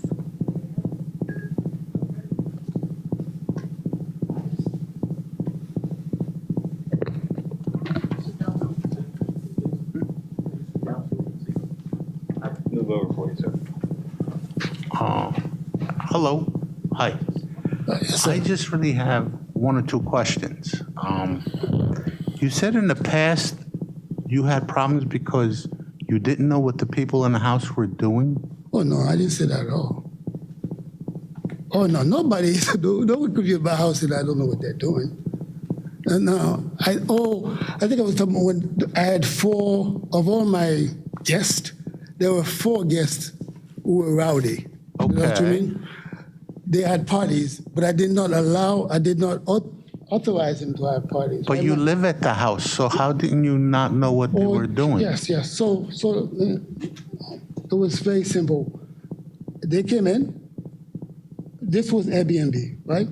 I met them. I talked to them. No parties. And how did you vet these people? Did I vet them? Yes. Through Airbnb. There's an investigation that goes on. You cannot for you to become a member, there's a background check on you. Okay. Right? So they do a background check on you as well? Of course. Did they see that you didn't have any licenses or anything? I had license. But you just said you didn't. I said the license for Airbnb back then, when I started doing this at first, Morrisville did not have a license process. That's what I said. Am I right? I believe Mr. Ware can confirm that. Right, there was none. And now you still do not have a license. Well, yeah, because that's why I'm here, Steve. That is why I'm here. Yeah, but and you said no. Isn't that a chicken and the egg situation here? No. So. Wait for a question. Right. So, what exactly do you want tonight? I need the zoning variance that will allow me to do bed and breakfast, or at a minimum, do the Airbnb where I can have 2 people in it. and I want to do it legally. I want to do it through the process that has now been established. Okay. There was no process before, but now there is a process. I went to the inspections, 2 of them, 30 plus items to fix. I did all that. I passed. So You're going to live in the house all the time yes, with that manager lady who's going to do your food. correct. And you need it to be productive. Yes. So, because you need income from this property. I think that's normal life. I understand. And you've had the property 30 years? Yes, sir. And you still have a high mortgage to pay? Yes, because I finance it to do other things. Ah. Right, like I said, remember I said I have restaurants and stuff, Yes, so I yes. borrow money. Okay. Oh, so I borrow money against it. He to do borrowed other money things. from the property in order Right, to to do do his other other things. stuff. I mean, that's where my money's That's coming what he from. did. Okay, Yes, all sir. right.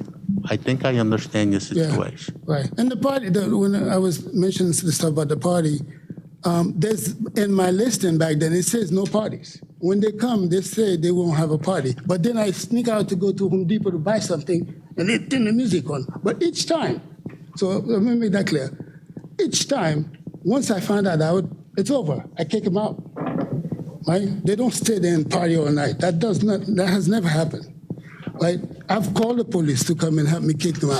So the police have been there Oh, yes. to kick out the people that you rented to, that you vetted and that you allowed to stay at your property. But I did not give them the right to have a party. And once they have the party, once I find that out, I kill it. We've learned. Make sense? We've learned lessons from the past. Well, kind of like a bar. A bar has a bouncer. They don't call the police for everything. No, I think I called the police that one time because there was one group, only one time. I had 4 bad parties. Let's call it 4 bad parties. Right. One of them over how long of a period? Over How how long? long? How many months?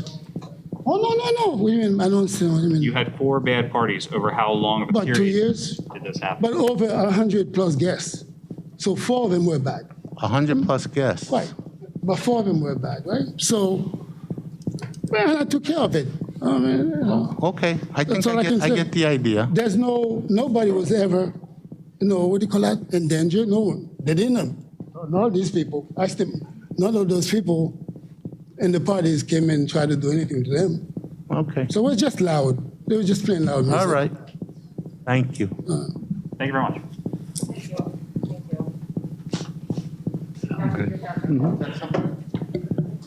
Okay. No, Steve. 5 variance criteria, hardship criteria. Yeah. We can do that. Okay. Do you want to say something? No, I mean, Steve was just. Well, I just want to remind you that there are 5. Oh, I understand that. We can. Achieve a variance. Yep. We will go through that when we're making a decision. Correct. Yeah, Steve had just shared the conditions that are required to be able to be granted a variance, the basis of it. One is proving that there are unique physical circumstances or conditions about the property that would allow for an exception, that the physical circumstances or conditions prevent the possibility of the property being developed in strict conformity. But it's really number 3 that stands out, that proof of unnecessary hardship has not been created by the applicant. Clearly, it's a case where the applicant is creating their own hardship by trying to assign this use in a R1 district. And there are 5 conditions, and really by zoning, all 5 need to be met. Number 4 is that the alteration to the property won't change the character of the neighborhood. Obviously, the feeling of neighbors would suggest that the character of the neighborhood is already being changed by the activity taking place there. And number 5, allowing the variance would represent the absolute minimum modification to afford relief.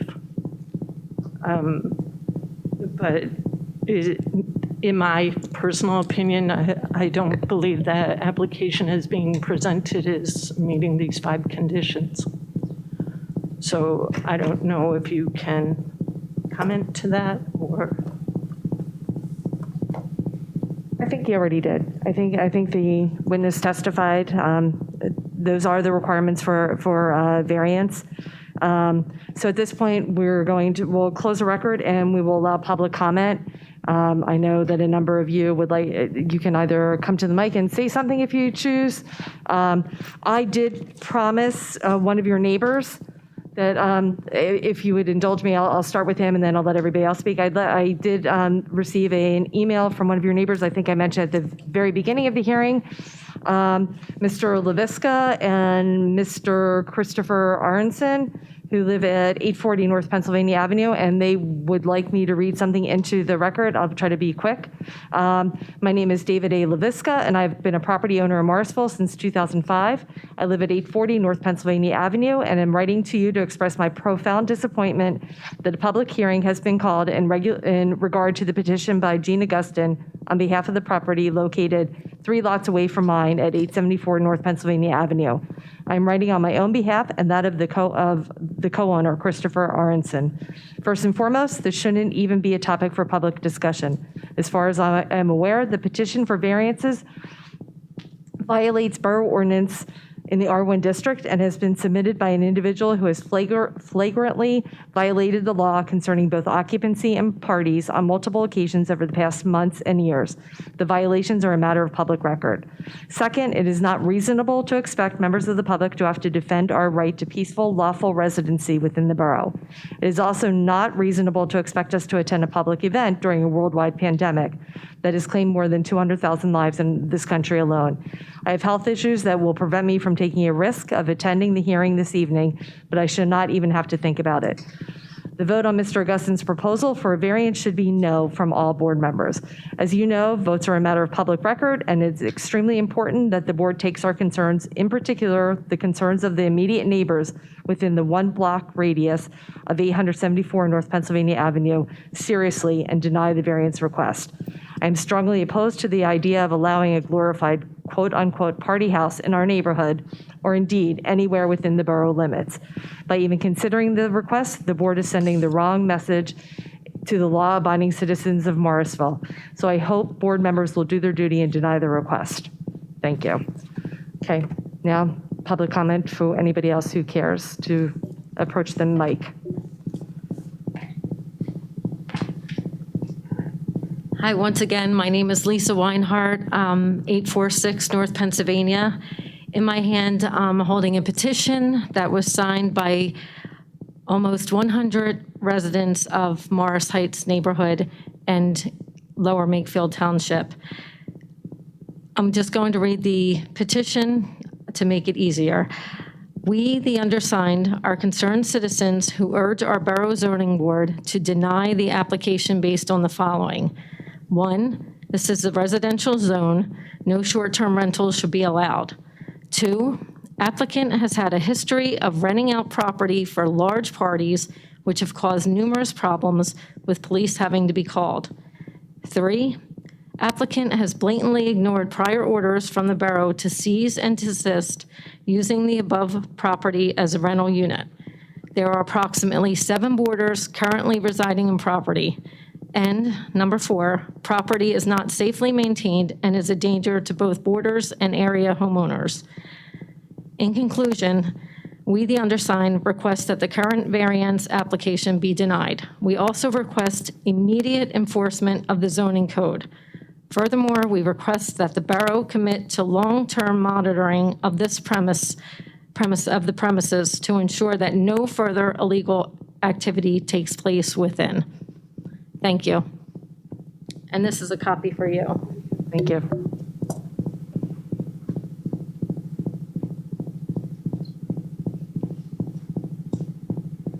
Thank you.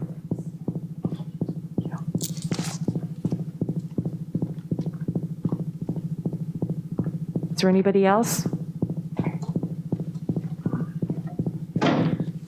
Hi, Tom Wisnowski, 815 Crown Street. First of all, thank you. The Zoning Hearing Board isn't necessarily the most glamorous spot in local government, but it's so important. You have the power in your hands to change the dynamic of neighborhoods, and I know that you take it really seriously. We wouldn't be here in the wee hours of the morning if you didn't take it seriously. So I really thank you for your service. It's too bad you didn't call the police chief tonight, because you would have heard a very different story about why these weekend parties ended. And I'm not going to put words in the police chief's mouth other than to say I wish he was here to speak to that. But I have a problem. See, I moved into our neighborhood with my wife close to 30 years ago. And I knew it was a residential neighborhood, and I knew it was a single-family house. But about 5 years ago, I thought maybe I need to make a little bit more money, so I decided I was going to build a steel mill on the property. I ran that steel mill for several years, kind of disguised it so the physical characteristics of the neighborhood really haven't changed. But I realized that I need a variance to run my steel mill in an R1 zone. So in listening to, I'm really glad I came here tonight, because I was going to come before the board and ask for a variance to run a steel mill on Crown Street. But I realized that number 3 on that list, and you so wisely pointed it out, says, such unnecessary hardship has not been created by the appellant. Well, I created my own hardship by putting a steel mill on my property and running it illegally. So you could not give me a variance to do that, because I would need to be approved in all 5 of those categories to run my steel mill. This is the same question, and you pointed it out very well, and I just really want to echo it, that this crisis, this hardship, has been created by the guy who bought the house, knowing what kind of neighborhood he was moving into. So for that reason alone, along with all the other testimony you've heard tonight, I want to actually also ask you to please deny this variance for the good of the neighborhood and for the good of our zoning code. Thank you.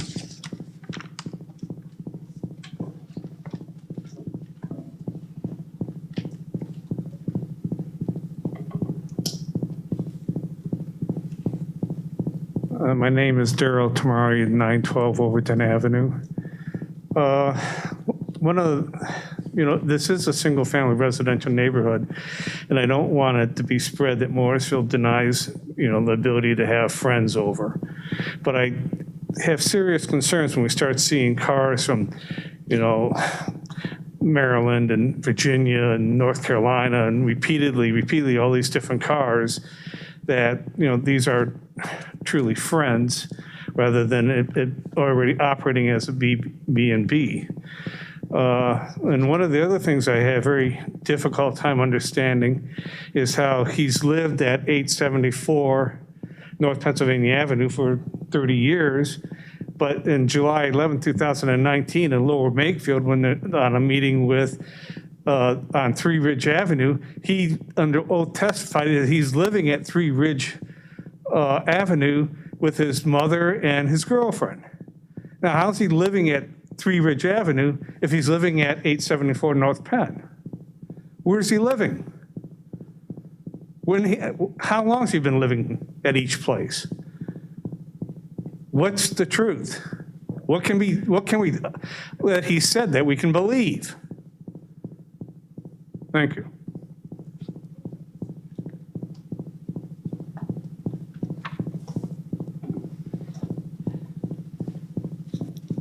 Hi, John Weinhardt, 846 North Pennsylvania. Heard a lot of questions about what family is. So family is your 20-year-old daughter walking a couple houses down to go for a jog, not knowing what's around the corner. That's what family is, concern. That's what all these people here have, is concern for ourselves and for our neighbors. Thank you.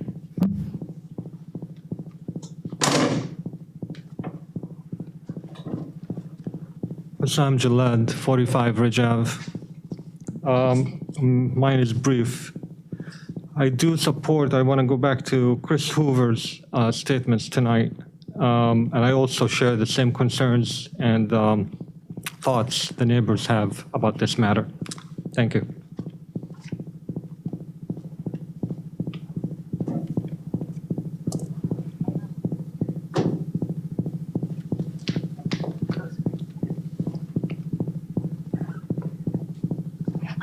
I live right around the corner, right in the radius of it, and I could see the house, and I see all the comings and goings, and I see. Excuse me, can you say your name again? I'm sorry. Yes, Deborah Shimoleski. Thank you. 853 Highland Avenue. And I see every single day the cars in the morning and at night. I drive past there, I walk past there, and they're from so many different states. I see in Oklahoma, Connecticut, I think Alabama, I get that mixed up with another state, Michigan, Ohio, Virginia, New York. They just keep coming. People reminded me of North Carolina, and I've seen Tennessee. They're from all over the place, and these are all short-term borders, and it makes us feel unsafe because we don't know these people. They've not been vetted by anybody. We don't know them. They're not our neighbors. They're not vested in our neighborhood, so they don't care about Morrisville. And just for children and taking walks, and it's kind of scary that you don't know who's there, who could be watching, where they come from, who they are. It's just not like our, like I think Chris said, a tight-knit neighborhood, and you know they're not from there. So it scares us. It gives me anxiety and stress every day, and it's just getting worse, and it makes all of us upset.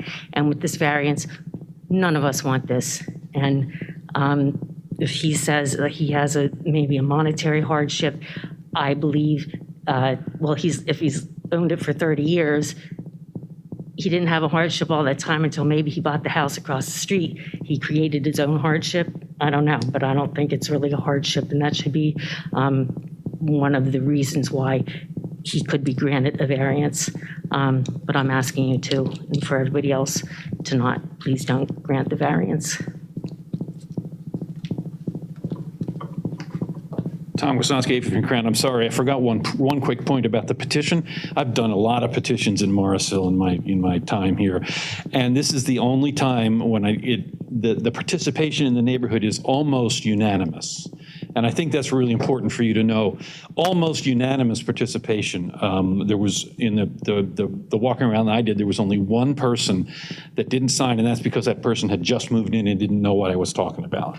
Other than that, it was unanimous from my eyes. Thank you. Where the black? That's the difference, all right? Christian Hoover, 903 Greenway Avenue. I believe Mr. Augustin has also applied for a bed and breakfast variance in Lower McFig Township. So how are you going to live in two places at once if you were granted both? So am I the first person who live in multiple houses? I have a question. If you grant that this evening, if there's only 10 people allowed in the house, you'll see 20. Guaranteed. History will repeat itself. Thank you.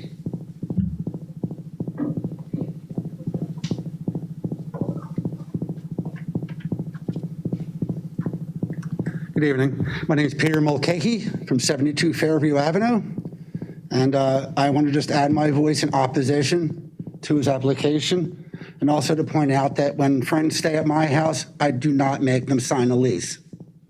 Thank you. Mulcahy, M-U-L-C-A-H-Y.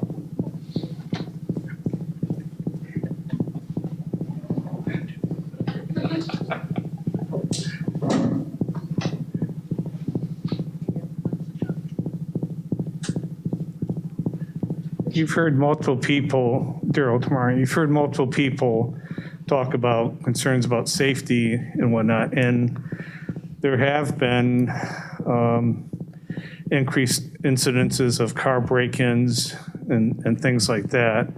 I think last year you testified in Lower Makefield that your car was broken into twice. My car was stolen, so I'm sure it's not my Oh, yeah, and that you've even gone to the expense of having to install cameras, multiple cameras and whatnot, to try and do it. And so it's,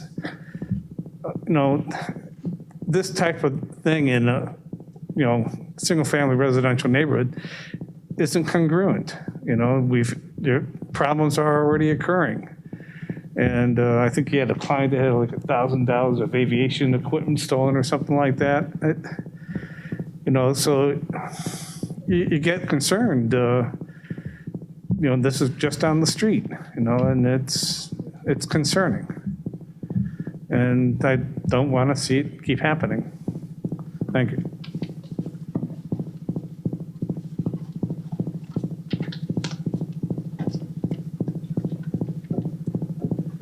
Finish at this late hour. Everybody has stuck with it long enough. I don't want to cut anybody off, but if there is nothing new to add, we will close the record and the board will convene in the back because the matter is ripe for consideration. They'll make a decision and hopefully we will be out shortly.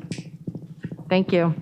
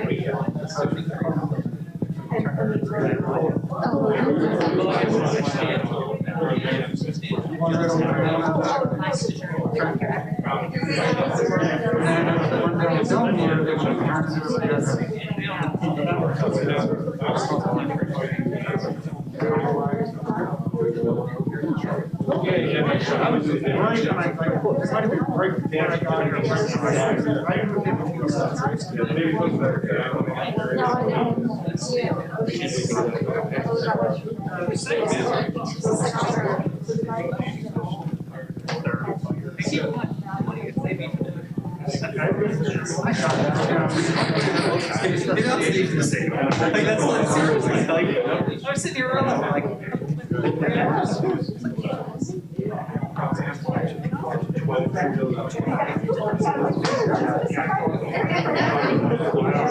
Right now, all that land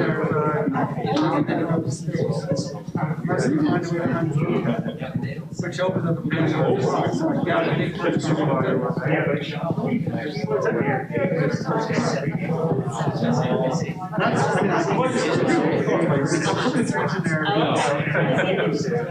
and in terms of species, not just the flowers, not just the we got some cool issues.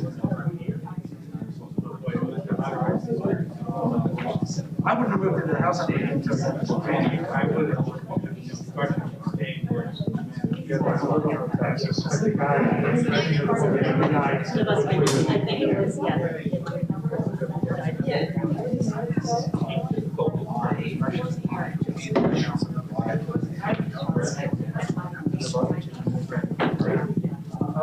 I met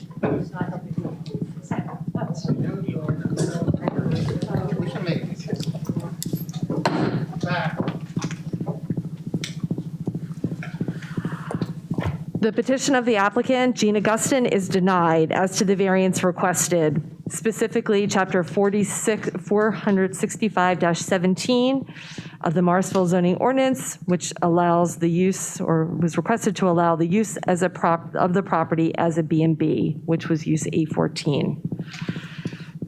We will poll the board. Let's do a roll call. Susan? I accept the decision as stated. David? Likewise, I accept that decision as stated. Ralph Persico, me? Yes. I accept the decision as stated. Thank you.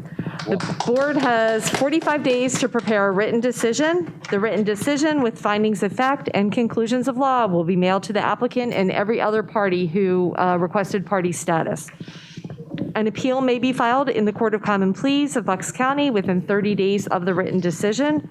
If no appeal is filed, the decision of the board becomes final. Our next meeting is November 2nd, 2020. You're all invited. Do we have a motion to adjourn? So moved. Make a motion that we adjourn? So moved. All in favor? Aye. Aye. Aye. Motion carries. Good night. Thank you.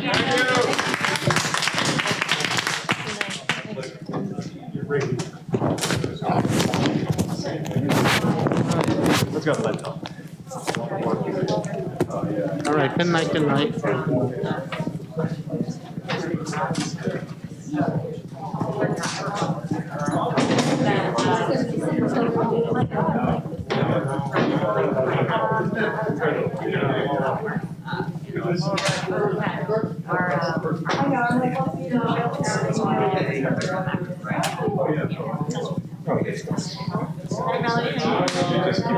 It's a cycle. It's a lot of patience. It really does. Due diligence plan. Well done. It's paying off. And then slowly but surely. Yeah. Want a series? Well, there's a spin-off in Lower Makefield Township.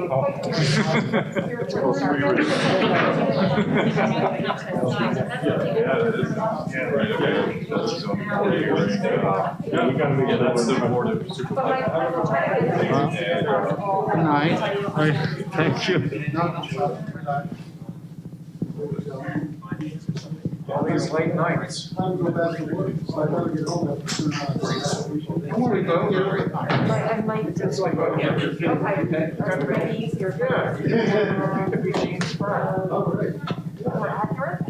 have a filter. You don't spend